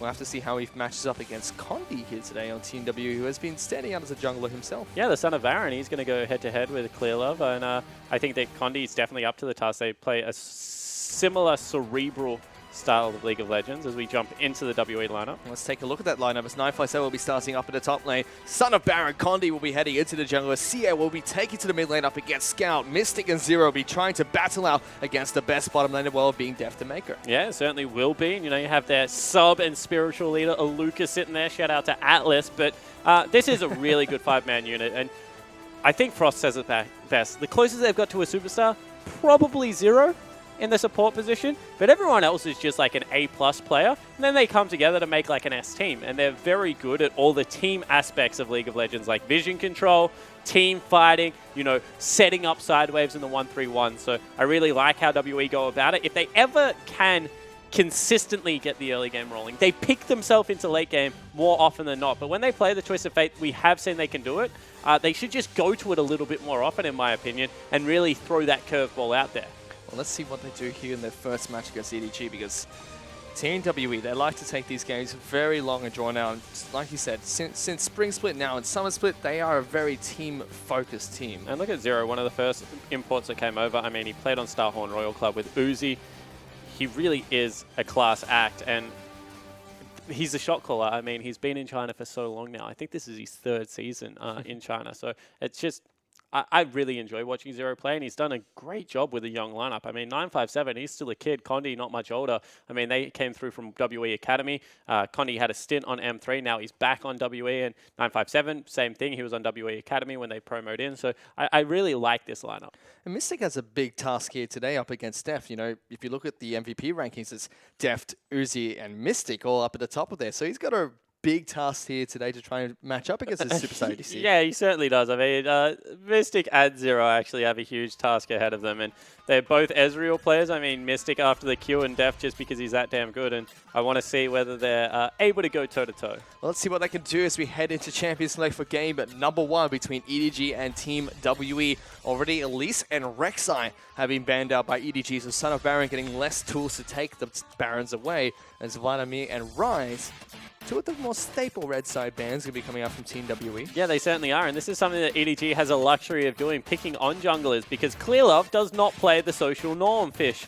So he's not really impacted by that at all. In fact, he would probably take Evelyn over both of them. Well, let's see Ascana pop in here sometime for EDG, as Karma is going to be the final ban coming out from them. And you know, you might be exactly right. They might be trying to bait the Hecarim priority pick and lock in the Skarner one more time, because they said they like the matchup. It allows you to grab the Hecarim as he's diving in, peel him away and blow him up. He doesn't get tanky early on in the game, so especially if you build him like SOFM. So we'll see whether that is the case. Well, Team WE has one final ban. They take away Graves. Not too surprising, seeing as that is Clearlove's most played champion this year. Yeah, it certainly is. Let's go through it. Kindred's still available, but the armor nerf really hurt her. Gragas is still up. Doesn't generally jungle as quick as the rest of them. Then it would probably go down to Hecarim. So Nidalee is available. You know, we have seen it played by SOFM, but everyone else seems to have fallen out of favor of that champion. Instead, EDG trying to be trendsetters once again. They lock in Sivir as their first pick. Yeah, they certainly do. Of course, Daft, a very good Sivir player. What the heck? Shout out to Pastry Time as he picked up the pentakill. But it just really facilitates Mako, and that's what I like about it. If they want to play something like an Alistar, if they want to play some hard CC down in the bottom lane, Sivir really allows Mako to make the rotations that he needs to get the team ahead. Strundle's going to be the first pick coming out from Team WE, and they're looking to take a page out of EDG's notebook and pick up Braum as a supportive choice. Yeah, they certainly do, and you know, that is a denial. Also, one of the better disengaged supports, and this is what we credit Zero for a lot. He will get you out of any sticky situation, so I like him on the Braum. I also like Trundle Braum just as a staple rule. I think that they have very good late game dive onto 80 carries together. Lots of synergy coming out from Freylord, able to freeze people up quite nicely. Still waiting to see what EDG's next two picks are going to be coming into this game. As we said, when they pick Sivir, it's generally hard CC. I guess the Thresh has that. Mako will be picking up that champion here today. Has played it a couple of times at the Summer Split of the LPL. Maokai is a pick of choice for EDG, something Mouse has been playing quite a lot now. And this is why we thought Maokai would fall out of the meta, is because, you know, you have to take him into the likes of Trundle now. Well, Mouse just does a blind Fish. He doesn't care about that Subjugate ultimate. He really just wants to be able to farm outside lanes, get better flanks early in the game. I'm expecting a lane swap now for RNG to try and open, EDG to try and open up this map and really try and exploit some of those early game weaknesses of WE.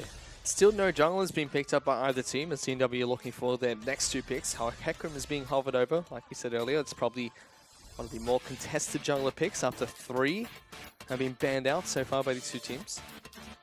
Last time EDG played Kha'Zix, they did play it with a Maokai top. I mean, they're looking at a couple of tanky members, so Kha'Zix makes a little bit of sense. As we said, Skarn is the other logical choice. With Sivir, does a lot of work, and they have gone into the Hecarim matchup, so Clearlove doesn't hate this matchup in the jungle. Still possible for him to throw out a Gragas if he chooses to, so another jungler that's becoming a little bit more popular at 6.13. Why do you do this? Why would he ban every jungler to just take Gragas? That makes no sense. Come on. Get on board. I'll get on board when he Locks it in? locks it in. Yep, that makes sense. I'll be on the Skarner hype train. I'll be up with. It's taking this time. They're hovering up Zed for now. We've seen that being picked up recently, especially yesterday. We saw 2 Zed games back to back. I think that the reason they're actually hovering a couple of assassins right now is Xie did hover the Azir beforehand, and that would be something you just have to keep your eye on, especially if it's double assassin. I mean, Azir doesn't deal with that at all well. Neither is going to be the Kha'Zix. There it is. So they do lock in the bug. So he goes for the bug starter Pokemon as opposed to... What is Skarner? He's a bug starter as well. Why do you get 2 bug starters in this game? What? They're not even starter Pokemon. How do you know? And so Blunk's going to be the lock-in as well coming out for EDG. So we'll see Scout taking that to the mid lane. Team W have their counter pick of choice. And that's a lot of damage actually coming out of the EDG lineup. Like great bursts, and then as you're dealing with all of the threatening members like the Kha'Zix, like the LeBlanc, Civic can just put in the ricochets into your front line and really stay safe on the back line. So we'll see whether that is how the fight works out. Of course, Azir Victor generally very good against Civic because they match lanes, but that is a Malzahar. Yep, second Malzahar this week in the LPL. It's going to be played into a LeBlanc again in the mid lane. So let's see what CA can do against Scout. Cool. So, of course, has a passive that really messes up LeBlanc's day. Spell immunity is just a pain in the backside, Fish. You don't want to have to deal with it as a LeBlanc. Also has great synergy with things like Hecarim, where you can just provide the lockdown and he will do a lot of the damage that you need, at least at this early part of the game, and still scales relatively well. I mean, it didn't really take much of the scaling off Malzahar. So I don't hate it. It's an interesting pickup, and as you said, we've seen it a couple of times now, but it's going to be interesting to see if it can be executed upon. Interesting picks across the board. Clear Love back on the Kha'Zix. You're going to see the Malzahar into the mid lane. Things have been shaken up a little bit as we head into the first game of Summoners Rift. Yeah, they certainly have. And you know, when you look at WE, 3 of their members scale incredibly well, but Malzahar, suppression is something that you have to keep an eye on as the game persists, and we'll see whether he's able to execute as the game goes later on. It's a gamble. Well, let's see if that gamble pays off for Team WE as we head into the first match between EDG and Team WE.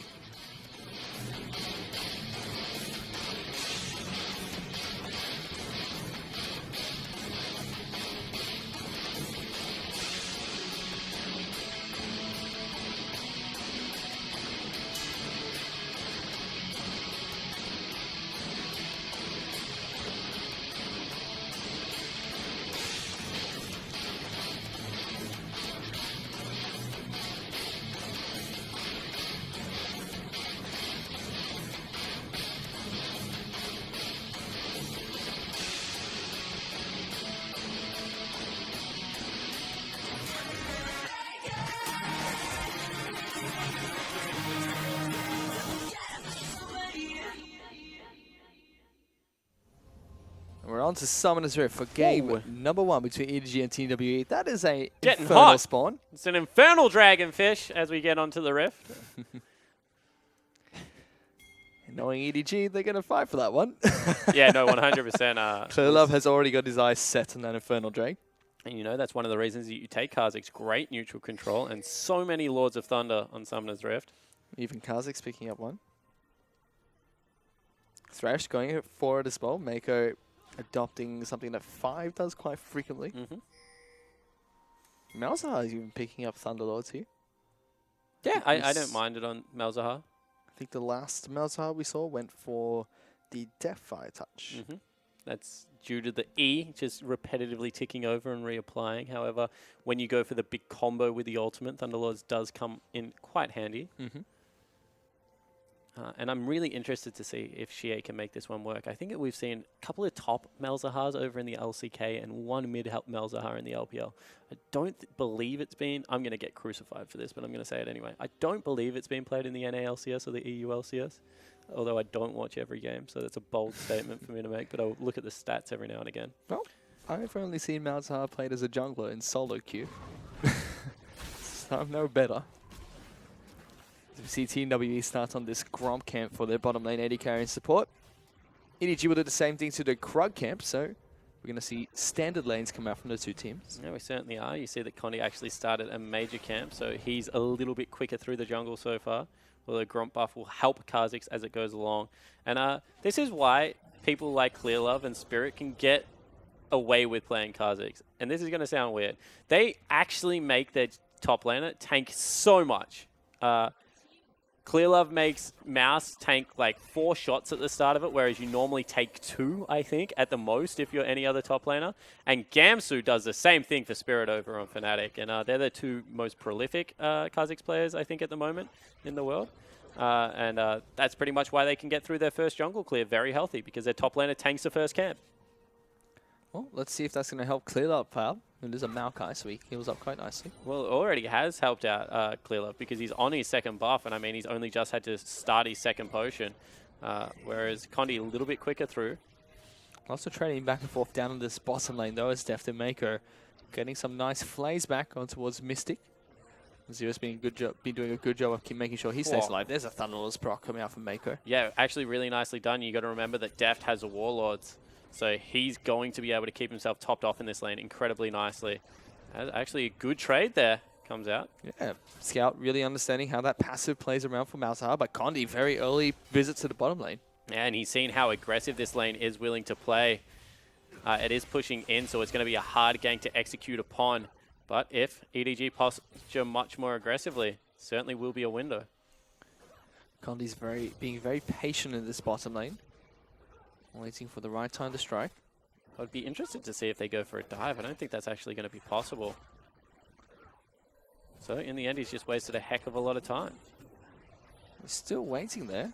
Decides not to push up. Mystic and Zero are taking a lot of damage from the return poke. But he's still not moved. I mean, he's staying out of experience range, so he's not really messing with his bottom lane too much. They've just warded that lane. Could be expecting a counter gank, but Clearlove's nowhere on the map. Clearlove likes level 6 on Kha'Zix. I mean, he has gone bottom lane a couple of times very early on to get things happening, but I think in this lane matchup, especially where they have double range, they're going to be more than happy to just keep the 2v2. And still, we check back in with the mid lane. Scout is still trading quite effectively against Malzahar. Pops the passive first before going in for the combo. Shoves him off some creeps as well. So this is actually really nice control shown by Scout. We complimented him a little bit earlier off screen, but it doesn't really feel like EDG are using like 2 replacement players anymore. Feels like Scout and Mouse have definitely made their mark. As I'm complimenting him, he misses 3 CS, but that's all right. We'll forgive him this time around. It's a good hook, lands on towards Zero, gets the flay backwards well, just puts up the shield, negates a lot of damage. Thunderlord still does come out from Mako. They've burned all the potions on both the supports here. Deft has actually messed up a couple of spell shields here, trying to preempt that as they go in. Flash forward, the double flay. Clearlove jumps here too, flashes forward. Mystic takes so much damage, but the exhaust going to keep it alive. Boomerang play gets him down to 10 health, but Mystic is going to live. Able to live on single digits. Great job out of Mystic there. He's even confident enough to stick around a little bit, acting as if his jungler is on that side of the map. Deft trying to zone him off as many creeps as possible. But that looked like it was going to be a double kill. They committed very hard for it, but they're not able to make it work. Fantastic gank as well, and Mako played it phenomenally with the double flash flay into a lantern. Yeah, and they burn every summoner spell bottom lane. I mean, Mako burnt the exhaust, burnt the flash, as you mentioned. Deft, he's got the heal available, but that's it. That doesn't work Deft that way. And even, you know, they got the summoners out of the jungler as well, as Scout's still putting in some work. Lots of damage down to the outside, doesn't get the second proc of the change. Those new Voidlings, by the way, are terrifying. When they start swarming you, oh, it is not a good news story. It's not fun. They're trying to actually make sure that Zero can't freeze this lane as well, so nice job there out of EDG's bottom lane. They've got a big advantage just off the gank, but, you know, does burn a little bit of Clearlove's time. Nice big 10 CS lead as well for Deft. He'll be up against a tier Ezreal, so has some time to take advantage of the lack of combat stats on the Ezreal. As there's an actual aggression coming out there. Scout going to get locked down by Shear's ultimate. Has to flash away. Condi tries to go for the gank. Still able to escape with his life. Great reaction timing out of Shear there. Able to get the ultimate down. Condi was there at the perfect time, as you mentioned. That means a little bit of farm going to go over to Clearlove in the mid lane. He's not going to mind, although Scout actually walks back up here. And you're right, those volleys are terrifying. They really are terrifying. They run so menacingly. Stuff of nightmares. See that Teft actually gets to go towards the BF sword. So straight up BF sword. Yeah, that's a great lane now for the Sivir to be engaged in. Generally, if you can make someone back on your tier with you, you know, they have to go towards double longsword or something like that, you can equalize the lane. Now it's going to be really hard for them to stop the push that's going to come out of Sivir. Dev can also just play against the minions if he wants to. He does have a nice push going down the bottom side of the map. Zero and Mystic are being very cautious. Split up, takes away a scuttle camp towards the top side of the map. We finally check in with Mouse, who's just holding his own against 957 on trouble. And that's what we expect, right? Double Dorans into, you know, some armor means that it's going to be an okay. Oh, here we go. See, in a little bit of trouble here, getting jumped on by Clearlove. Doesn't have his flash, or does have his flash to get away, but decides not to. His first blood goes over to Clearlove. Yeah, and what's the point of flashing there? I think that Shia actually played that the best that he could. He stayed in the creeps. It meant that a chain didn't come out until very late. Clearlove actually stone-faced there, not really giving all that much away. But that was, as I said, I think that was Shie playing it well, but he was just caught out, and they had had that pink warded for so long that they knew there was no wards in the vicinity. Top of that, it gives blue buff on over towards Scouts. We're going to be able to be a little bit more dominant in this lane. As Dev taking a lot of damage, has to pop on the hunt to try and run away from Condi. Will take the Dark Passage to safety. Cheeky play there, turns around, gets a couple of auto attacks before he does so. Looks like another Hecarim is going to be going Trinity Force first, as it's actually a Sheen pickup. So I didn't think I would say this, but Condi more aggressive than SOFM. Must have been watching that last game and saw how well it was for SOFM. How well it went. Sarcasm dripping off Fisher's voice. Let's see if he gets a Caulfield's Warhammer as well. 40% cooldown reduction, pretty good. As blue buff's going to be donated on over towards Sierra as well. Malzahar will pick it up, try to go even with Scout in lane. Yeah, but already 20 CS advantage as well as the kill going across to Clearlove out of this mid lane. You have to say that the Malzahar failed experiment at least so far. Did nearly pick up an early kill, but just not able to get it going. And, you know, 957 hasn't really abused this melee lane matchup either. Everything going in EDG's favor. They've got Kha'Zix to level 7. He's got his first upgrade, as well as the jungle item. He's got a full bottom side of the jungle to go with. They probably look to repeat their gank down there and then maybe pick up an Infernal Dragon. It's also what we really expect from EDG up against CWE. The early game is theirs, and they should be controlling it well. They've been doing a good job so far. Yeah, they've got advantages everywhere. I mean, their jungle is up a kill. Bottom lane's up 20 CS. Mid lane up 20 CS pretty much. So everything right now, advantage EDG. As you said, we expect it, but to see them execute upon it is something completely else. For now, Mako and Dev just shove out the bottom lane and head back to base. Mouse still going even up on the top side of the map here, farming up against 957. And you have to think that EDG, even though they have won out on this early game, I mean, they picked up the first blood. It is about a 1,400 gold lead. They still want to get more out of it. So we'll see what they go with. Did he actually just evolve W? Was the I? Kha'Zix? Yeah. I did not see. I'll have a look next time. Which would be very interesting, because that's a lot more mana intensive. Helps you farm up a little bit. As we actually hear Trundle smacking people. There he is. Lane. See where they execute on a dive up here. Mouse does the right thing. I mean, holding creeps off turret, making sure that you can guarantee the freeze. That's a Braum in the mid lane. Zero rotating there. Trying to protect Sia if he gets jumped on. That's lots of damage that comes out from Scouts. The foilies just ravage at him. Yep. Swarm, my beauty, swarm. But very quiet. It feels like EDG are currently playing to their tempo. EDG currently feels like they're playing to the tempo. Is that? It looks like... I can't tell. That's on the that Q, skin. isn't it? It has to be the Q. So 2,000 gold lead for EDG at the moment. Normally when you evolve the W, it creates spines on just your shoulder blades, which is what I was looking for. However, that skin... Clarity, come on, Riot. Please. Can't see anything. Well, at least it's not Pool Party Rek'Sai. As Def now going to throw a couple of Boomerang Blades out. Trying to poke down this bottom lane outer turret. Zero puts up the shield. Dark Passage gets into safety. He's just playing against the minions and trying to shove Mystic underneath his turret. Yeah, but with that shove, I mean, they're able to pick themselves up, full control of the river, and this is where you see like which team is playing with priority. You see double pink ward on bottom side of the map, double pink ward towards top side of mid lane as well. They will be able to pick up some control now, but it is pretty much too late because, as we said, those CS leads are growing further and further. And they did give away the first objective of the game. They're going to give away bottom turret for free. And they do get the hook down onto Zero as well. Straight into the box. Forced to flash and jump away. Mystic now trying to run. There's the teleport coming out to the bottom side of the map. Zero will fall down to Def. Dark Passage gets him closer to Mystic, but he's already covered enough distance to get away. Yeah, and it was actually Def that took the Dark Passage. I mean, if Mouse took it, he probably could have flash twisted advance, but he doesn't. Now they need to force because otherwise they've just wasted a cooldown. Well, they're going for just that. Def now going to put down a lot of ricochets to try and push out this wave. Mouse is still pushing with them.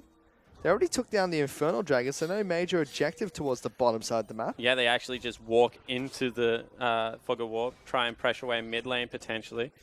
Kha'Zix has to go into the top side of the map and pick up all of that free farm. Poor Clear Love. Scout just takes too many Voidlings to the face there. Maybe he was the one that called it. Teleport. Mouse was like, why? Complete the teleport. I need to grab an item, says Clear Love. And he messes up all the CS. Not doing a great job. Let's see, still doing what Malzahars do, which is push out mid lane. Yeah, he's shoving, but I mean, when you have a look at the gold and the CS advantages, it's all in Scout's favor right now, and he's going to be able to catch this wave as well. They've already rotated towards top side of the map, so Civ are going to go back to pushing. Sitting on an Essence Reaver is absolutely massive. And honestly, this game is starting to slip out of control fairly rapidly for WE, and they just haven't made a proactive move. They're 3,000 gold behind, and EDG is just dictating every facet of the game. Certainly are. The early game looks to be in EDG's favor. Team W like to try and control and mitigate as much damage as possible. But they normally like to trade, right? Yep. So normally you would expect Mystic and Zero to swap away earlier, go pick up a turret for themselves, give up the Infernal Drag. Sure, that's fine that we're willing to do, but you know, get into a lane swap and be able to affect that. Whereas right now, Deft is just bullying Mystic. If this hook lands, he's dead. He's going to land it straight on top of the Ezreal. Deft picks it up with the Boomerang Blade. An even more advantage created for EDG. 957 actually duking it out with Mouse, and Mouse looks like he's going to better up this trade. Kha'Zix is wrapping around the back as well, so he has to be very careful. Still slowing the Trundle down. This is looking great for EDG. Yeah, it certainly is, and all of a sudden they have priority on bottom side jungle as well. Clearlove's going to love that buff. Eats it up for himself, and right now, this game is rapidly devolving away from WE, and Deft is giving no respect to a duo in the top lane. He certainly is not. He's pushing out this wave. Should be able to get even more damage down towards the top lane outer turret. It's cleared up. Clears out a couple of wards inside of Team WE's jungle. Condi, you actually send up to the top side of the map to try and deal with this. Hook comes out from Mako trying to threaten the horse. Yeah, they're trying to just hold the lane here. We'll see. Actually, Condi's trimming it. So they've given up all faith in their AD carry at this point. Mystic, you're on your own, mate. And, you know, this is just a bad news story for the whole WE lineup because where they count on going even, where they count on making good trades to get themselves an advantage, it's just not happening right now. Certainly not. That is just hilarious to watch. That's honestly what it looks like to go into a backyard in Australia. If those things are spiders marching in groups of 4 fish, don't go near them. Good advice. It's really, don't know what to say about it's that. It's really not, by the way. Early QSS has been picked up by Scout. I mean, they feel like they're that much in the lead, and he is actually. When you have a look at the item advantage, he's just got a luxury QSS on top of his Morellonomicon. It hasn't hurt him anything. Going to be able to negate the ultimate coming out from Sia if he needs to. Or at least force Sia to use it on Def, you know, shift all the problems onto the AD carry instead. Def doesn't really care at this point in time. I mean, if he's getting rotated on, it's probably because he's killed 3 turrets and a couple of people right now. That turret's actually going to fall down quite soon here, Def. Able to take the Dark Passage back to safety.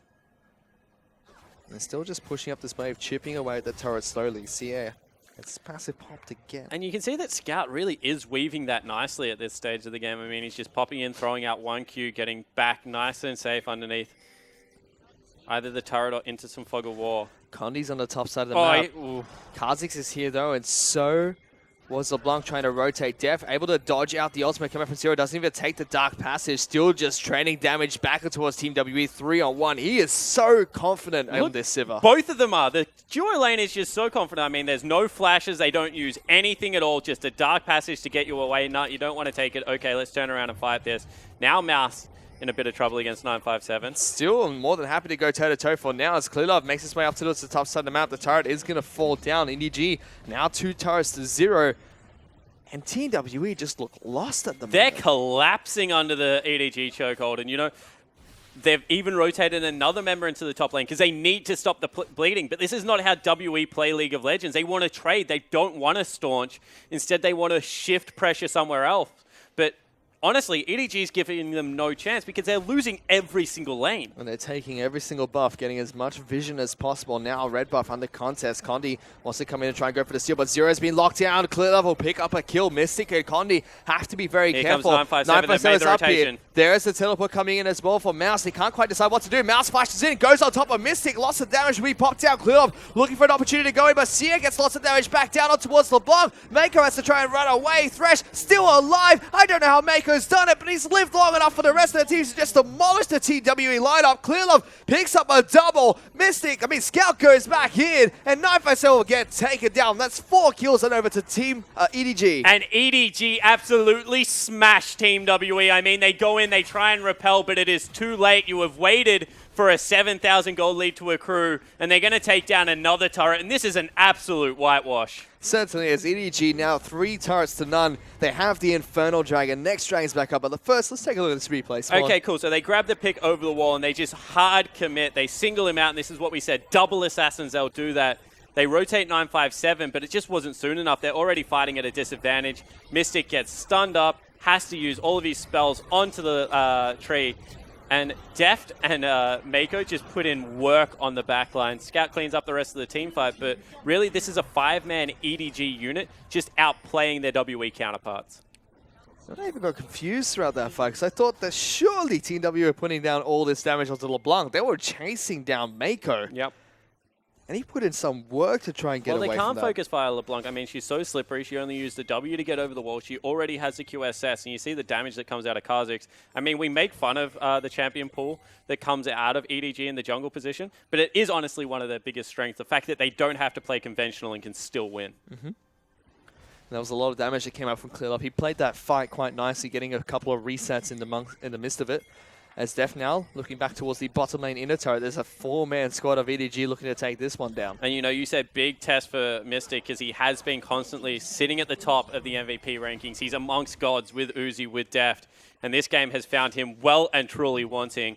I mean, Deft 3-0-3. He's picked up 4 turrets around the map as well, pretty much single-handedly. Guaranteed 2 dragons, as well as having a 40 CS advantage. This is Mystic on his best champion, and honestly, it's not good enough. Now, Mountain Dragon's going to fall for EDG. Next Dragon to spawn is going to be an Infernal Dragon. If EDG can keep snowballing like this, it's going to get even more advantages from these objectives. Yeah, and this is one of the things that when you pick slightly early game, I mean, LeBlanc, Kha'Zix, they are going to fall off as the game progresses, but then you get double Infernal into Mountain Dragon as the first 3 dragons of the game. It's why you can't afford to go late all of the time. And they knock down another turret, this time in mid lane. 8,000 gold lead, now 9,000 gold lead almost for EDG.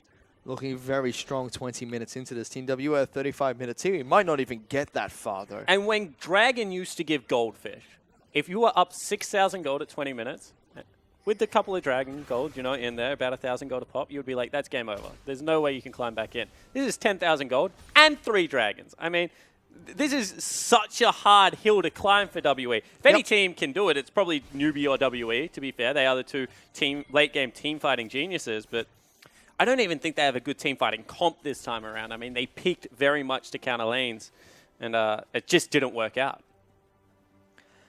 Well, Condi even went for that Trinity Force on this Hecarim, not completing his jungle items either. So he's not the tanky frontline they need right now. 957 has a Ravenous Hydra as well. You know, this spectral horse in Hecarim has been more spectral than horse this game. A little bit invisible as the game has gone on. But, you know, you can't really blame him because he's just being choked out. I mean, his lanes has given him absolutely nothing. The fact that Mouse was able to stand up to 957 so well in the top lane on a pure tank really is credit to the young top laner of EDG. You know, Ray was on EDE. Amazing J was on EDE. Meanwhile, there was this team called ADG, you know, that was doing good things, and Mouse was the top laner on it. And everyone was like, it was a mistake to watch Ray walk. It probably was in hindsight. Ray's a very good top laner, currently playing for Apex over in the North American LCS. I mean, Amazing J, mistake to let him walk when Koro, you know, he's slumping so hard at the moment. But realistically, they knew they had this young kid on the bench that meshed very well with the team and is honestly slotted into the roster in really well. Let's see it now. Zero just going to get caught out by EDG's Death Rush. Mouse was looking for even more. They're trying to threaten the rest of the line, even put up the door in anticipation. And why do you have to face check that brush? Because they have no vision. It's double pinked ward outside of the Baron pit. They've pinked ward this brush, and Kha'Zix does it so damn quickly. They're checking for vision one more time. There they go. Here's a flash. Mouse is on top of there. Condi's going to fall down without any resistances. Mouse trying to do what he can against Mouse. Two-shot barrage does come out. 957 trying to be a beast. Actually, it's going to be Deft that gets caught out. Takes a lot of damage. The flame will come out from Mako and a hook back onto 957. This is looking like a good fight for TWS. Deft does find a kill, but here's the LeBlanc. Gets the kill on top of Mystic as well. Gets taken down. It's going to be a delayed ace coming out from EDG. Yeah, it certainly is. So they go 3 for 5 in the end, and you mentioned it. WE put their best foot forward in that one, but it just was not good enough. 957 was absolutely massive, and Mystic was able to put out the damage, but EDG with all the vision, all the control, just able to pick it up. And so Will definitely be able to take down this red buff for himself, so even more objectives falling into EDG's hands. 9,000 gold up, will be 10,000 once Scout takes down this mid lane inner turret too. So even though, you know, they trade as evenly as they can, EDG still get a couple of key objectives off the back end of it. The vision hasn't changed around Baron. They can just go right back there. It's a hard game for WE to win. I mean, that just showed that their team comp is quite good in chokes, but I don't know where they go from here. Deathcap picked up. That's massive. Deft moving towards an IE. Remember, he's got Warlord, so doesn't really need the lifesteal. Bit of armor picked up for Clearlove now, who picked up a couple of assists, 3 assists actually in that last trade, no kills. EDG doing the same thing again though, setting up the division around Baron, trying to look for those picks before they go for a major objective. Mystic trying to ward out where he can to go for farm, even waiting for Condi to support him so he doesn't get caught out. And once again, the reason you have to double phase check Baron is because Kha'Zix, isolated target, Baron, just takes so much damn damage, and you know, with someone like Mouse and Mako, the shields that come across, they're just not going to take any damage in response. So you really do have to respect this EDG lineup and how quickly they can do the buff. Well, they do get a scrying order towards the Baron. EDG looking for a play though, as they do find 957. The box comes down 2-0. Now you see the ultimate Teleport try and coming separate in. the team. Teleport is coming in from Sia as well. No, that's coming in from Scout and Mouse. They're trying to go and collapse here. Scout actually takes a lot of damage trying to jump into the backlines. Team WE now looking to try and turn this one around. Mouse is trying to turn this one back. 957 is going to get hooked up, but Mouse is going to be falling down. 957 gets the kill. Full retreat coming out from EDG. Condi and 957 are still trying to chase. One pillar would separate Depth from the rest of his team, and they're not going to get close enough. And Team WE turn around that fight. Couple of fights in a row. WE have been able to get the jump on it, and now they're going to push in and look for a mid lane turret. Shorten that gold lead. We already said that they picked greedily for early game here, EDG. Maybe it's coming back to bite them, although too early to tell. Certainly might. Let's see what happens in the next few minutes here, because Infernal Dragon number 2 is going to be spawning in 30 seconds. EDG will have their eyes set on that objective, try and stack up the advantages for these next few team fights, try not to make the same mistake as what they have in the past few against Team WE. And that was a huge investment. I mean, double teleports used. No teleports on the side of WE, and they're not able to make it work around the Baron buff. I mean, they should stop baiting this and maybe just start it up, because they do it quickly. Instead, posturing towards an Infernal Dragon with Mystic on the other side of the map, probably should be able to grab it. But EDG will get that objective, like you said. Kha'Zix does so much damage to these neutral monsters, picks it up in a matter of seconds, and the final Elemental Dragon to spawn is going to be another Infernal Drake. So EDG, they do have that if they can secure the pit. You say final, but technically they have a 45-second window to kill it. I mean, and if that dragon was to tell any tale, we're going to have one more, Fish. Do they? Isn't it a 6-minute buff? It's a 6-minute dragon spawn, which means it spawns at 30 minutes and yeah, 32 minutes. Elemental Dragon spawns at 35. Yeah. So one final elemental, then into Elder. No, they'll have another one. So if it spawns before 35, they get another elemental. Don't worry about it. Let's go. We'll see. Not going to happen. They do clear out the Baron pit, though. Scout standing on top of a ward. He's very used to this brush actually being checked. He's going to get taken down pretty low here. Yeah, he's in trouble. They actually should have swept that one out. I mean, that's actually laziness from EDG's behalf.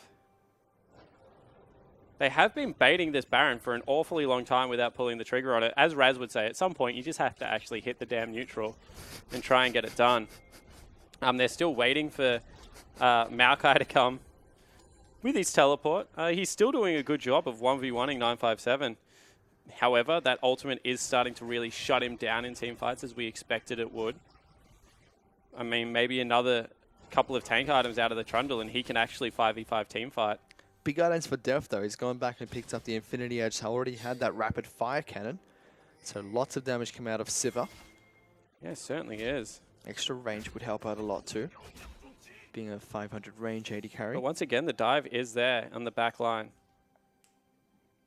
And now they've got some armor as well. Frozen Heart was picked up by 947 quite some time ago. With a subjugate onto Mouse, he can just run through into the back line against EDG. Yeah, certainly can, and still no Last Whisper. I mean, no Void Staff either. They're actually quite greedy builds from EDG, as we call them. You know, third item with no pen on the lineup is going to hurt, especially against a huge tank like the Trundle. But they do, as I said, they just do neutrals so quickly. As long as they're dancing around behind the pit like this, there is no threat for WE to have to face check anymore. However, as soon as they go to that pit, as Def gets caught up, good pillar actually coming out there from TW, separates the Team Scout. Now in a little bit of trouble, not going to get knocked up by Zero. That's a major ultimate being burnt there. Yeah, it certainly is. A lot of the disengaged value that WE has now gone.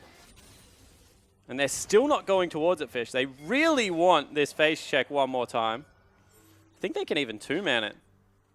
It's getting close to the 35-minute mark where Team WE becomes stronger and stronger. And as we said, EDG should be able to shut this one out early. I mean, yep. That is how they play the game. It's normally around 30 minutes when they do just that. They're going for the on the hunt onto 957 first. They lock him down. Oh! They obliterate 957. Condi gets into the back lines, but he's being exhausted. Sia does get an ultimate off, but it does absolutely nothing as Mouse locks him down. A double kill will come out for Clear Love, and this time they're going for the objective. Yeah, they certainly are. They're able to pick it up on the back end, and that was just so much damage coming out of the EDG lineup. I don't even think 957 expected it. They will be able to rip through Baron, as we mentioned before. And honestly, Mako's skills were just on display there. He had a couple of really clutch hooks. He had a really nice lantern in with his top laner as well. Let's have a look at it. So hook comes through, nails him. They blow him up straight away. Box goes down. He's able to peel for his AD carry. Then he lands another hook here and brings in Mouse with him. Able to get it done. I mean, there was really nothing that WE could do after Trundle fell down so quickly. Fantastic. They finally get the face check, so to speak, they were looking for. This time they initiate it from Fog of War. They've got the Baron buff now. They've got the gold lead. And we mentioned this during the pregame. 30 minutes is where EDG starts to clean teams out. Yeah, they certainly do. As I said, 27 to 32 minutes is like what their standard games go for. I mean, there, of course, are anomalies in there. As Def now starting to put some hurt in. You see 700 ricochet crits there. But they still need to make sure that they're going with a 1-3-1 because Malzahar has a lot of wave clear. You mentioned this earlier. Pushing is kind of Malzahar's thing. It certainly is. Counter pushing, pretty good too, but he's up against a Baron up team. Going to be difficult. Mouse is just making sure 947 has to deal with Baron up minions up in the top side of the map. Going to make defending those a lot harder. As EDG looking to try and push in towards this mid lane inhibitor. Tara, lots of damage going down from Def. He's actually inside the base. This one will fall. Now the inhibitor is the next target coming out from him. Mouse going to join the team from the back end of the fight. Pillar does come down trying to separate Def, but no follow-up will come out from Team WE. Mako getting damage on towards the inhibitor as well. But there's Def. Wow, Scout going really far into that one. Takes down Mystic. The assassination from downtown comes out from Scout. And you know it's a good assassination when even the play-by-play caller is surprised at it. Scout able to flash in there and absolutely blow up the AD carry. EDG looking to break the base for a second time. My goodness, that was just too quick to even watch as Mako takes a little bit of damage from the Malefic Visions.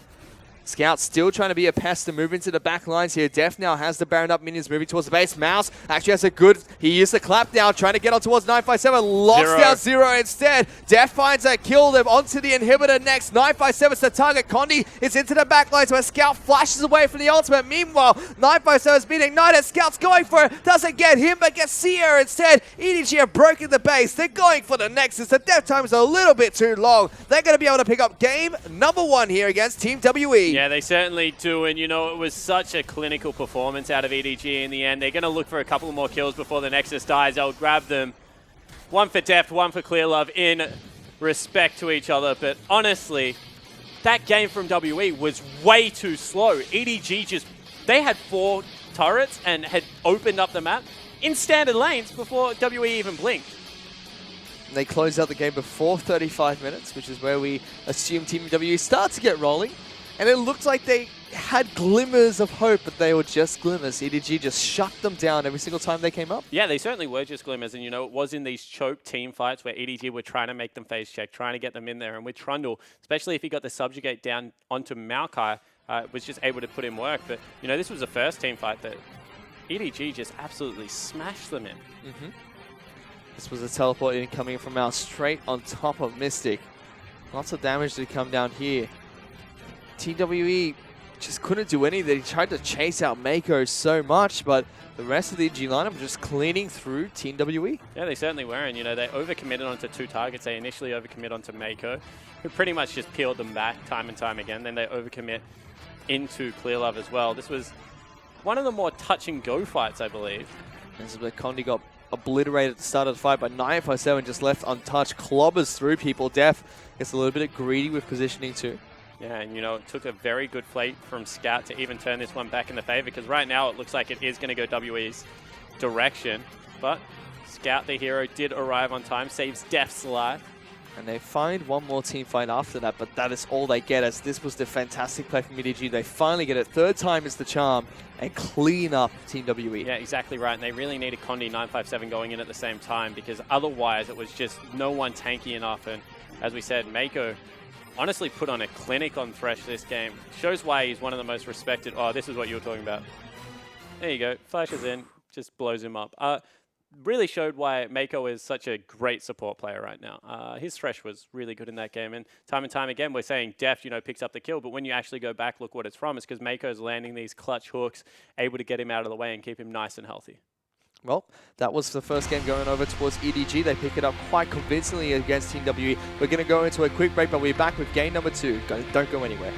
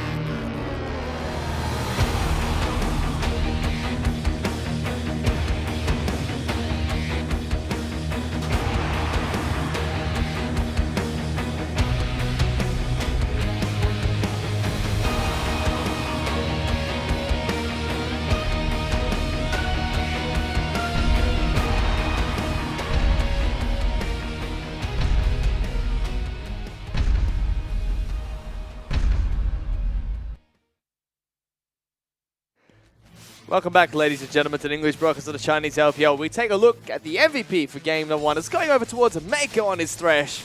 I don't think there could be anyone better you could give it to there. Yeah, I don't think anyone's more deserving of it than Mako this game. 0-2-20. He was actually a human highlight reel running around on Thresh.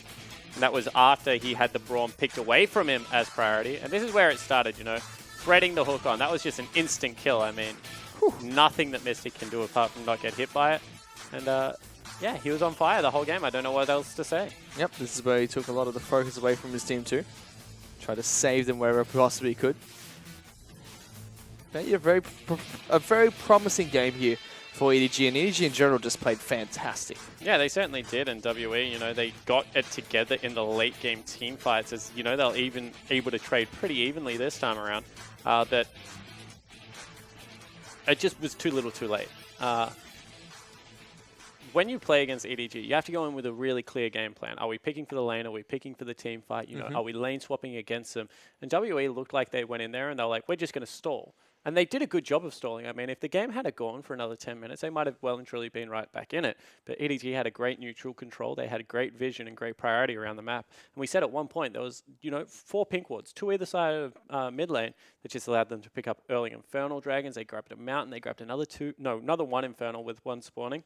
No Dragons after that. You're correct. But this is just something that, you know, WE should be aware of. They should know that this is how EDG likes to play the map and account for that. And it looked like they were just happy to just give it to them. It certainly is. I know something you really want to touch on is the fact they matched the standard lanes as well coming out from EDG, which was a little bit chaotic for Team WE. Yeah, and it looked like, you know, they went with, we have 957 on Trundle. That's a good lane matchup. Let's get him ahead and rolling. When in reality, what they should have looked at is we have double range. Like Mako and Deft are playing Sivir Thresh, and they have so much gank priority in that lane. They have the ability to start 2v2s at any point. And Mystic and Zero really had to kite back a lot in that lane. And it meant that they were underneath turret. They couldn't lane wave clear. And they just were shoved in over and over again. I was surprised that after the first back, where they had to burn 4 summoner spells, they just didn't swap the lanes up, you know, open up the map and play a normal game of League of Legends. Instead, they stick in these 2v2 lanes and they get absolutely destroyed for it. We got to about 30 minutes where EDG once again close out the game as we headed to Champions League for game number 2 between TW and EDG, and immediately a Thresh ban will come out here against Mako as Maokai will be the second ban as well. Rek'Sai and Sivir, the 2 bans, will be coming out from EDG. Yeah, so once again, EDG don't really care about this mid lane and how you're supposed to throw red side bans at it. Still happy to hit junglers, and I think that was a great tactic last time around. I really think that threw WE through a loop. Worked out really well. Let's see what they can do here in game number 2. So they have their final ban before they get their first pick, which will be a Rise ban, so forcing that on the blue side. They're trying to force a Vlad ban here. We'll see if Scout has anything to play against it. They actually banned Shen. Which should give Vladimir on over to Team WE. Yeah, should give Vlad. And that's locked in. Should be going over towards Seer. I'm sure 957 can play it. Another one of those versatile top laners that does like to play mages. I mean, more typically Lissandra is what he's played in the past, but I'm sure he can play Vladimir. It's not a difficult champion to play. Hopefully. I solo killed a Vladimir the other day in lane as Renekton. I remember that game. I think the Vladimir won, though. Yeah, he did. For now, EDG still looking for the next 2 picks, though. I'm really excited to see how they're going to deal with this Vladimir pick, because it's been banned most of the time for Karma a reason. is a standard global pickup against it. And that's what they lock in. I think it is a winning lane. I think that, especially if you don't go Athenes. If you go Athenes, I have no idea why you take the pickup. But if you go Morel and Omicron, Karma does win this lane. Well, let's see what they can do as they do lock in the Karma. It will be a mid lane Karma unless Braum is suddenly a top laner, as he should be the support pick for Mako.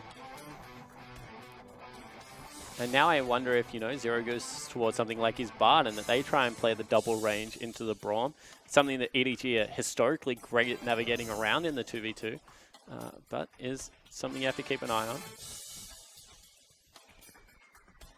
TW looking for their next 2 picks. Siva was banned out this game by EDG, and those are their first pick, which is a little bit interesting, but it is Mystic's most played champion, and Def's pretty good at Siva. So they lock in Bard and Jin, so a very oppressive combo coming out from Team WE. And now I actually want to see if the Ezreal comes out, because Deft is a great Ezreal. It would be throwing the gauntlet. And Jin, Bard, Ezreal Braum actually has some good counterplay into Jin and Bard.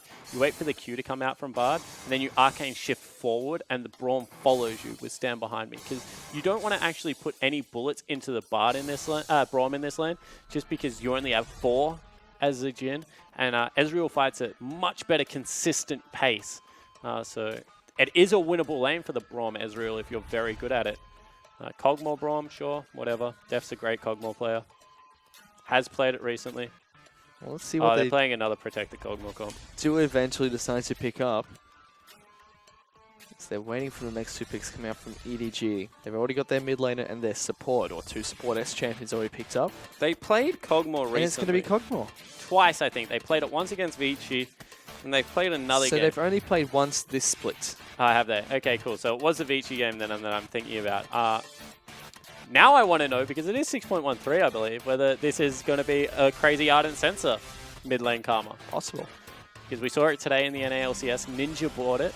He ran around with a Fiend's Ardent Sensor, then into a Death Cap, and was just giving a lot of speed to a similar lineup. I mean, AoE shields with an Ardent Sensor onto Aurelia and Kog'Maw. That sounds pretty damn good to me. Lots of attack speed. Lots of protection as well. I'm really interested to see what EDG's final pick is going to be. And that should be for Clear Love in the jungle. No target bans towards Clear Love this entire game. In fact, only Rek'Sai being banned out in the jungle this match. So a big pool left open for the superstar jungler. Spoilers, by the way, it didn't work out for Envious. I actually really disliked the build. So okay. Before anyone quotes me on saying it was good, it wasn't. Well, Condi is deciding he wants to play Lee Sin here today, as well as Trundle being picked up one more time for 957 up in the top lane. So Trundle versus Aurelia, very snowballing matchup. Whoever gets up there early and really influences is going to have a great time of it. This would make sense if he went with Kindred. I mean, it's another attack speed person. Gragas gives him a frontliner as well as Aurelia. Mm-hmm. It's also a good matchup into Lee Sin. Also allows him to peel for the rest of the team, which would be really good in keeping the Kog'Maw alive. But who knows? It's Clear Love.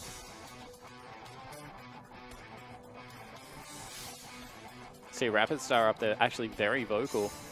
Seems to be going over the last things. You saw the yup and the nod out of Clear Love there.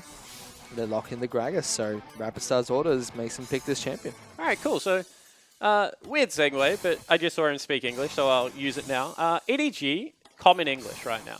However, they have an hour to 2 hours, depending on whether it's a game day or not, of Mandarin lessons. Okay. Where they all have to go to it. So Clear Love goes with the Koreans. Scout speaks very good English. So the Koreans all learn Mandarin. And that means that EDG hope in the near future that they will become a Mandarin-speaking team. So the shot calling will all be in Mandarin, and they think that that is the best way to play League of Legends. They think that, the Koreans coming over, it was great. And in the meantime, they will common English. But long-term, they want to be able to have those sophisticated comms that you get out of speaking in a native tone. So Def's pretty good. Scout's pretty good. As I said, he spoke English already. But that's just something I find interesting about EDG. I don't know how WE comm. I would love to find that out as well. But Zero's been there for a while. So I expect it's a little bit of half-half. Well, it'd be exciting to figure out and see if that affects EDG in the future. But for now, we're going to have to go back into this game. So we head into game number 2 between EDG and Team WE.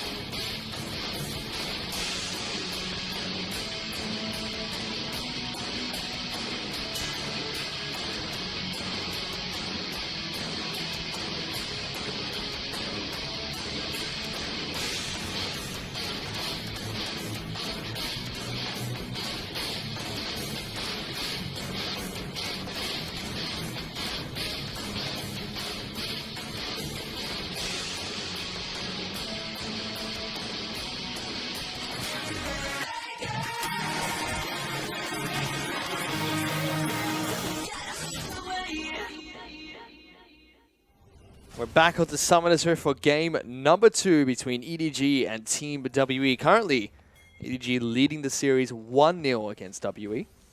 You see everyone streaming out of base, much more aggressive junglers picked up this time around early game. They both like to gank, although Lee Sin can power farm to that level 6 mark and, get the Dragon's Rage kick. As we're going to have a fight.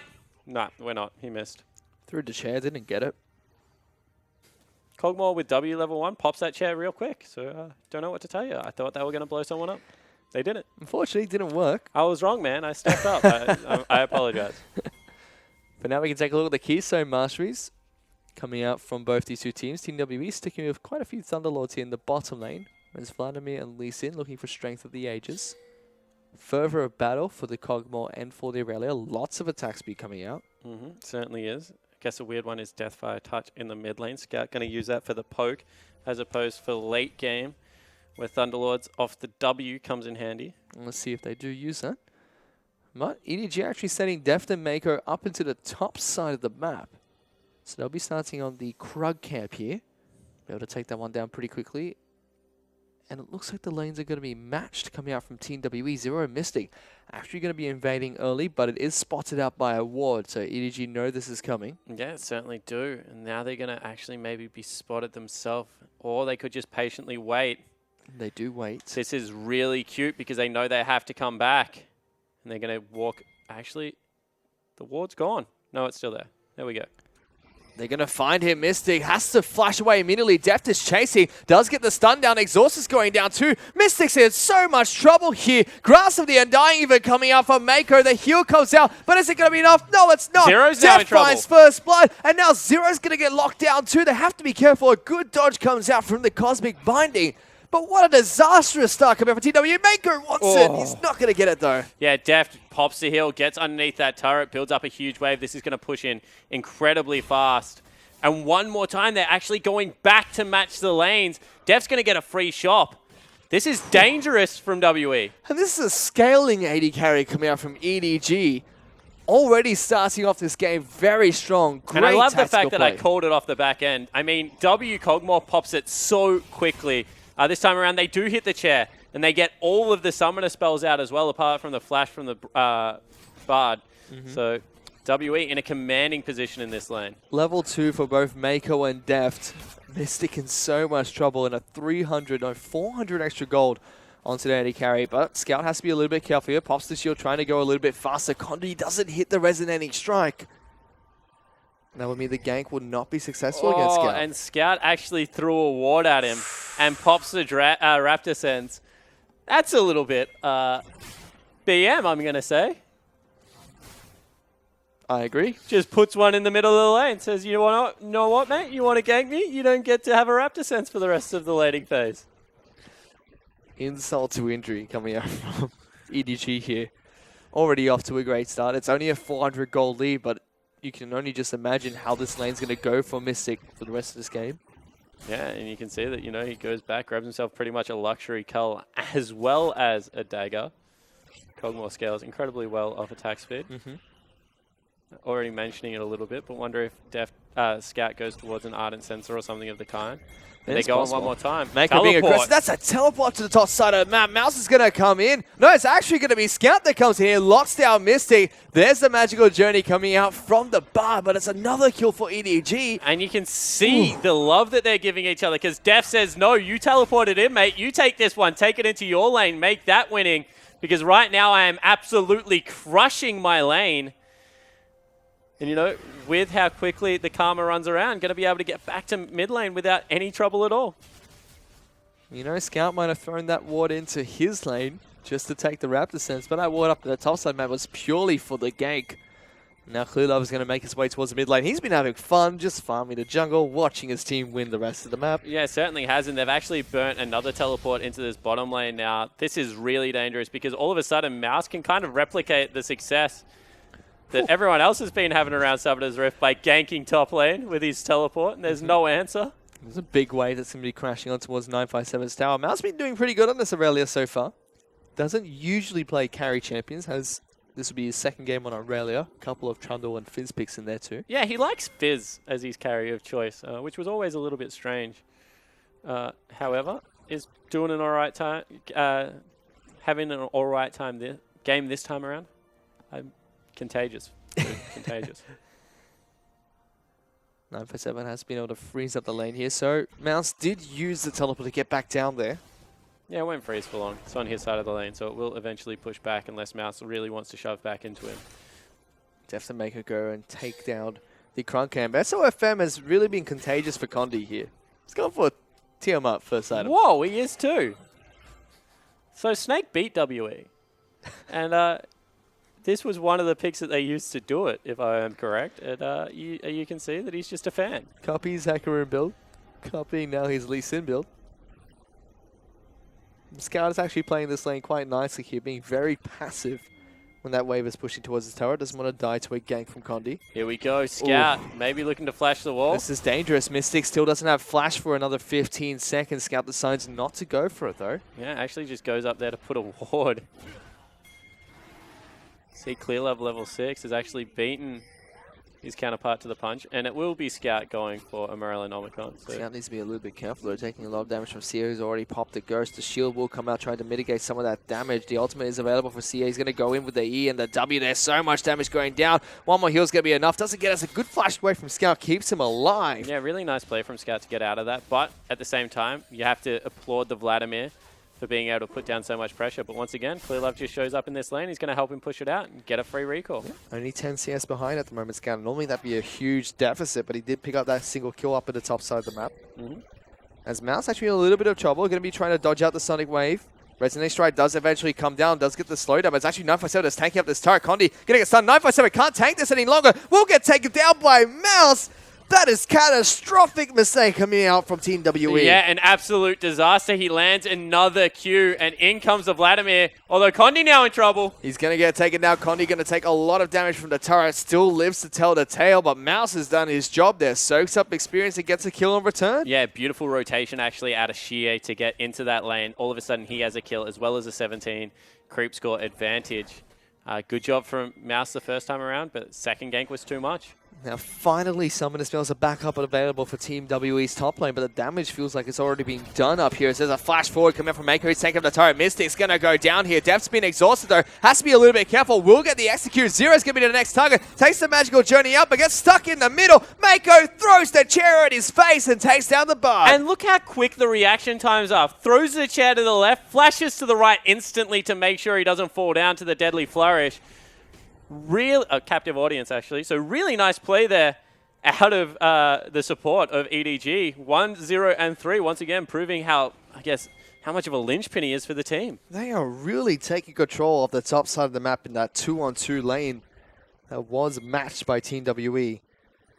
Condi's trying to do what he can right now, but it's just not enough. Mouse being very aggressive towards 957. Has to be a bit careful because Condi is on the bottom side of the map. Yeah. They actually take away the blue buff there. So that's a good heads-up play out of the Lee Sin to do some counter jungling, as he knew that Gragas had just left top side of the map. Feels like only big advantage at the moment for Team WE is in that mid lane on Sierra. Big power pick for them, getting the Vladimir first pick rotation. But I think we've seen it time and time again that this can be enough to carry a game. I mean, it's not the end of the world if it does go that way. This is dangerous. Clear Love is on a pink ward, so they don't know he's here. 957 pass down the pillar.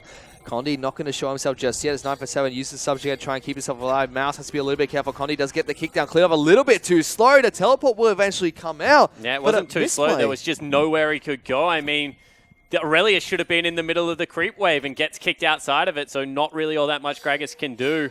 Instead, they're just rotating back to the top side of the map. I mean, they want another piece of Mystic's Jhin.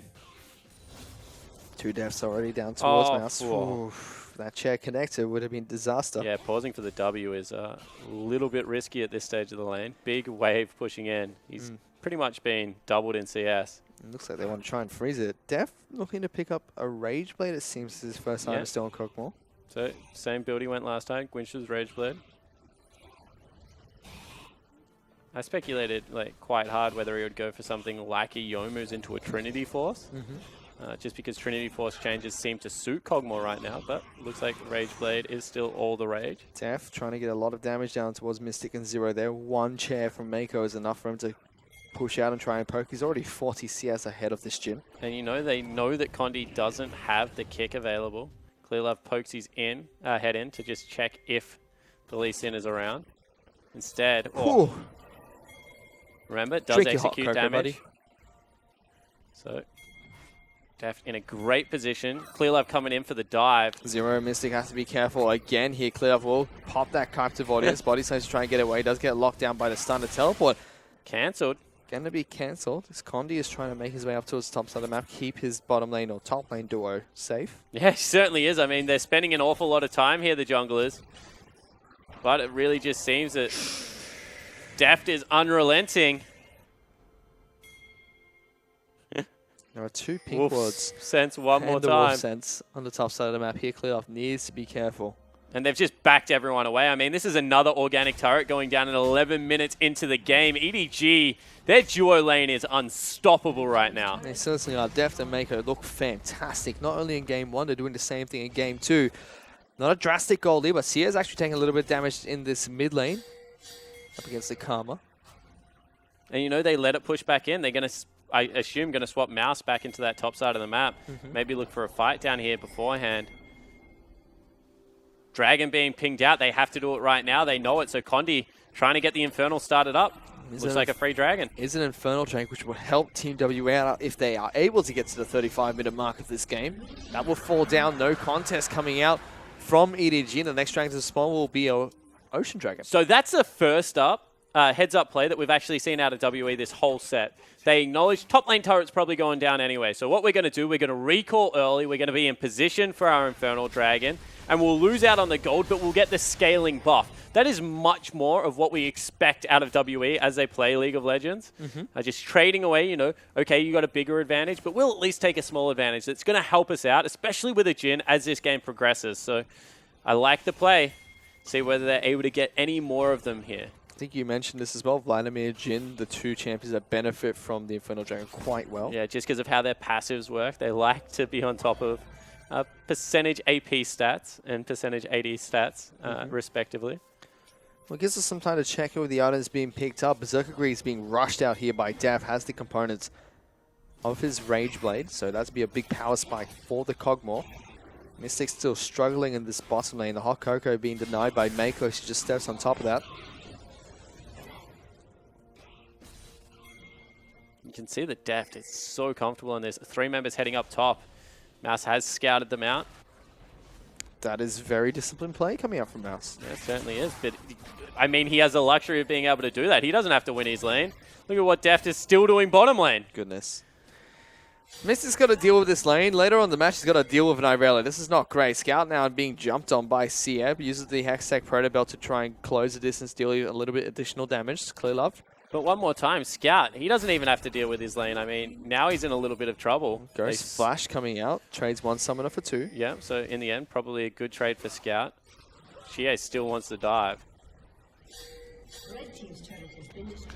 So did show 2 people on the top side of the map. Okay, so second good trade coming out for WE. They know bottom lane's falling down. What do? We make a play top side of the map. I mean, Aurelia was going pretty well in the 1v1 lane. It's been a 2v1 since that case. Has fallen down about 40 CS and just lost another turret. So WE, they're starting to look to make these plays around the map. This is much more of what we expect out of the young team. EDG still pushing for the spot lane turret.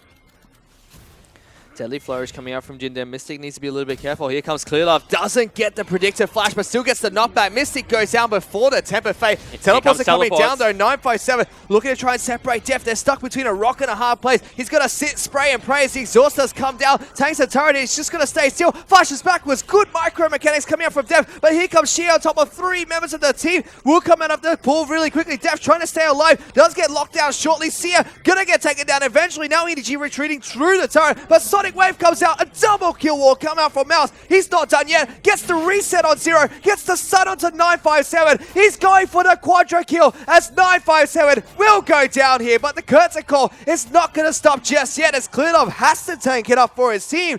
But what a fantastic team play. Going to be coming out from EDG. Mako nearly dies from it. Oh my goodness. Oh. Puts up the shield, the door. He holds the door spawn. He's able to save it. And Clearlove is laughing his head off. Mako able to live somehow, some way. This EDG lineup, they just won't be stopped. Oh, in between two turrets in Team WE's territory. And they play it beautifully. Yeah, 100%. I mean, Deft, he just rides the line between turret aggro both times.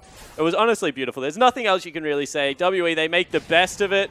They try and throw everything in. I mean, Xie flies in, does so much damage in that situation, but it just wasn't enough. EDG is just too good. They threw the kitchen sink and EDG just juggled it around and made a show out of that. It was beautiful to watch, like we said, time and time again, and that's given them a nice 4,000 goal lead over Team WE just 15 minutes into this game. Yeah, exactly right. So, you know, it's already back to like where we were beginning last time. We said better use of trades here will mean that it's a little bit on the cleaner side for this WE lineup, but the reality is they picked up an Infernal Drag and a turret this time, but not much else. And that's given big item power spikes for EDG. Trinity Force onto Mouse. Runic Echoes on towards Clear Love. Scout now has that Morello Nomicon to deal with the Vladimir, who only has the Hextech Proto Belt.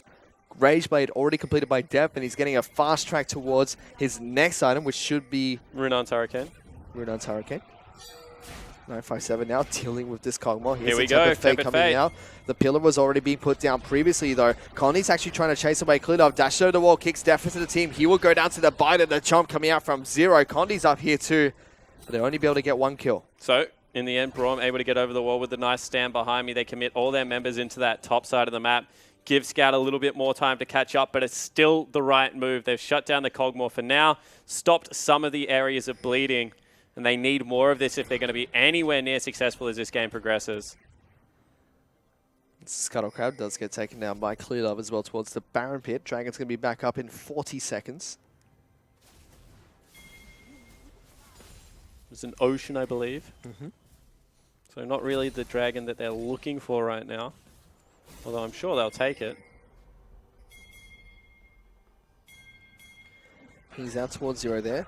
And towards Mystic. He's actually in a little bit of trouble. Has to take the Magical Journey. They try to stop him from taking that one. But here comes Mako. He goes in through it. Does get the knockup. Mystic's taking so much damage. Def will be able to snipe him. Scout, sorry, will be able to snipe him across the wall with the Enchanted Q there. Picks up a kill. Yeah, able to grab the kill. And, you know, they just go back to shoving out this wave. Little bit of an overstay. I mean, they don't have any farm onto this Jhin. He's 0-5. They're trying to get him some form of advantage, but heads up rotational play out of EDG one more time. Just deny even that. They've been playing this game phenomenally here. Dragon is back up and available. Like we said earlier, the Ocean Dragon is one that can be taken here. Mako now trying to push out CF from this lane, but he's going really aggressive towards Scout. Pops the ultimate and the W there to try and keep himself alive. The shield from Scout should be able to keep him alive long enough. They do take down Shia. They're going to get Condi as well as their double kill will go over towards Def. And this is the mid lane turret going to get taken down for EDG. Yeah, they just look desperate. They go for the 2v3 outplay. They're not able to find it. It's going to be another turret falling, most likely in this mid lane. As you see the... Oh. There comes Clear Love into the back lines. Mystic in trouble again. It's a repeat performance from EDG as they single him out. They strip his MVP titles. Def, he's going in. Here's a Kog'Maw. He doesn't care. He's managed to knock 957 at 0 away. He stands his ground and marks his territory. So in the end, he just sits there and delivers after taking a very greedy magical journey. But EDG are just too far ahead. It's 7,000 gold already, 18 minutes into this one. I didn't think you could get worse from last game, especially because WE was starting to put up a fight. But it looks like we're on track for it. They certainly are. The Ocean Dragons can be started up by EDG as well. So they do get another objective for their troubles. 14-4. And it's now 35,000 gold to 29,000 gold, a 6,000 gold advantage. And it's going to be Earth, Wind, and Fire coming out as the Dragons here today. Heed their call. But yeah, I'm trying to look for positives. I mean, Vlad scales so incredibly well. You're going to have a Jhin. He scales well into the late game. So does Trundle. They've got a legitimate 1-3-1 there. They've got good team fight. But in reality, then I just keep looking down at this Kog'Maw that is 65 CS up and 5 kills with 6 assists in his back pocket as well. Pretty much 2 items to 1. Not even 1. He's just massive. There's nothing else I could say, Fish. I don't understand how you kill the Kog'Maw. If they blow Kog'Maw up, if he doesn't get a bullet off, they can win team fights. You kick him into the team and hope for the best. Yep. And hope he doesn't kill him. Goodness, it's been a crazy performance from EDG this game. They're already 7,000 gold up. 20 minutes in, not even kicking the door in at 30 minutes into this game. There's a temper fake coming out from Zero. Yep. Is Checking the Baron. Check Baron. Clear Love actually going towards a EDG Lich decide they Bane. want Baron. Yep. After they see that ultimate, they're like, that's a good idea. Yep. Thank you. Give me some of that. Oh, Zero. Goes down so quickly. But as I said, Clear Love actually is going for Lich Bane, so he doesn't have the tankiest stats available for him. It's got the damage. One shot some kids. Maybe. Blue buff's going to be back up and available here for Team WE, but EDG contests that immediately. Clear Love taking it down for Scout here. Pick it up where it's... No? Does he? Def gets it. Got it. I looked at Scout. I looked at Clear Love. Neither of them had it. Had to be Def. 957 still split pushing against Mouse down to the bottom side of the map. The Hurricane's being picked up by Def here, so he's just spraying and praying and everything in his way. Yeah, he certainly is. And it's actually really fun to watch great Cogmore players. I mean, Orb Walk and weave their auto attacks in as they're strutting around Summoner's Rift. Looks like he's going to go towards a Bork as his third item. And, oh, Xie needs to actually pull away from that. Was forced to use the Sanguine pull away from Def just as he was charging down the mid lane. And look at how good their vision control is around objectives. I mean, it's one of the biggest criticisms we have of Chinese teams. When they set up objectives, they don't do it right. But fantastic triangle vision, as well as a ward outside of the pit. They've swept inside the pit. So really, they're just counting blue orbs. And they've caught Zero.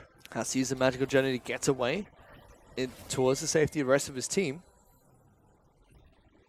Still, EDG in firm control over the Baron pit. This is another one of those times where I actually think they've done it enough that they can just start it off, and they do that. They're leaving Clear Love out there as tasty bait. Look, we don't have a jungler with us. We can't be doing it. The gig is up because they've been scouted, but that's probably too late. Here's a teleport actually coming in. Temper Fate does come down to try and stop this Baron attempt, which means EDG could potentially go for a fight. Teleport actually being cancelled by 957. He's now walking the long way up, but they're actually trying to get the wraparound on towards Condi. Clear Love wants to try and stop him from getting on towards his team. Sia now in a little bit of trouble. Mouse is on top of him. 957 going to try and peel the Aurelia away. Hextech Protobell comes out as well as the ultimate. Ooh. Mouse has to be really careful. Will fall down. 957 though, now in a little bit of sticky situation. So is Sia as Def picks up that kill. Mouse might be the sacrificial lamb here as Clear Love gets the body bump on towards 957, slows him down. We'll be able to continue chasing this Trundle as the rest of the team just follows up and gets sped up. Meanwhile, while this is happening, Def is just split pushing and trying to take turrets. Yeah, he certainly is. 2v1. He's just sieging down mid lane, and there honestly is no response to him. This EDG lineup, you know, they peel away from Baron, they grab a couple of kills for themselves, and they're just looking to push into the base. That was aggressive from Mako, just jumped straight into the face of Mystic and threatened him. Def is trying to orb walk as fast as possible back here, kiting towards the turret and trying to take down minions at the same time. And Team WE, I just don't see what they can do in this game. There's EDG looks so absolutely strong. nothing they can do. I mean, they did blow up one of the Fed members. They got Aurelia this time around, who's going for the Youmuu's Ghostblade build. I feel like EDG are getting a little bit carried away with himself here. I mean, not the first item I would build on Aurelia. They're throwing everything into their damage pool here, Team EDG. They want to just try and snowball over Team WE. I mean, I could make a legitimate excuse of why I'm building a Wit's End. You know, maybe I'll beat up against the Vladimir. I don't like how I tick away, my health ticks away when I get Trundle ulted, but Youmuu's is just I want to kill the AD carry as quick as possible. Let's see if Mouse can do just that. 5,000 gold the lead for Deft right now. He is massive. 200 CS to 120.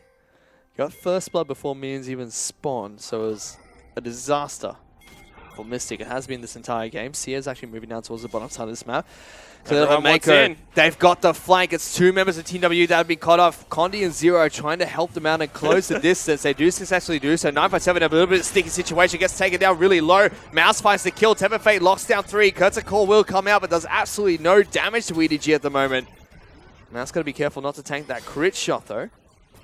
Yeah, and in the end, they pick up a clean kill there. Def takes a little bit of damage, but is going to be all right. And they're once again posturing to push them away from this turret. And this is without the frontline tank coming out from Team WE as well, so much easier for them to siege now without that threat to soak up damage. EDG will be able to tank down the bottom lane inner turret. They're not done yet. They're still going to look to continue the march forward. They're going exactly to do that. Here they go. Def now already on the turret. Pops the W, just sprays and prays. There's nothing that Team W can do to get close to this one. It's a 25-minute game. Team W is just not comfortable in this territory. The inhibitor's going to fall down shortly after. Yep, so EDG continue here. Mako up nice and close in the front line. Lots of damage coming out from Def. Condi actually gets locked down there. The pillar will stop Def from advancing any further forward, but the inhibitor will eventually fall. Scout picks that one up. 17 kills to 5. Baron inhibitor broken. Mountain Drake available. Recalls into Baron should be the call afterwards. And honestly, EDG just look like they're playing amazing League of Legends. You can't even really fault WE at this point. They tried to trade aggressively at the start of the game. It didn't work. Sure, they lost the duo lane, but few duo lanes in the world at the moment wouldn't lose to this. And on it, EDG just look unbelievable. They certainly do. On top of the 10,000 gold lead, they have Earth to join, Wind and Fire in the Elemental battle here. And it's just a whitewash at the moment for EDG. They're taking advantage of this poor early game from Team WE. And you know what? It wasn't even a poor early game this time. I mean, they thought they had the lane swap. They tried to dip their head into the jungle. They didn't have a good enough vision of the area, and they got caught out on the way in. Then they didn't lane swap away. They threw the gauntlet one more time into Deft and Mako. We already said it didn't work game 1, and it certainly has not worked game 2. Deft is 3 items. I mean, Mystic's looking for his 2nd. It's so much fun to watch Deft orb walk. Yeah. Whew. He's Flame Horizoned him, has 6 kills and 6 assists over him.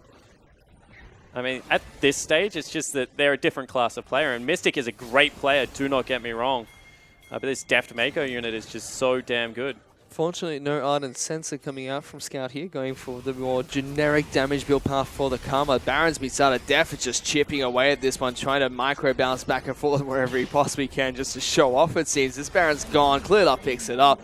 Condi was waiting in the wings. Now Zero's been caught. They're going to take the magical journey together as he has to flash over the wall to get to safety. The chair's been thrown out again. They don't find him. They throw as many abilities over the wall as they possibly can. I mean, Scout even takes it one more time. Huge creep wave bottom means that WE have to retreat and look after that one. 12,000 gold now. EDG just looking to close in this top lane minion wave. And they're pushing for it. Team W already been sent back down towards the bottom side of the map to deal with the inhibitor that was broken earlier. And a comprehensive shellacking in this set. EDG over WE right now. I mean, there's not much else I can say about it, Fish. Nope, you found the perfect word, Spawn. Yep. As the EDG are looking to try and push in towards the top lane inhibitor turret now. They do have Baron up minions to help them chip away at this objective. And look how good their pink wards have been. Like, over the wall, they don't want a kick to come out from Condi. They're not giving him a target to get close to Deft at all. They've got one sneaky ward in lane, though. Very, very sneaky ward that Condi could potentially abuse to get Deft kicked back to the team. He doesn't care, though. Damage reduction to turrets just doesn't phase Deft right now. Because of Temper Fate, though, is a last-ditch attack coming in from Team WE. They find Scouts, but it's not the target they really want here as Def just moves back in and starts chipping away the turret again. And there goes Condi. He goes for the flash, gets Def. Def's going to get taken down straight away. That's what they were looking for. It was the sneaky ward that mattered. Now, here comes the Curtain Call looking for Mako, the next target of choice, as Sia's actually jumping into the back lines. Meanwhile, though, Mouse is doing some work in the base to take down the inhibitor turret. Yeah, they certainly are. They also caught Shia on the back end, so it's a 1-for-1 trade. See if they can get any more. They're trying to look for that one. Condi had to jump away. 957 losing this one-on-one to Mouse. Throws out the ultimate there, trying to heal up as much as possible. Jumps on top of Misty, gets it. Yoma's Ghostblade popped the spell. Will get locked out, but here comes Scout. Throws out that Q. Mouse jumps back in. Clearlove wants something, doesn't get it. They somehow back down towards the bottom lane. He's just jumping all over the shop right now as Mouse will take down the turret. They get the miracle. Kick Team WE, but it's not enough. EDG will take the series 2-0. So Deft dies, but so does the WE base. Celebratory cast there at the end as well. He just flicked it out. You know, beers for everyone on Clearlove. But WE, they're a good team, but today they weren't good enough. EDG just took advantage of all the mistakes that Team WE had in both their games there. Game number 2 was just a whitewash. It was... That was just demolishing coming out from EDG. But you have to understand that WE has played this style of trading League of Legends all season long, and it's good enough for third right now. What Edward Gaming just did is so hard to do, to execute flawlessly across all the parts of the game, to have 3 good lanes that are able to withstand the pressure that Condi puts out across the map. to be able to guess the trades ahead of time and set up good enough vision to deny a lot of them.